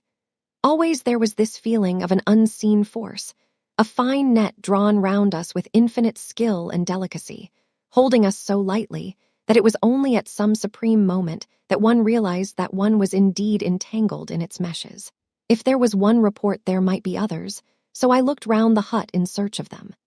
There was no trace, however, of anything of the kind, nor could I discover any sign which might indicate the character or intentions of the man who lived in this singular place, save that he must be of Spartan habits and cared little for the comforts of life.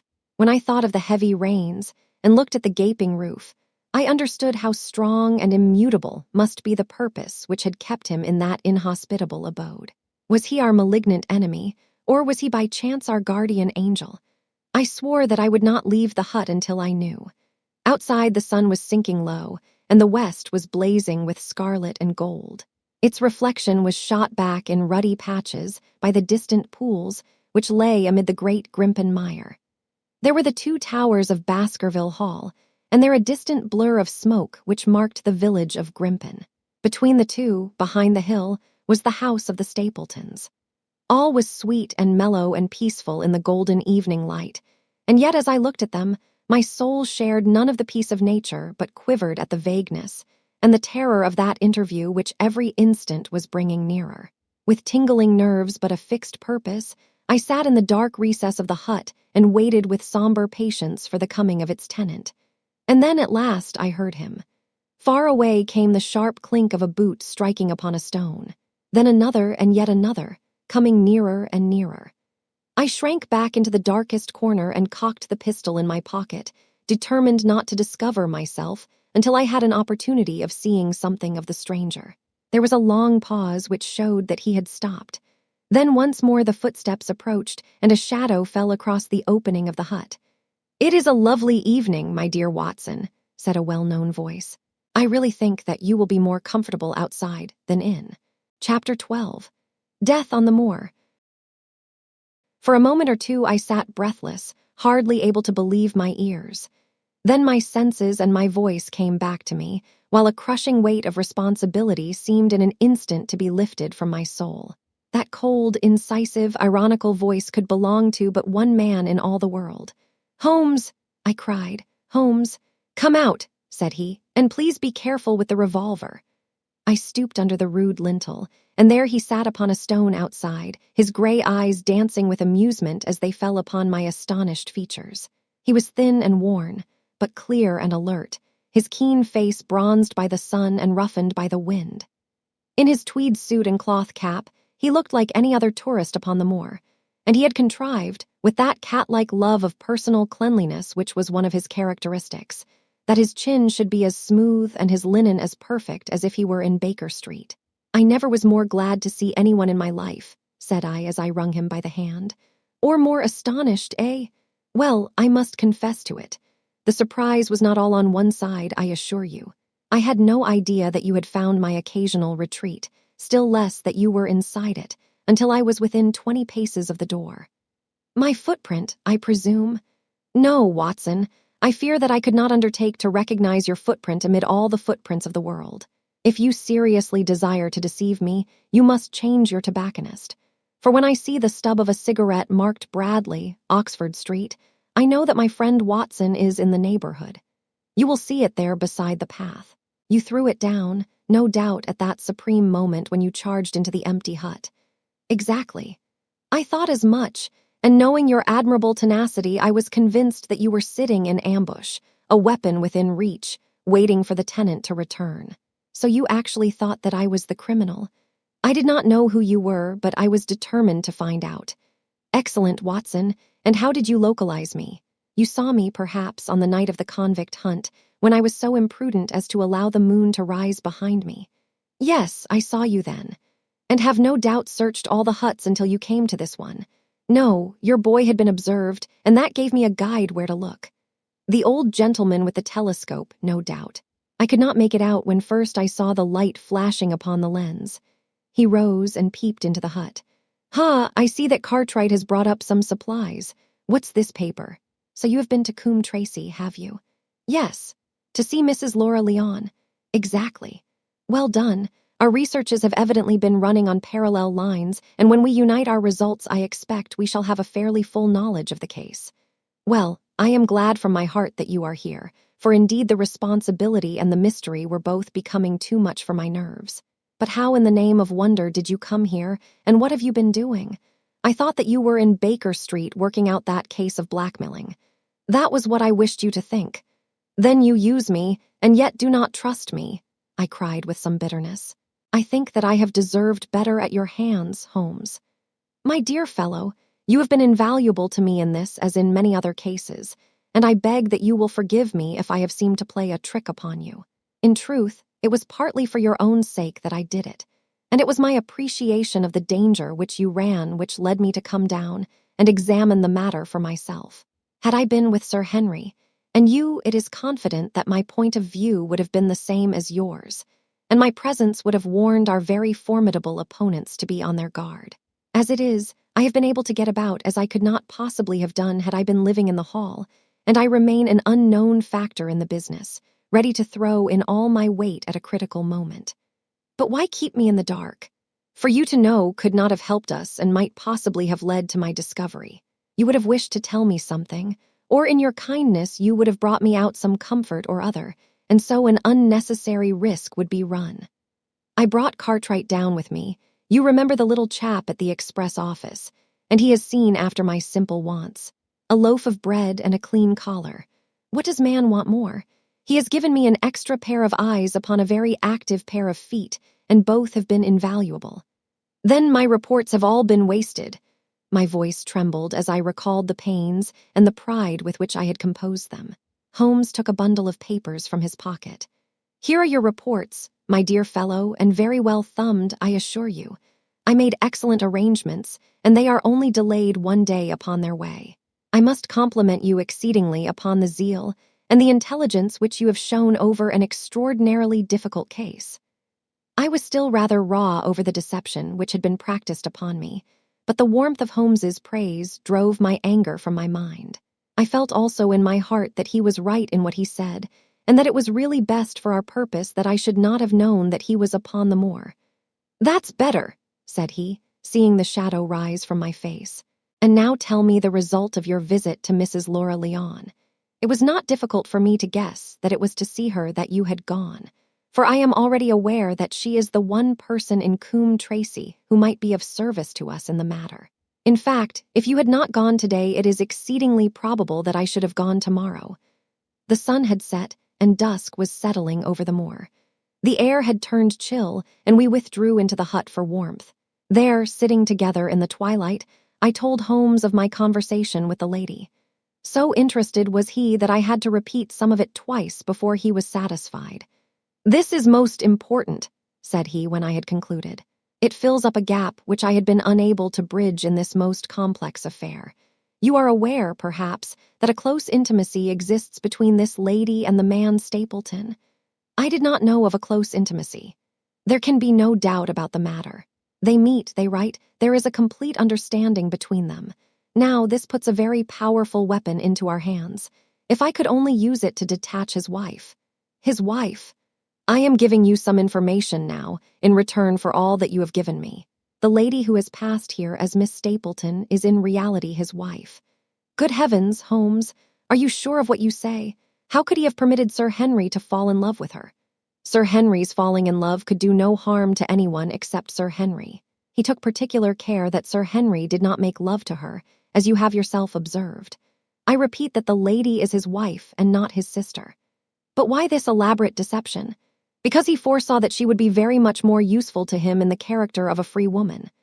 All my unspoken instincts, my vague suspicions, suddenly took shape and scented upon the naturalist. In that impassive, colorless man, with his straw hat and his butterfly net, I seemed to see something terrible, a creature of infinite patience and craft, with a smiling face and a murderous heart. It is he, then, who is our enemy. It is he who dogged us in London. So I read the riddle, and the warning, it must have come from her. Exactly. The shape of some monstrous villainy, half seen, half guessed, loomed through the darkness which had girt me so long. But are you sure of this, Holmes? How do you know that the woman is his wife? Because he so far forgot himself as to tell you a true piece of autobiography upon the occasion when he first met you, and I dare say he has many a time regretted it since. He was once a schoolmaster in the north of England. Now, there is no one more easy to trace than a schoolmaster. There are scholastic agencies by which one may identify any man who has been in the profession. A little investigation showed me that a school had come to grief under atrocious circumstances, and that the man who had owned it, the name was different, had disappeared with his wife. The descriptions agreed. When I learned that the missing man was devoted to entomology, the identification was complete. The darkness was rising, but much was still hidden by the shadows. "If this woman is in truth his wife, where does Mrs. Laura Leon come in?" I asked. "That is one of the points upon which your own researches have shed a light. Your interview with the lady has cleared the situation very much. I did not know about a projected divorce between herself and her husband. In that case, regarding Stapleton as an unmarried man, she counted no doubt upon becoming his wife. And when she is undeceived, why, then we may find the lady of service. It must be our first duty to see her, both of us, tomorrow. Don't you think, Watson, that you are away from your charge rather long? Your place should be at Baskerville Hall." The last red streaks had faded away in the west, and night had settled upon the moor. A few faint stars were gleaming in a violet sky. "One last question, Holmes," I said as I rose. "Surely there is no need of secrecy between you and me. What is the meaning of it all? What is he after?" Holmes's voice sank as he answered. "It is murder, Watson, refined, cold-blooded, deliberate murder. Do not ask me for particulars. My nets are closing upon him, even as his are upon Sir Henry, and with your help he is already almost at my mercy. There is but one danger which can threaten us. It is that he should strike before we are ready to do so. Another day, 2 at the most, and I have my case complete, but until then guard your charge as closely as ever a fond mother watched her ailing child. Your mission today has justified itself, and yet I could almost wish that you had not left his side. Hark!" A terrible scream, a prolonged yell of horror and anguish, burst out of the silence of the moor. That frightful cry turned the blood to ice in my veins. "Oh, my God!" I gasped. "What is it? What does it mean?" Holmes had sprung to his feet, and I saw his dark, athletic outline at the door of the hut, his shoulders stooping, his head thrust forward, his face peering into the darkness. "Hush," he whispered. "Hush!" The cry had been loud on account of its vehemence, but it had pealed out from somewhere far off on the shadowy plain. Now it burst upon our ears, nearer, louder, more urgent than before. "Where is it?" Holmes whispered, and I knew from the thrill of his voice that he, the man of iron, was shaken to the soul. "Where is it, Watson?" "There, I think." I pointed into the darkness. "No, there." Again the agonized cry swept through the silent night, louder and much nearer than ever. And a new sound mingled with it, a deep, muttered rumble, musical and yet menacing, rising and falling like the low, constant murmur of the sea. "The Hound!" cried Holmes. "Come, Watson, come! Great heavens, if we are too late!" He had started running swiftly over the moor, and I had followed at his heels. But now from somewhere among the broken ground immediately in front of us there came one last despairing yell, and then a dull, heavy thud. We halted and listened. Not another sound broke the heavy silence of the windless night. I saw Holmes put his hand to his forehead like a man distracted. He stamped his feet upon the ground. "He has beaten us, Watson. We are too late." No, surely not. Fool that I was to hold my hand. And you, Watson, see what comes of abandoning your charge. But by heaven, if the worst has happened, we'll avenge him. Blindly we ran through the gloom, blundering against boulders, forcing our way through gorse bushes, panting up hills and rushing down slopes, heading always in the direction whence those dreadful sounds had come. At every rise Holmes looked eagerly round him, but the shadows were thick upon the moor, and nothing moved upon its dreary face. "Can you see anything?" "Nothing. But hark, what is that?" A low moan had fallen upon our ears. There it was again upon our left. On that side, a ridge of rocks ended in a sheer cliff which overlooked a stone-strewn slope. On its jagged face was spread-eagled some dark, irregular object. As we ran towards it, the vague outline hardened into a definite shape. It was a prostrate man face downward upon the ground, the head doubled under him at a horrible angle, the shoulders rounded, and the body hunched together as if in the act of throwing a somersault. So grotesque was the attitude that I could not for the instant realize that that moan had been the passing of his soul. Not a whisper, not a rustle, rose now from the dark figure over which we stooped. Holmes laid his hand upon him and held it up again with an exclamation of horror.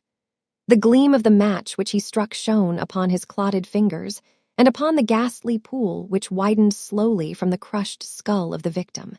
And it shone upon something else which turned our hearts sick and faint within us, the body of Sir Henry Baskerville.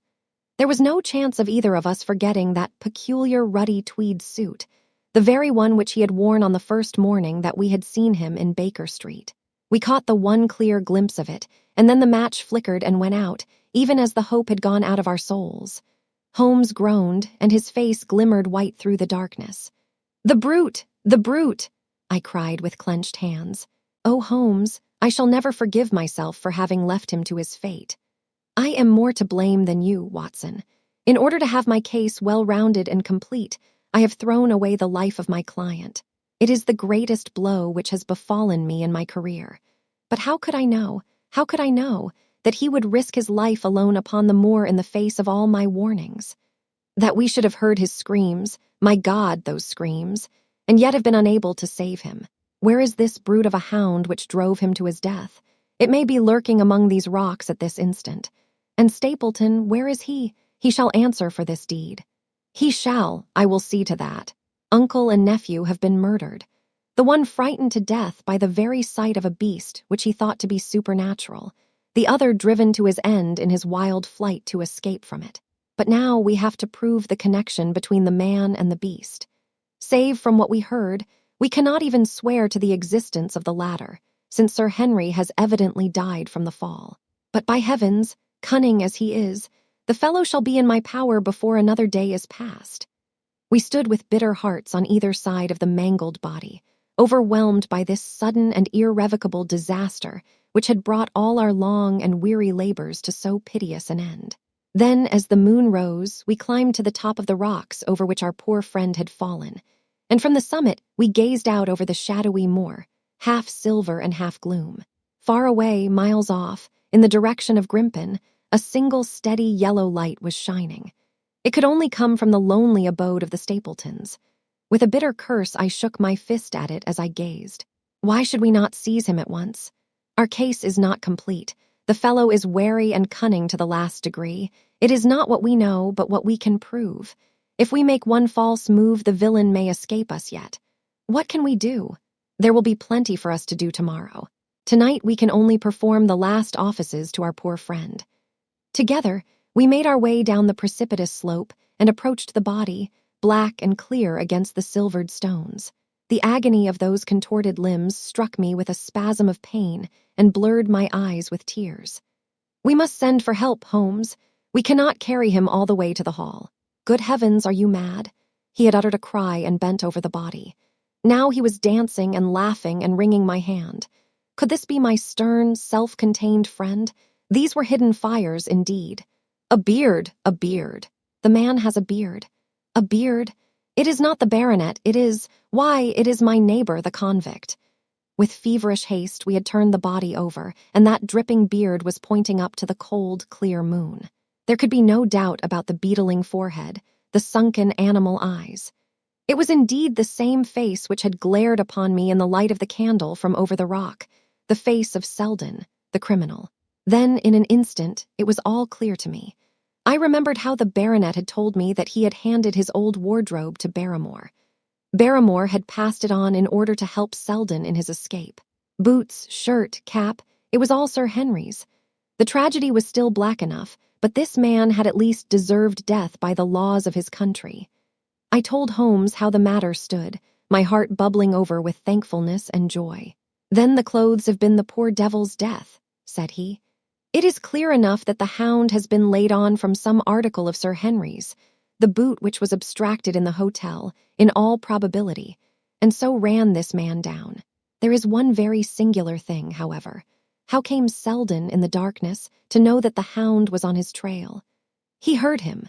To hear a hound upon the moor would not work a hard man like this convict into such a paroxysm of terror that he would risk recapture by screaming wildly for help.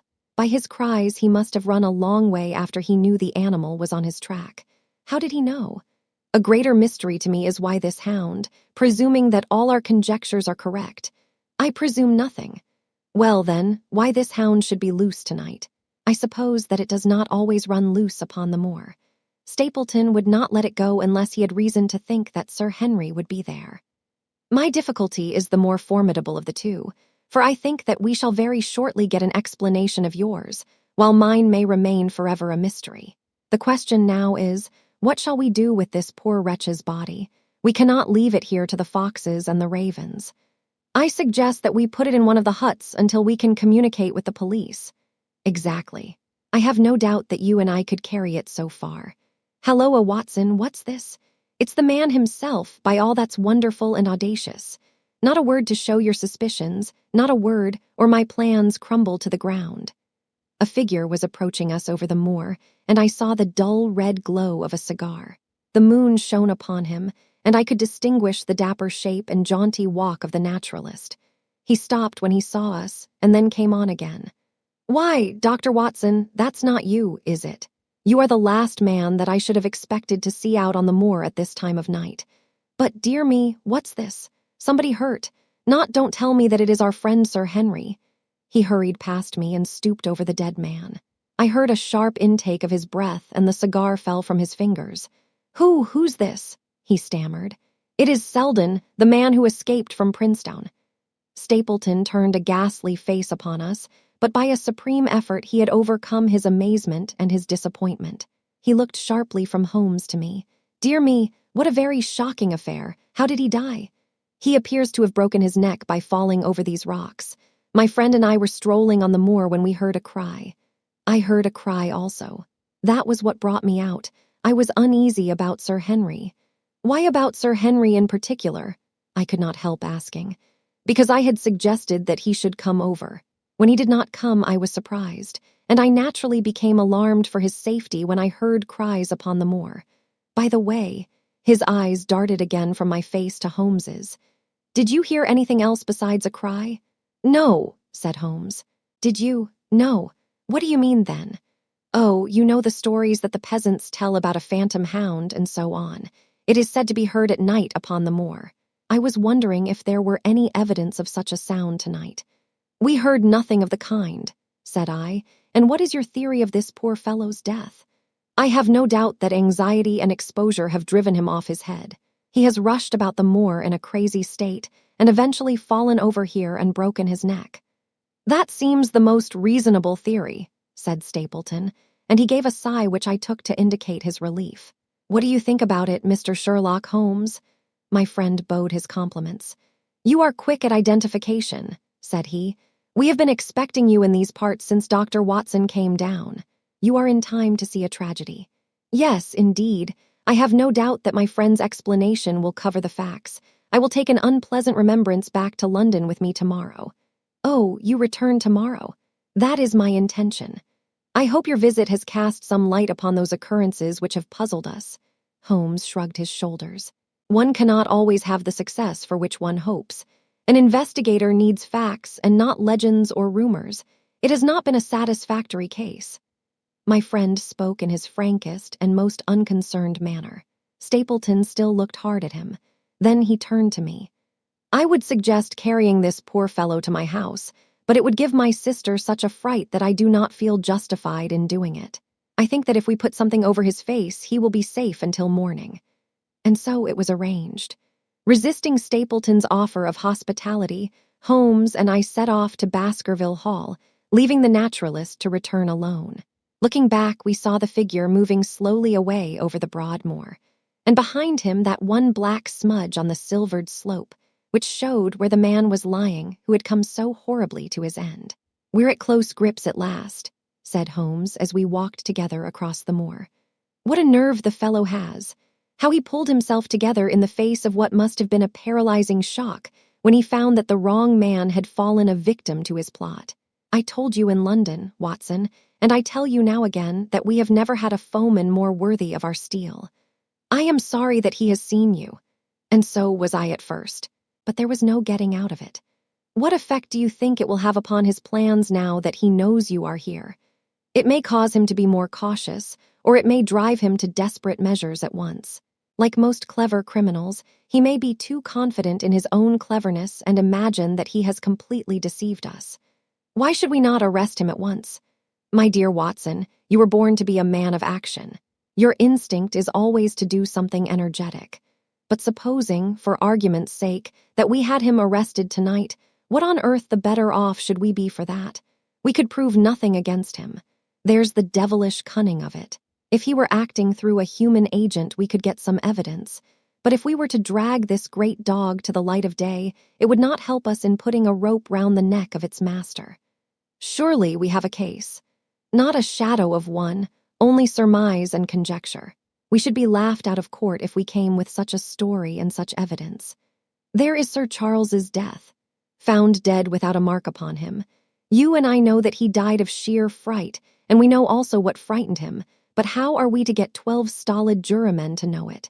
What signs are there of a hound? Where are the marks of its fangs? Of course we know that a hound does not bite a dead body, and that Sir Charles was dead before ever the brute overtook him. But we have to prove all this, and we are not in a position to do it. Well, then, tonight? We are not much better off tonight. Again, there was no direct connection between the hound and the man's death. We never saw the hound. We heard it, but we could not prove that it was running upon this man's trail. There is a complete absence of motive. No, my dear fellow, we must reconcile ourselves to the fact that we have no case at present, and that it is worth our while to run any risk in order to establish one. And how do you propose to do so? I have great hopes of what Mrs. Laura Leon may do for us when the position of affairs is made clear to her. And I have my own plan as well. Sufficient for tomorrow is the evil thereof, but I hope before the day is past to have the upper hand at last. I could draw nothing further from him, and he walked, lost in thought, as far as the Baskerville gates. Are you coming up? Yes, I see no reason for further concealment. But one last word, Watson. Say nothing of the hound to Sir Henry. Let him think that Selden's death was as Stapleton would have us believe. He will have a better nerve for the ordeal which he will have to undergo tomorrow, when he is engaged, if I remember your report aright, to dine with these people. And so am I. Then you must excuse yourself, and he must go alone. That will be easily arranged. And now, if we are too late for dinner, I think that we are both ready for our suppers. Chapter 13. Fixing the Nets. Sir Henry was more pleased than surprised to see Sherlock Holmes, for he had for some days been expecting that recent events would bring him down from London. He did raise his eyebrows, however, when he found that my friend had neither any luggage nor any explanations for its absence. Between us, we soon supplied his wants, and then over a belated supper, we explained to the baronet as much of our experience as it seemed desirable that he should know. But first I had the unpleasant duty of breaking the news to Barrymore and his wife. To him, it may have been an unmitigated relief, but she wept bitterly in her apron. To all the world he was the man of violence, half animal and half demon. But to her, he always remained the little willful boy of her own girlhood, the child who had clung to her hand. Evil indeed is the man who has not one woman to mourn him. I've been moping in the house all day since Watson went off in the morning, said the baronet. I guess I should have some credit, for I have kept my promise. If I hadn't sworn not to go about alone, I might have had a more lively evening, for I had a message from Stapleton asking me over there. I have no doubt that you would have had a more lively evening, said Holmes dryly. By the way, I don't suppose you appreciate that we have been mourning over you as having broken your neck. Sir Henry opened his eyes. How was that? This poor wretch was dressed in your clothes. I fear your servant who gave them to him may get into trouble with the police. That is unlikely. There was no mark on any of them as far as I know. That's lucky for him. In fact, it's lucky for all of you, since you are all on the wrong side of the law in this matter. I am not sure that as a conscientious detective my first duty is not to arrest the whole household. Watson's reports are most incriminating documents. But how about the case? Asked the baronet. Have you made anything out of the tangle? I don't know that Watson and I are much the wiser since we came down. I think that I shall be in a position to make the situation rather more clear to you before long. It has been an exceedingly difficult and most complicated business.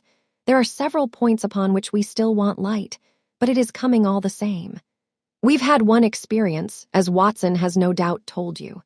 We heard the Hound on the moor, so I can swear that it is not all empty superstition. I had something to do with dogs when I was out west, and I know one when I hear one.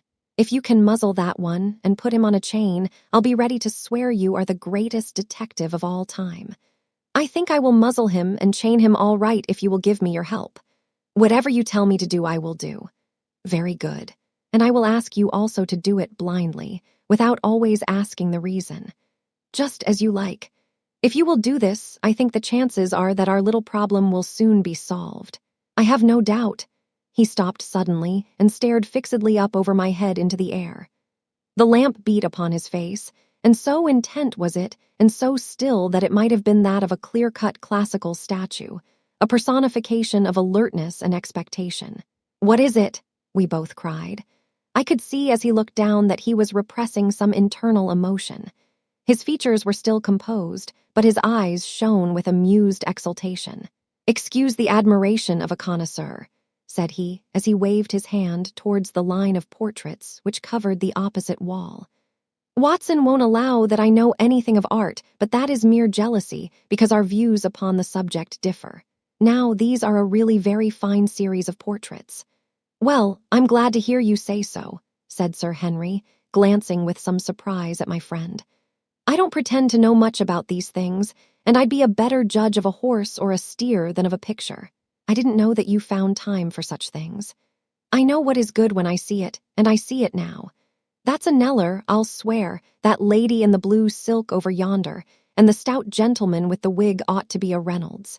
They are all family portraits, I presume. Every one. Do you know the names? Barrymore has been coaching me in them, and I think I can say my lessons fairly well. Who is the gentleman with the telescope? That is Rear Admiral Baskerville, who served under Rodney in the West Indies. The man with the blue coat and the roll of paper is Sir William Baskerville, who was chairman of committees of the House of Commons under Pitt. And this cavalier opposite to me, the one with the black velvet and the lace. Ah, you have a right to know about him. That is the cause of all the mischief, the wicked Hugo, who started the Hound of the Baskervilles. We're not likely to forget him." I gazed with interest and some surprise upon the portrait. "Dear me," said Holmes. "He seems a quiet, meek-mannered man enough, but I dare say that there was a lurking devil in his eyes. I had pictured him as a more robust and ruffianly person. There's no doubt about the authenticity, for the name and the date, 1647, are on the back of the canvas." Holmes said little more, but the picture of the old roisterer seemed to have a fascination for him, and his eyes were continually fixed upon it during supper. It was not until later, when Sir Henry had gone to his room, that I was able to follow the trend of his thoughts. He led me back into the banqueting hall, his bedroom candle in his hand, and he held it up against the time-stained portrait on the wall. "Do you see anything there?" I looked at the broad, plumed hat, the curling lovelocks, the white lace collar, and the straight, severe face which was framed between them. It was not a brutal countenance, but it was prim, hard, and stern, with a firm-set, thin-lipped mouth and a coldly intolerant eye. "Is it like anyone you know?" "There is something of Sir Henry about the jaw. Just a suggestion, perhaps, but wait an instant." He stood upon a chair, and holding up the light in his left hand, he curved his right arm over the broad hat and round the long ringlets. "Good heavens!" I cried in amazement. The face of Stapleton had sprung out of the canvas. "Ha, you see it now. My eyes have been trained to examine faces and not their trimmings. It is the first quality of a criminal investigator that he should see through a disguise. But this is marvelous. It might be his portrait.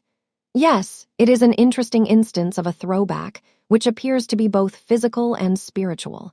A study of family portraits is enough to convert a man to the doctrine of reincarnation. The fellow is a Baskerville, that is evident. With designs upon the succession. Exactly. This chance of the picture has supplied us with one of our most obvious missing links. We have him, Watson. We have him, and I dare swear that before tomorrow night he will be fluttering in our net as helpless as one of his own butterflies. A pin, a cork, and a card, and we add him to the Baker Street collection." He burst into one of his rare fits of laughter as he turned away from the picture. I have not heard him laugh often, and it has always boded ill to somebody. I was up betimes in the morning, but Holmes was afoot earlier still, for I saw him as I dressed, coming up the drive. "Yes, we should have a full day today," he remarked, and he rubbed his hands with the joy of action. "The nets are all in place, and the drag is about to begin. We'll know before the day is out whether we have caught our big, lean-jawed pike or whether he has got through the meshes. Have you been on the moor already? I have sent a report from Grimpen to Princetown as to the death of Selden. I think I can promise that none of you will be troubled in the matter. And I have also communicated with my faithful Cartwright, who would certainly have pined away at the door of my hut, as a dog does at his master's grave, if I had not set his mind at rest about my safety. What is the next move? To see Sir Henry. Ah, here he is. Good morning, Holmes, said the baronet. You look like a general who is planning a battle with his chief of the staff. That is the exact situation. Watson was asking for orders. And so do I. Very good.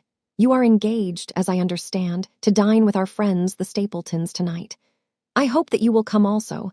They are very hospitable people, and I am sure that they would be very glad to see you. I fear that Watson and I must go to London. To London? Yes, I think that we should be more useful there at the present juncture.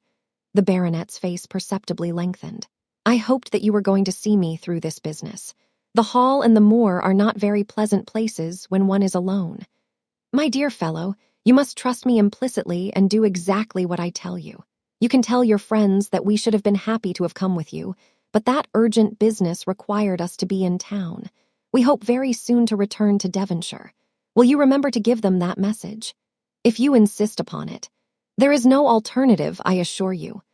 I saw by the baronet's clouded brow that he was deeply hurt by what he regarded as our desertion. When do you desire to go? He asked coldly. Immediately after breakfast. We will drive in to Coombe Tracy, but Watson will leave his things as a pledge that he will come back to you. Watson, you will send a note to Stapleton to tell him that you regret that you cannot come. I have a good mind to go to London with you, said the baronet. Why should I stay here alone? Because it is your post of duty. Because you gave me your word that you would do as you were told, and I tell you to stay. All right, then, I'll stay. One more direction. I wish you to drive to Merripit House. Send back your trap, however, and let them know that you intend to walk home. To walk across the moor? Yes, but that is the very thing which you have so often cautioned me not to do. This time you may do it with safety. If I had not every confidence in your nerve and courage, I would not suggest it, but it is essential that you should do it. Then I will do it. And as you value your life, do not go across the moor in any direction save along the straight path which leads from Merripit House to the Grimpen Road, and is your natural way home. I will do just what you say. Very good. I should be glad to get away as soon after breakfast as possible, so as to reach London in the afternoon.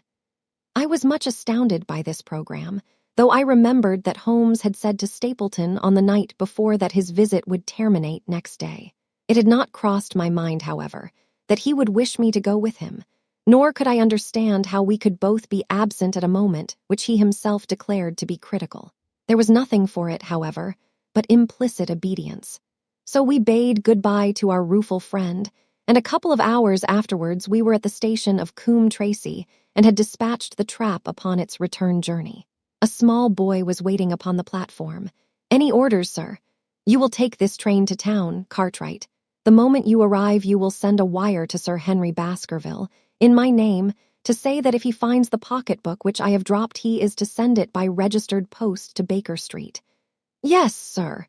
And ask at the station office if there is a message for me. The boy returned with a telegram, which Holmes handed to me. It ran, wire received. Coming down with unsigned warrant. Arrive 5:40. Lestrade. That is in answer to mine of this morning. He is the best of the professionals, I think, and we may need his assistance. Now, Watson, I think that we cannot employ our time better than by calling upon your acquaintance, Mrs. Laura Leon. His plan of campaign was beginning to be evident. He would use the baronet in order to convince the Stapletons that we were really gone, while we should actually return at the instant when we were likely to be needed. That telegram from London, if mentioned by Sir Henry to the Stapletons, must remove the last suspicions from their minds. Already I seem to see our nets drawing closer around that lean-jawed pike. Mrs. Laura Leon was in her office, and Sherlock Holmes opened his interview with a frankness and directness which considerably amazed her. "I am investigating the circumstances which attended the death of the late Sir Charles Baskerville," said he. "My friend here, Dr. Watson, has informed me of what you have communicated, and also of what you have withheld in connection with that matter." "What have I withheld?" she asked defiantly. "You have confessed that you asked Sir Charles to be at the gate at 10 o'clock. We know that that was the place and hour of his death. You have withheld what the connection is between these events." "There is no connection." "In that case, the coincidence must indeed be an extraordinary one. But I think that we shall succeed in establishing a connection, after all. I wish to be perfectly frank with you, Mrs. Leon. We regard this case as one of murder, and the evidence may implicate not only your friend Mr. Stapleton, but his wife as well." The lady sprang from her chair. "His wife?" she cried. "The fact is no longer a secret. The person who has passed for his sister is really his wife." Mrs. Leon had resumed her seat. Her hands were grasping the arms of her chair, and I saw that the pink nails had turned white with the pressure of her grip. "His wife," she said again. "His wife, he is not a married man." Sherlock Holmes shrugged his shoulders. Prove it to me, and if you can do so—" The fierce flash of her eyes said more than any words. "I have come prepared to do so," said Holmes, drawing several papers from his pocket. "Here is a photograph of the couple taken in York 4 years ago.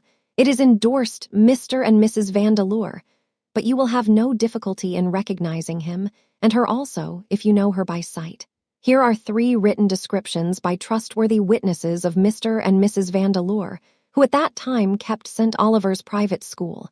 Read them and see if you can doubt the identity of these people."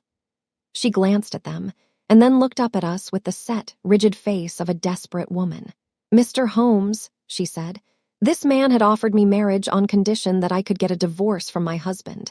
He has lied to me, the villain, in every conceivable way. Not one word of truth has he ever told me. And why? I imagined that all was for my own sake. But now I see that I was never anything but a tool in his hands. Why should I preserve faith with him who never kept any with me? Why should I try to shield him from the consequences of his own wicked acts? Ask me what you like, and there is nothing which I shall hold back. One thing I swear to you, and that is that when I wrote the letter I never dreamed of any harm to the old gentleman who had been my kindest friend." "I entirely believe you, madam," said Sherlock Holmes. "The recital of these events must be very painful to you, and perhaps it will make it easier if I tell you what occurred, and you can check me if I make any material mistake. The sending of this letter was suggested to you by Stapleton. He dictated it. I presume that the reason he gave was that you would receive help from Sir Charles for the legal expenses connected with your divorce." "Exactly. And then, after you had sent the letter, he dissuaded you from keeping the appointment. He told me that it would hurt his self-respect that any other man should find the money for such an object, and that though he was a poor man himself, he would devote his last penny to removing the obstacles which divided us. He appears to be a very consistent character. And then you heard nothing until you read the reports of the death in the paper." "No. And he made you swear to say nothing about your appointment with Sir Charles." "He did. He said that the death was a very mysterious one, and that I should certainly be suspected if the facts came out. He frightened me into remaining silent." "Quite so, but you had your suspicions." She hesitated and looked down. "I knew him," she said, "but if he had kept faith with me, I should always have done so with him." "I think that on the whole you have had a fortunate escape," said Sherlock Holmes. "You have had him in your power and he knew it, and yet you are alive. You have been walking for some months very near to the edge of a precipice. We must wish you good morning now, Mrs. Leon, and it is probable that you will very shortly hear from us again. Our case becomes rounded off, and difficulty after difficulty thins away in front of us," said Holmes as we stood waiting for the arrival of the express from town. "I shall soon be in the position of being able to put into a single connected narrative one of the most singular and sensational crimes of modern times. Students of criminology will remember the analogous incidents in Godno, in Little Russia, in the year 66, And of course there are the Anderson murders in North Carolina. But this case possesses some features which are entirely its own. Even now we have no clear case against this very wily man. But I shall be very much surprised if it is not clear enough before we go to bed this night. The London Express came roaring into the station, and a small, wiry bulldog of a man had sprung from a first-class carriage. We all three shook hands, and I saw at once from the reverential way in which Lestrade gazed at my companion that he had learned a good deal since the days when they had first worked together. I could well remember the scorn which the theories of the reasoner used then to excite in the practical man. "Anything good?" he asked. "The biggest thing for years," said Holmes. "We have 2 hours before we need think of starting. I think we might employ it in getting some dinner, and then, Lestrade, we will take the London fog out of your throat by giving you a breath of the pure night air of Dartmoor. Never been there. Ah, well, I don't suppose you will forget your first visit." Chapter 14. The Hound of the Baskervilles. One of Sherlock Holmes's defects, if, indeed, one may call it a defect, was that he was exceedingly loath to communicate his full plans to any other person until the instant of their fulfillment. Partly it came no doubt from his own masterful nature, which loved to dominate and surprise those who were around him. Partly also from his professional caution, which urged him never to take any chances. The result, however, was very trying for those who were acting as his agents and assistants. I had often suffered under it, but never more so than during that long drive in the darkness. The great ordeal was in front of us. At last we were about to make our final effort, and yet Holmes had said nothing, and I could only surmise what his course of action would be. My nerves thrilled with anticipation when at last the cold wind upon our faces and the dark, void spaces on either side of the narrow road told me that we were back upon the moor once again. Every stride of the horses and every turn of the wheels was taking us nearer to our supreme adventure. Our conversation was hampered by the presence of the driver of the hired wagonette, so that we were forced to talk of trivial matters when our nerves were tense with emotion and anticipation.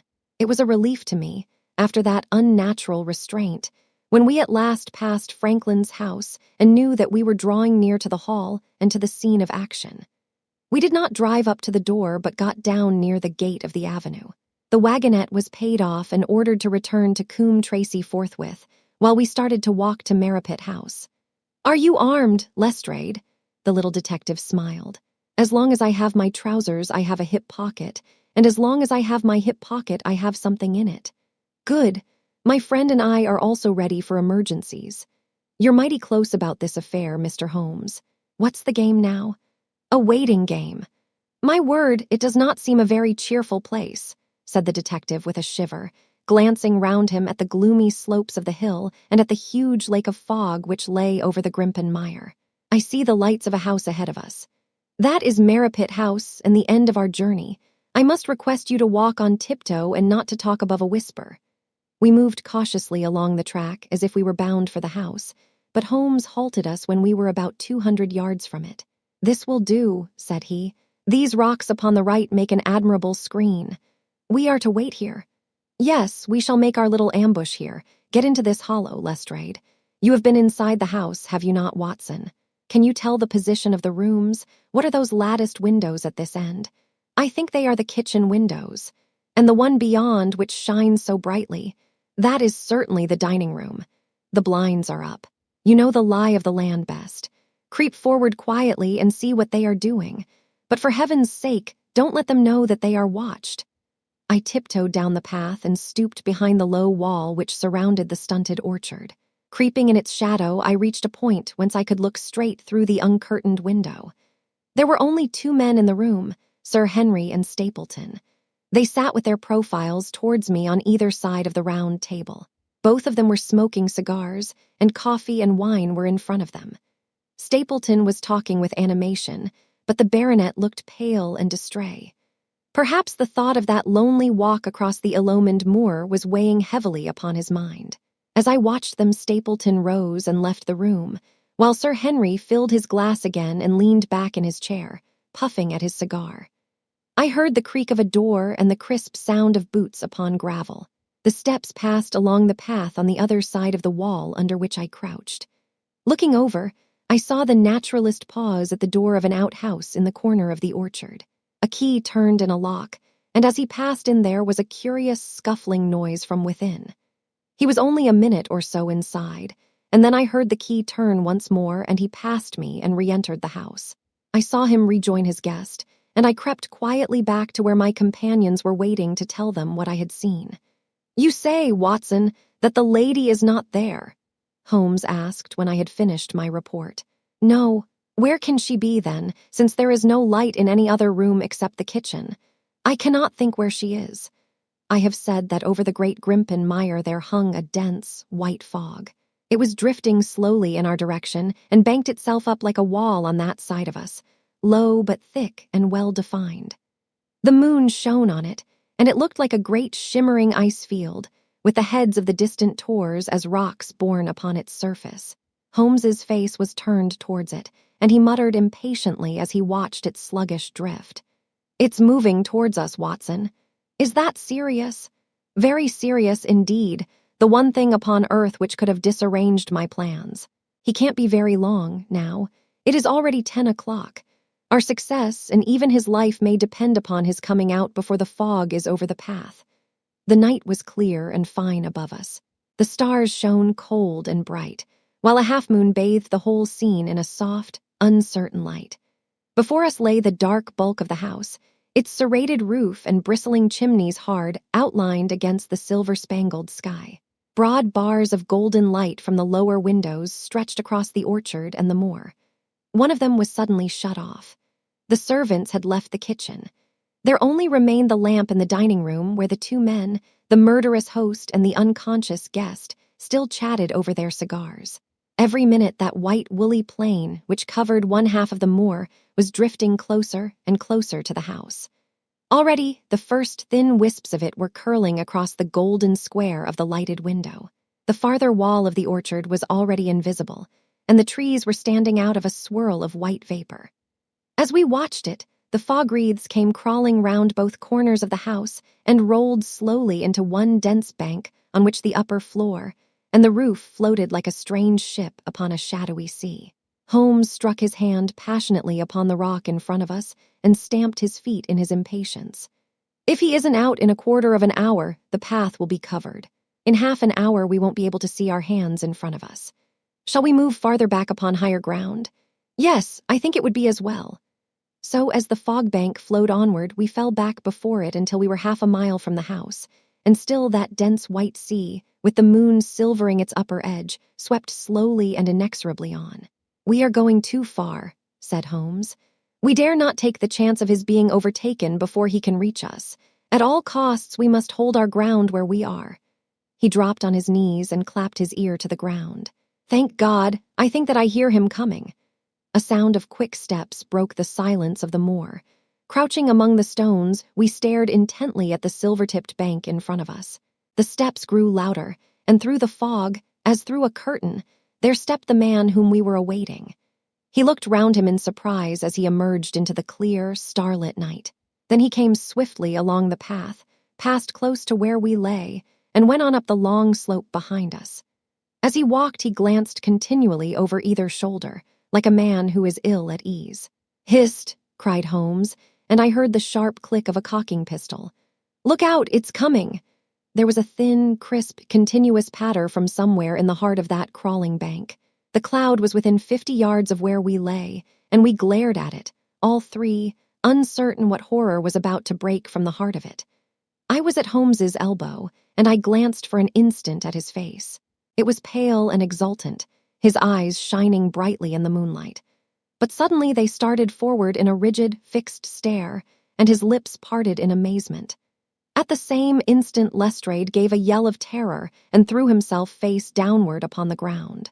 I sprang to my feet, my inert hand grasping my pistol, my mind paralyzed by the dreadful shape which had sprung out upon us from the shadows of the fog.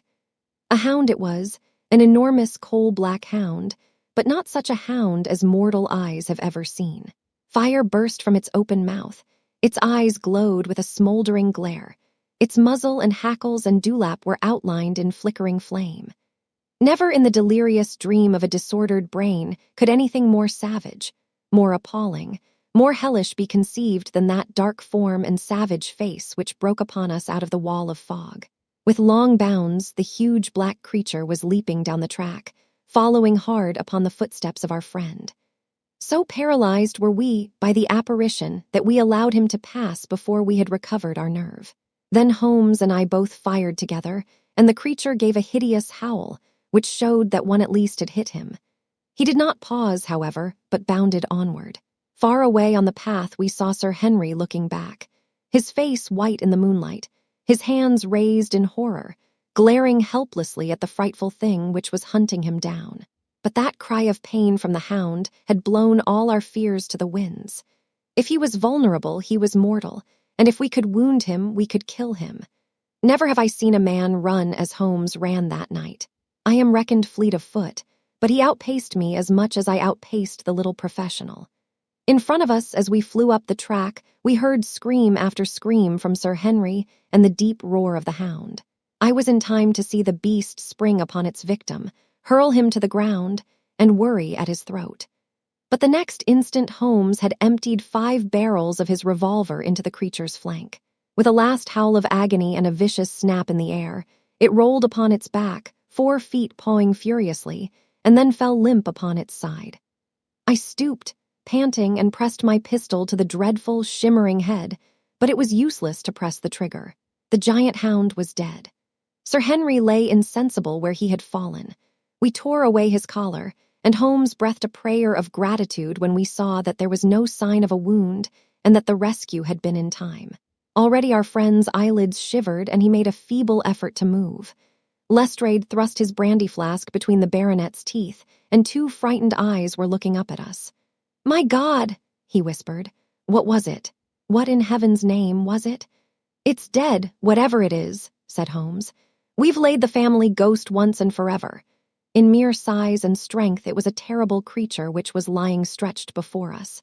It was not a pure bloodhound, and it was not a pure mastiff, but it appeared to be a combination of the two, gaunt, savage, and as large as a small lioness. Even now, in the stillness of death, the huge jaws seemed to be dripping with a bluish flame, and the small, deep-set, cruel eyes were ringed with fire. I placed my hand upon the glowing muzzle, and as I held them up, my own fingers smoldered and gleamed in the darkness. "Phosphorus," I said. "A cunning preparation of it," said Holmes, sniffing at the dead animal. "There is no smell which might have interfered with his power of scent. We owe you a deep apology, Sir Henry, for having exposed you to this fright. I was prepared for a hound, but not for such a creature as this, and the fog gave us little time to receive him. You have saved my life. Having first endangered it, are you strong enough to stand? Give me another mouthful of that brandy, and I shall be ready for anything. So, now if you will help me up, what do you propose to do? To leave you here? You are not fit for further adventures tonight. If you will wait, one or other of us will go back with you to the hall." He tried to stagger to his feet, but he was still ghastly pale and trembling in every limb. We helped him to a rock, where he sat shivering with his face buried in his hands. "We must leave you now," said Holmes. "The rest of our work must be done, and every moment is of importance. We have our case, and now we only want our man. It's 1,000 to 1 against our finding him at the house," he continued, as we retraced our steps swiftly down the path. "Those shots must have told him that the game was up. We were some distance off, and this fog may have deadened them. He followed the hound to call him off, of that you may be certain. No, he's gone by this time. But we'll search the house and make sure." The front door was open, so we rushed in and hurried from room to the amazement of a doddering old manservant who met us in the passage.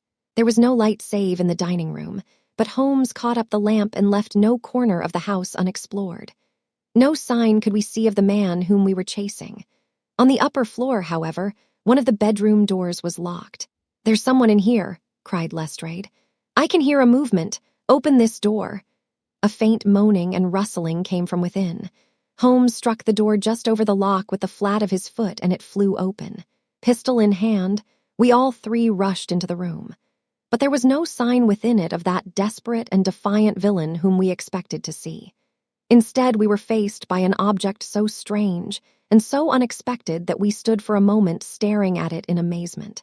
The room had been fashioned into a small museum, and the walls were lined by a number of glass-topped cases full of that collection of butterflies and moths, the formation of which had been the relaxation of this complex and dangerous man. In the center of this room, there was an upright beam, which had been placed at some period as a support for the old worm-eaten balk of timber which spanned the roof. To this post, a figure was tied, so swathed and muffled in the sheets, which had been used to secure it that one could not for the moment tell whether it was that of a man or a woman. One towel passed round the throat and was secured at the back of the pillar. Another covered the lower part of the face, and over it 2 dark eyes, eyes full of grief and shame and a dreadful questioning, stared back at us. In a minute we had torn off the gag, unswathed the bonds, and Mrs. Stapleton sank upon the floor in front of us. As her beautiful head fell upon her chest, I saw the clear red wheal of a whiplash across her neck. "The brute!" cried Holmes. "Here, Lestrade, your brandy bottle. Put her in the chair. She has fainted from ill usage and exhaustion." She opened her eyes again. "Is he safe?" she asked. "Has he escaped?" "He cannot escape us, madam." "No, no, I did not mean my husband. Sir Henry, is he safe?" "Yes." "And the hound?" "It is dead." She gave a long sigh of satisfaction. Thank God, oh, this villain. See how he has treated me." She shot her arms out from her sleeves, and we saw with horror that they were all mottled with bruises. "But this is nothing, nothing. It is my mind and soul that he has tortured and defiled. I could endure it all, ill usage, solitude, a life of deception, everything, as long as I could still cling to the hope that I had his love. But now I know that in this also I have been his dupe and his tool." She broke into passionate sobbing as she spoke. "You bear him no good will, madam," said Holmes. "Tell us then where we shall find him. If you have ever aided him in evil, help us now and so atone." "There is but one place where he can have fled," she answered. "There is an old tin mine on an island in the heart of the mire. It was there that he kept his hound, and there also he had made preparations so that he might have a refuge. That is where he would fly." The fog-bank lay like white wool against the window. Holmes held the lamp towards it. "See," said he, "no one could find his way into the Grimpen mire tonight." She laughed and clapped her hands. Her eyes and teeth gleamed with fierce merriment. "He may find his way in, but never out," she cried. "How can he see the guiding wands tonight? We planted them together, he and I, to mark the pathway through the mire. Oh, if I could only have plucked them out today. Then indeed you would have had him at your mercy." It was evident to us that all pursuit was in vain until the fog had lifted. Meanwhile we left Lestrade in possession of the house, while Holmes and I went back with the baronet to Baskerville Hall. The story of the Stapletons could no longer be withheld from him, but he took the blow bravely when he learned the truth about the woman whom he had loved. But the shock of the night's adventures had shattered his nerves, and before morning he lay delirious in a high fever under the care of Dr. Mortimer. The two of them were destined to travel together round the world before Sir Henry had become once more the hale, hearty man that he had been before he became master of that illomined estate. And now I come rapidly to the conclusion of this singular narrative, in which I have tried to make the reader share those dark fears and vague surmises which clouded our lives so long and ended in so tragic a manner. On the morning after the death of the Hound, the fog had lifted, and we were guided by Mrs. Stapleton to the point where they had found a pathway through the bog. It helped us to realize the horror of this woman's life when we saw the eagerness and joy with which she laid us on her husband's track. We left her standing upon the thin peninsula of firm, peaty soil which tapered out into the widespread bog. From the end of it, a small wand planted here, and there showed where the path zigzagged from tuft to tuft of rushes among those green-scummed pits and foul quagmires which barred the way to the stranger. Rank reeds and lush, slimy water plants sent an odor of decay and a heavy miasmatic vapor onto our faces, while a false step plunged us more than once thigh-deep into the dark, quivering mire, which shook for yards in soft undulations around our feet. Its tenacious grip plucked at our heels as we walked, and when we sank into it, it was as if some malignant hand was tugging us down into those obscene depths. So grim and purposeful was the clutch in which it held us. Once only we saw a trace that someone had passed that perilous way before us. From amid a tuft of cotton grass which bore it up out of the slime, some dark thing was projecting. Holmes sank to his waist as he stepped from the path to seize it, and had we not been there to drag him out, he could never have set his foot upon firm land again. He held an old black boot in the air. Mayer's Toronto was printed on the leather inside. "It is worth a mud bath," said he. "It is our friend Sir Henry's missing boot, thrown there by Stapleton in his flight." Exactly. He retained it in his hand after using it to set the Hound upon the track.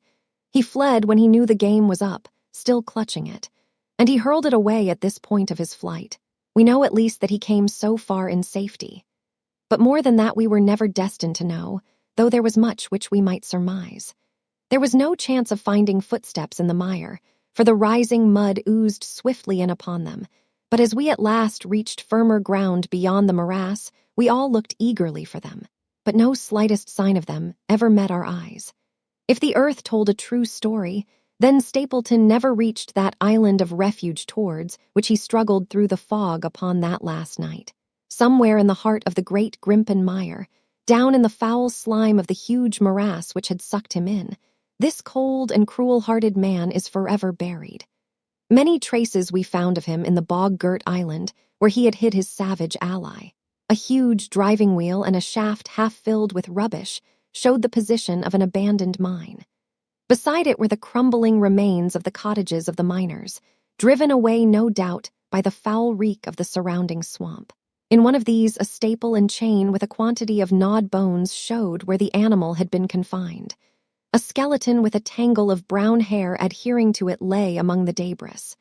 "A dog," said Holmes. "By Jove, a curly-haired spaniel. Poor Mortimer will never see his pet again. Well, I do not know that this place contains any secret which we have not already fathomed. He could hide his hound, but he could not hush its voice, and hence came those cries which even in daylight were not pleasant to hear. On an emergency, he could keep the Hound in the outhouse at Merripit, but it was always a risk, and it was only on the supreme day, which he regarded as the end of all his efforts, that he dared do it. This paste in the tin is no doubt the luminous mixture with which the creature was daubed. It was suggested, of course, by the story of the family hellhound, and by the desire to frighten old Sir Charles to death. No wonder the poor devil of a convict ran and screamed, even as our friend did, and as we ourselves might have done, when he saw such a creature bounding through the darkness of the moor upon his track. It was a cunning device, for, apart from the chance of driving your victim to his death, what peasant would venture to inquire too closely into such a creature should he get sight of it, as many have done, upon the moor? I said it in London, Watson, and I say it again now, that never yet have we helped to hunt down a more dangerous man than he who is lying yonder. He swept his long arm towards the huge mottled expanse of green-splotched bog which stretched away until it merged into the russet slopes of the moor. Chapter 15. A Retrospection. It was the end of November, and Holmes and I sat, upon a raw and foggy night, on either side of a blazing fire in our sitting-room in Baker Street. Since the tragic upshot of our visit to Devonshire, he had been engaged in two affairs of the utmost importance, in the first of which he had exposed the atrocious conduct of Colonel Upwood in connection with the famous card scandal of the Nonpareil Club, while in the second he had defended the unfortunate Mme. Montpensier from the charge of murder which hung over her in connection with the death of her stepdaughter, Emile Carrera, the young lady who, as it will be remembered, was found 6 months later alive and married in New York. My friend was in excellent spirits over the success which had attended a succession of difficult and important cases, so that I was able to induce him to discuss the details of the Baskerville mystery. I had waited patiently for the opportunity, for I was aware that he would never permit cases to overlap, and that his clear and logical mind would not be drawn from its present work to dwell upon memories of the past. Sir Henry and Dr. Mortimer were, however, in London, on their way to that long voyage which had been recommended for the restoration of his shattered nerves. They had called upon us that very afternoon, so that it was natural that the subject should come up for discussion. "The whole course of events," said Holmes, "from the point of view of the man who called himself Stapleton, was simple and direct, although to us, who had no means in the beginning of knowing the motives of his actions and could only learn part of the facts, It all appeared exceedingly complex. I have had the advantage of 2 conversations with Mrs. Stapleton, and the case has now been so entirely cleared up that I am not aware that there is anything which has remained a secret to us. You will find a few notes upon the matter under the heading B in my indexed list of cases. Perhaps you would kindly give me a sketch of the course of events from memory. Certainly, though I cannot guarantee that I carry all the facts in my mind. Intense mental concentration has a curious way of blotting out what has passed. The barrister who has his case at his fingers' ends and is able to argue with an expert upon his own subject finds that a week or 2 of the courts will drive it all out of his head once more. So each of my cases displaces the last, and Emil. Carrera has blurred my recollection of Baskerville Hall. Tomorrow some other little problem may be submitted to my notice which will, in turn, dispossess the fair French lady and the infamous Upwood. So far as the case of the Hound goes, however, I will give you the course of events as nearly as I can, and you will suggest anything which I may have forgotten. My inquiries show beyond all question that the family portrait did not lie, and that this fellow was indeed a Baskerville. He was a son of that Roger Baskerville, the younger brother of Sir Charles, who fled with a sinister reputation to South America, where he was said to have died unmarried. He did, as a matter of fact, marry, and had 1 child, this fellow, whose real name is the same as his father's. He married Beryl Garcia, one of the beauties of Costa Rica, and having purloined a considerable sum of public money, he changed his name to Vandeleur and fled to England, where he established a school in the east of Yorkshire. His reason for attempting this special line of business was that he had struck up an acquaintance with a consumptive tutor upon the voyage home, and that he had used this man's ability to make the undertaking a success. Fraser, the tutor, died, however, and the school which had begun well sank from disrepute into infamy. The Vandeleurs found it convenient to change their name to Stapleton, and he brought the remains of his fortune, his schemes for the future, and his taste for entomology to the south of England. I learned at the British Museum that he was a recognized authority upon the subject, and that the name of Vandeleur has been permanently attached to a certain moth which he had, in his Yorkshire days, been the first to describe. We now come to that portion of his life which has proved to be of such intense interest to us. The fellow had evidently made inquiry, and found that only 2 lives intervened between him and a valuable estate. When he went to Devonshire his plans were, I believe, exceedingly hazy, but that he meant mischief from the first is evident from the way in which he took his wife with him in the character of his sister. The idea of using her as a decoy was clearly already in his mind, though he may not have been certain how the details of his plot were to be arranged.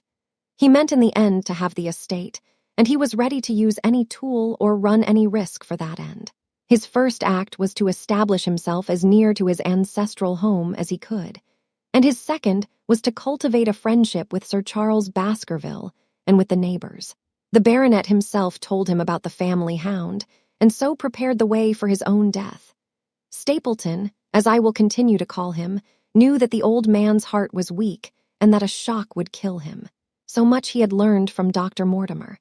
He had heard also that Sir Charles was superstitious and had taken this grim legend very seriously.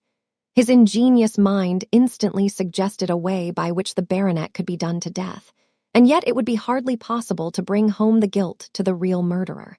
Having conceived the idea, he proceeded to carry it out with considerable finesse. An ordinary schemer would have been content to work with a savage hound. The use of artificial means to make the creature diabolical was a flash of genius upon his part. The dog he bought in London from Ross and Mangles, the dealers in Fulham Road. It was the strongest and most savage in their possession. He brought it down by the North Devon line and walked a great distance over the moor so as to get it home without exciting any remarks. He had already on his insect hunts learned to penetrate the Grimpen mire, and so had found a safe hiding place for the creature. Here he kennelled it and waited his chance. But it was some time coming. The old gentleman could not be decoyed outside of his grounds at night. Several times Stapleton lurked about with his hound, but without avail. It was during these fruitless quests that he, or rather his ally, was seen by peasants, and that the legend of the demon dog received a new confirmation. He had hoped that his wife might lure Sir Charles to his ruin, but here she proved unexpectedly independent. She would not endeavor to entangle the old gentleman in a sentimental attachment which might deliver him over to his enemy. Threats and even, I am sorry to say, blows refused to move her. She would have nothing to do with it, and for a time Stapleton was at a deadlock. He found a way out of his difficulties through the chance that Sir Charles, who had conceived a friendship for him, made him the minister of his charity in the case of this unfortunate woman, Mrs. Laura Leon. By representing himself as a single man, he acquired complete influence over her, and he gave her to understand that, in the event of her obtaining a divorce from her husband, he would marry her. His plans were suddenly brought to a head by his knowledge that Sir Charles was about to leave the hall on the advice of Dr. Mortimer, with whose opinion he himself pretended to coincide. He must act at once, or his victim might get beyond his power. He therefore put pressure upon Mrs. Leon to write this letter, imploring the old man to give her an interview on the evening before his departure for London. He then, by a specious argument, prevented her from going, and so had the chance for which he had waited.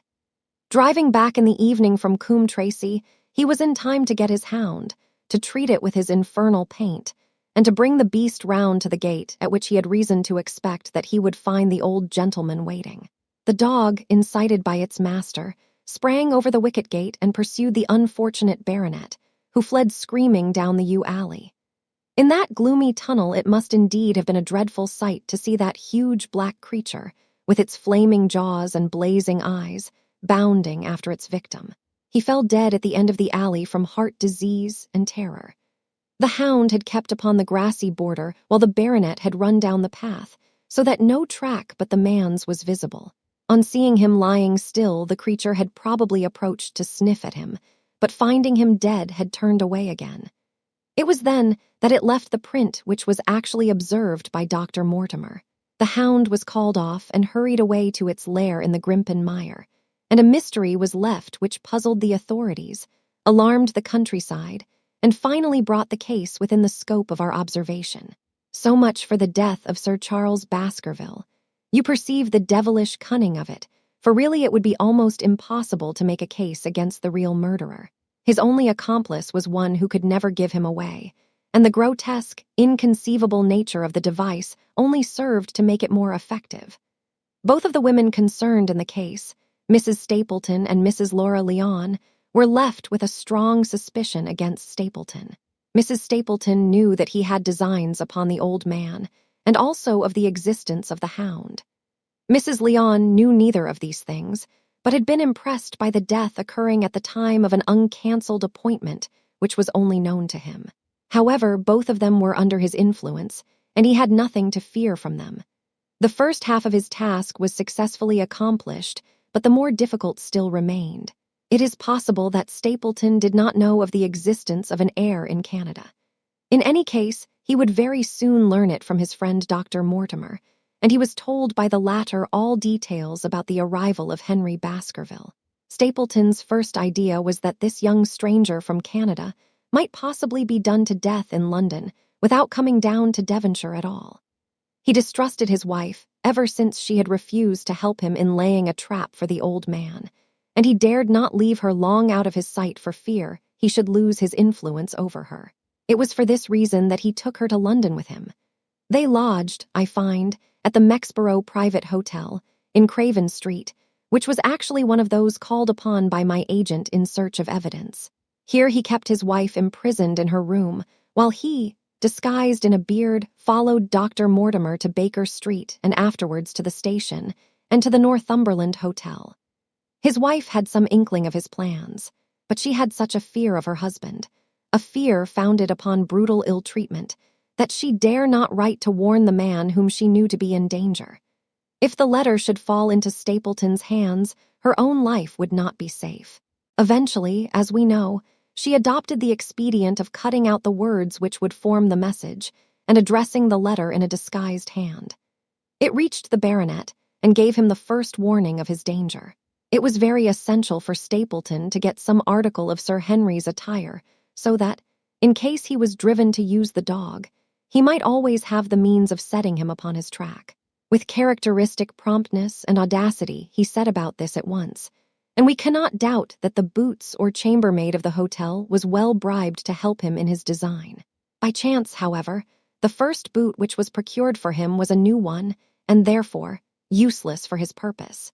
He then had it returned and obtained another, a most instructive incident, since it proved conclusively to my mind that we were dealing with a real hound, as no other supposition could explain this anxiety to obtain an old boot and this indifference to a new one.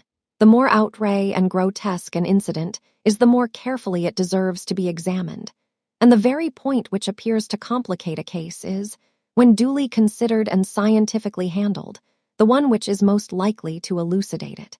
Then we had the visit from our friends next morning, shadowed always by Stapleton in the cab. From his knowledge of our rooms and of my appearance, as well as from his general conduct, I am inclined to think that Stapleton's career of crime has been by no means limited to this single Baskerville affair. It is suggestive that during the last 3 years there have been 4 considerable burglaries in the West Country, for none of which was any criminal ever arrested. The last of these, at Folkestone Court in May, was remarkable for the cold-blooded pistoling of the page, who surprised the masked and solitary burglar. I cannot doubt that Stapleton recruited his waning resources in this fashion, and that for years he has been a desperate and dangerous man. We had an example of his readiness of resource that morning, when he got away from us so successfully, and also of his audacity in sending back my own name to me through the cabman. From that moment he understood that I had taken over the case in London, and that therefore there was no chance for him there. He returned to Dartmoor and awaited the arrival of the baronet. "One moment," said I. "You have, no doubt, described the sequence of events correctly, but there is one point which you have left unexplained. What became of the hound when its master was in London?" "I have given some attention to this matter, and it is undoubtedly of importance. There can be no question that Stapleton had a confidant, though it is unlikely that he ever placed himself in his power by sharing all his plans with him. There was an old manservant at Merripit House, whose name was Anthony. His connection with the Stapletons can be traced for several years, as far back as the schoolmastering days, so that he must have been aware that his master and mistress were really husband and wife. This man has disappeared and has escaped from the country. It is suggestive that Anthony is not a common name in England, while Antonio is so in all Spanish or Spanish-American countries.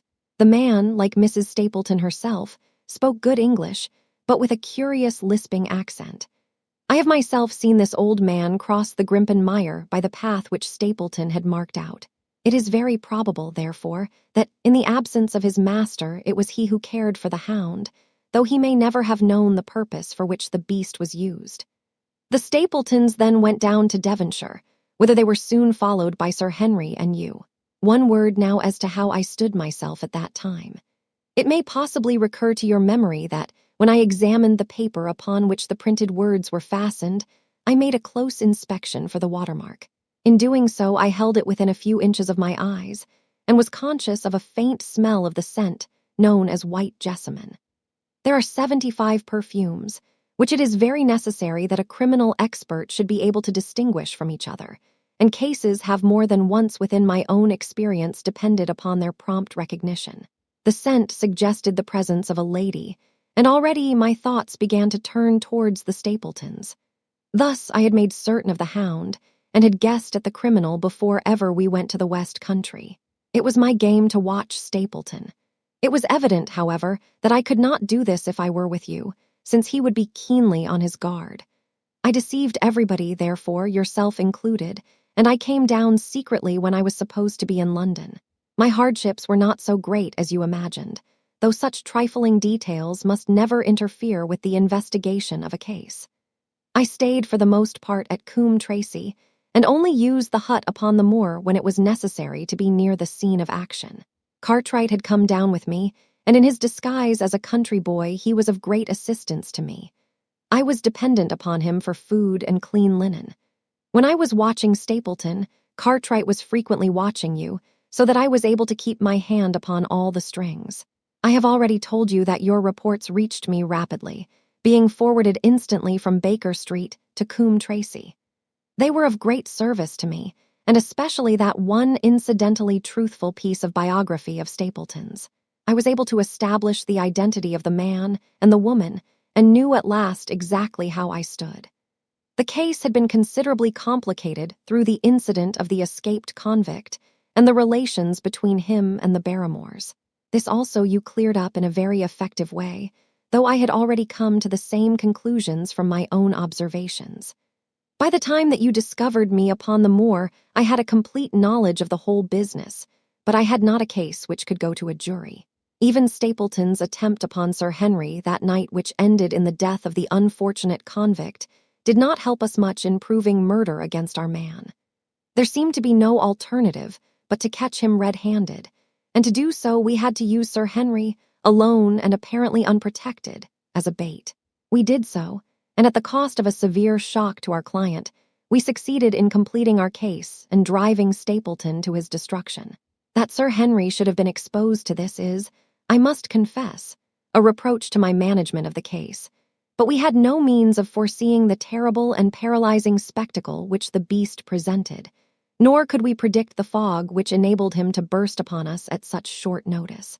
We succeeded in our object at a cost which both the specialist and Dr. Mortimer assure me will be a temporary one. A long journey may enable our friend to recover not only from his shattered nerves, but also from his wounded feelings. His love for the lady was deep and sincere, and to him, the saddest part of all this black business was that he should have been deceived by her. It only remains to indicate the part which she had played throughout. There can be no doubt that Stapleton exercised an influence over her which may have been love or may have been fear, or very possibly both, since they are by no means incompatible emotions. It was, at least, absolutely effective. At his command, she consented to pass as his sister, though he found the limits of his power over her when he endeavored to make her the direct accessory to murder. She was ready to warn Sir Henry so far as she could without implicating her husband, and again she tried to do so. Stapleton himself seems to have been capable of jealousy, and when he saw the baronet paying court to the lady, even though it was part of his own plan, still he could not help interrupting with a passionate outburst which revealed the fiery soul which his self-contained manner so cleverly concealed. By encouraging the intimacy, he made it certain that Sir Henry would frequently come to Merripit House, and that he would sooner or later get the opportunity which he desired. On the day of the crisis, however, his wife turned suddenly against him. She had learned something of the death of the convict, and she knew that the Hound was being kept in the outhouse on the evening that Sir Henry was coming to dinner. She taxed her husband with his intended crime, and a furious scene followed in which he showed her for the first time that she had a rival in his love. Her fidelity turned in an instant to bitter hatred, and he saw that she would betray him. He tied her up, therefore, that she might have no chance of warning Sir Henry, and he hoped, no doubt, that when the whole countryside put down the baronet's death to the curse of his family, as they certainly would do, he could win his wife back to accept an accomplished fact and to keep silent upon what she knew. In this, I fancy that in any case he made a miscalculation, and that, if we had not been there, his doom would none the less have been sealed. A woman of Spanish blood does not condone such an injury so lightly. And now, my dear Watson, without referring to my notes, I cannot give you a more detailed account of this curious case. I do not know that anything essential has been left unexplained. He could not hope to frighten Sir Henry to death as he had done the old uncle with his bogey hound. The beast was savage and half-starved. If its appearance did not frighten its victim to death, at least it would paralyze the resistance which might be offered. No doubt, there only remains one difficulty. If Stapleton came into the succession, how could he explain the fact that he, the heir, had been living unannounced under another name so close to the property? How could he claim it without causing suspicion and inquiry? It is a formidable difficulty, and I fear that you ask too much when you expect me to solve it. The past and the present are within the field of my inquiry, but what a man may do in the future is a hard question to answer. Mrs. Stapleton has heard her husband discuss the problem on several occasions. There were 3 possible courses. He might claim the property from South America, establish his identity before the British authorities there, and so obtain the fortune without ever coming to England at all. Or he might adopt an elaborate disguise during the short time that he need be in London. Or, again, He might furnish an accomplice with the proofs and papers, putting him in as heir, and retaining a claim upon some proportion of his income. We cannot doubt from what we know of him that he would have found some way out of the difficulty. And now, my dear Watson, we have had some weeks of severe work, and for one evening, I think, we may turn our thoughts into more pleasant channels. I have a box for Les Huguenots. Have you heard the de Risques? Might I trouble you then to be ready in half an hour, and we can stop at Marcini's for a little dinner on the way?